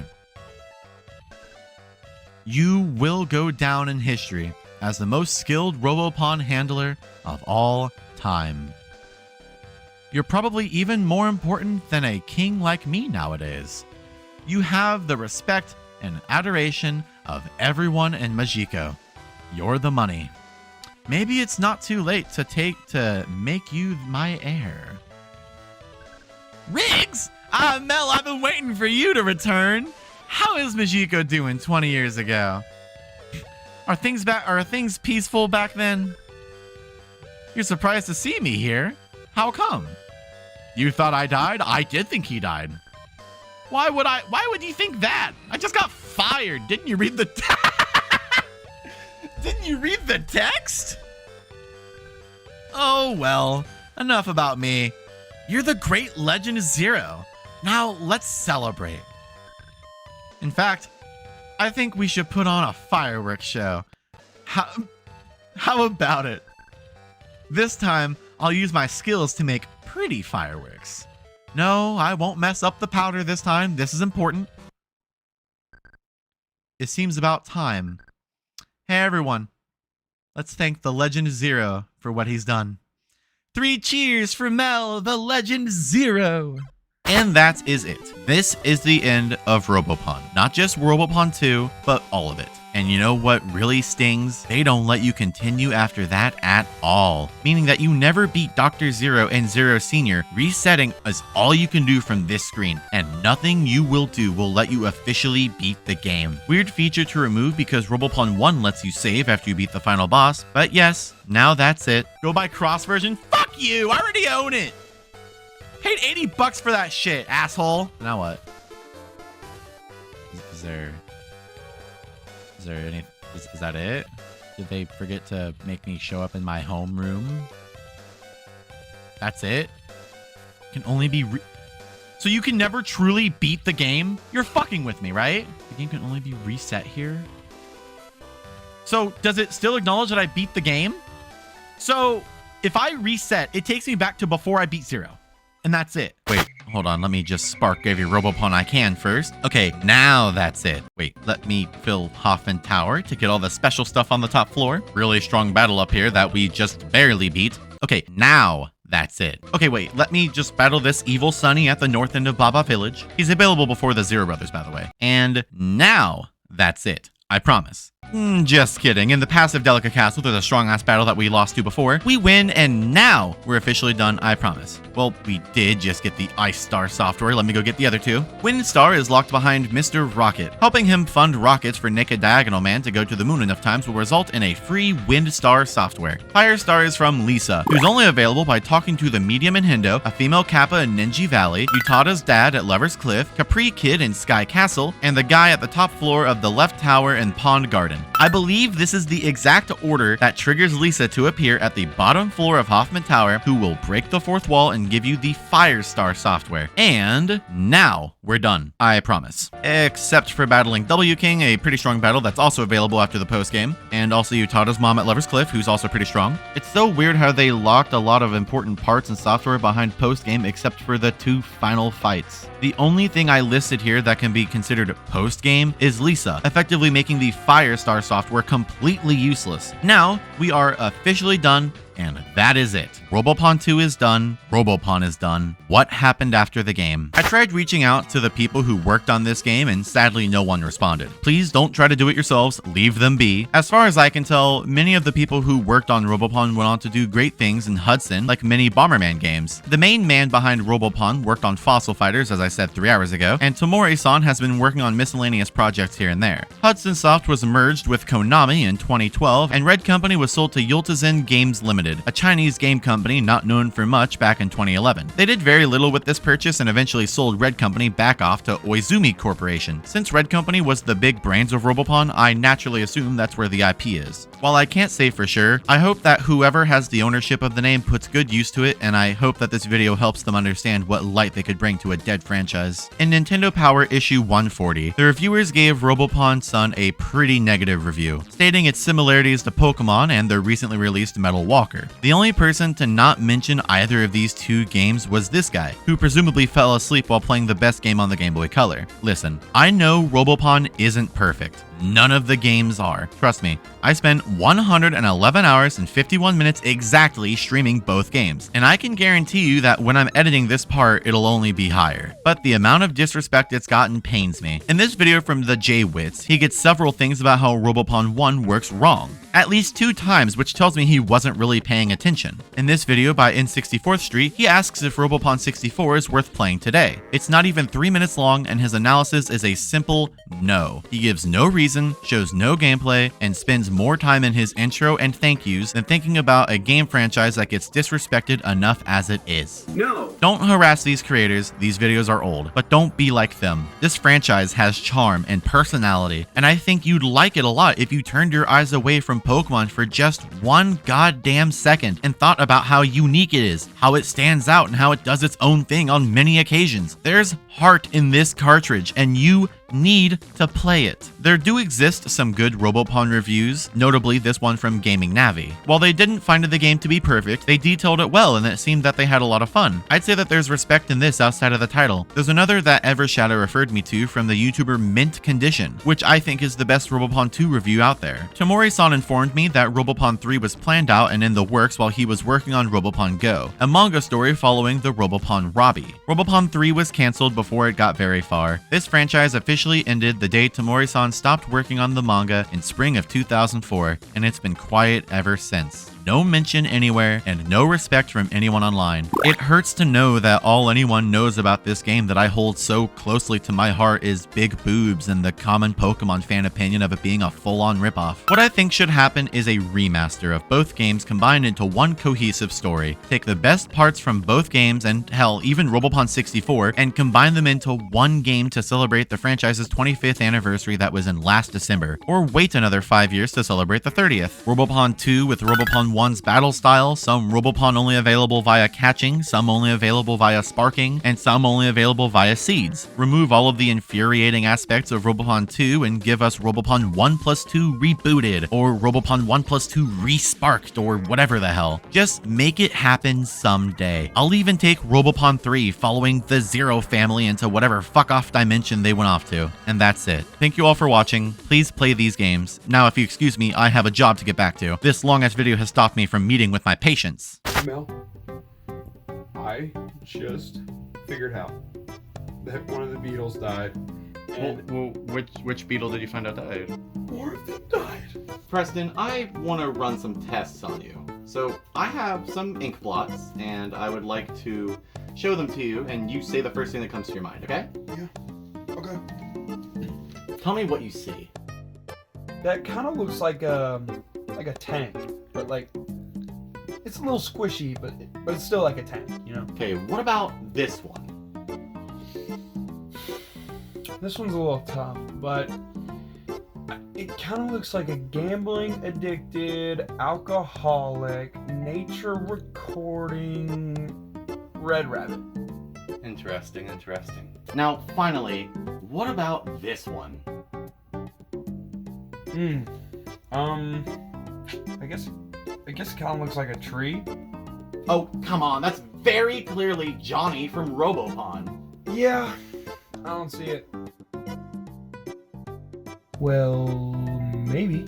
If the video came out by now, I would get the reference. It's party time!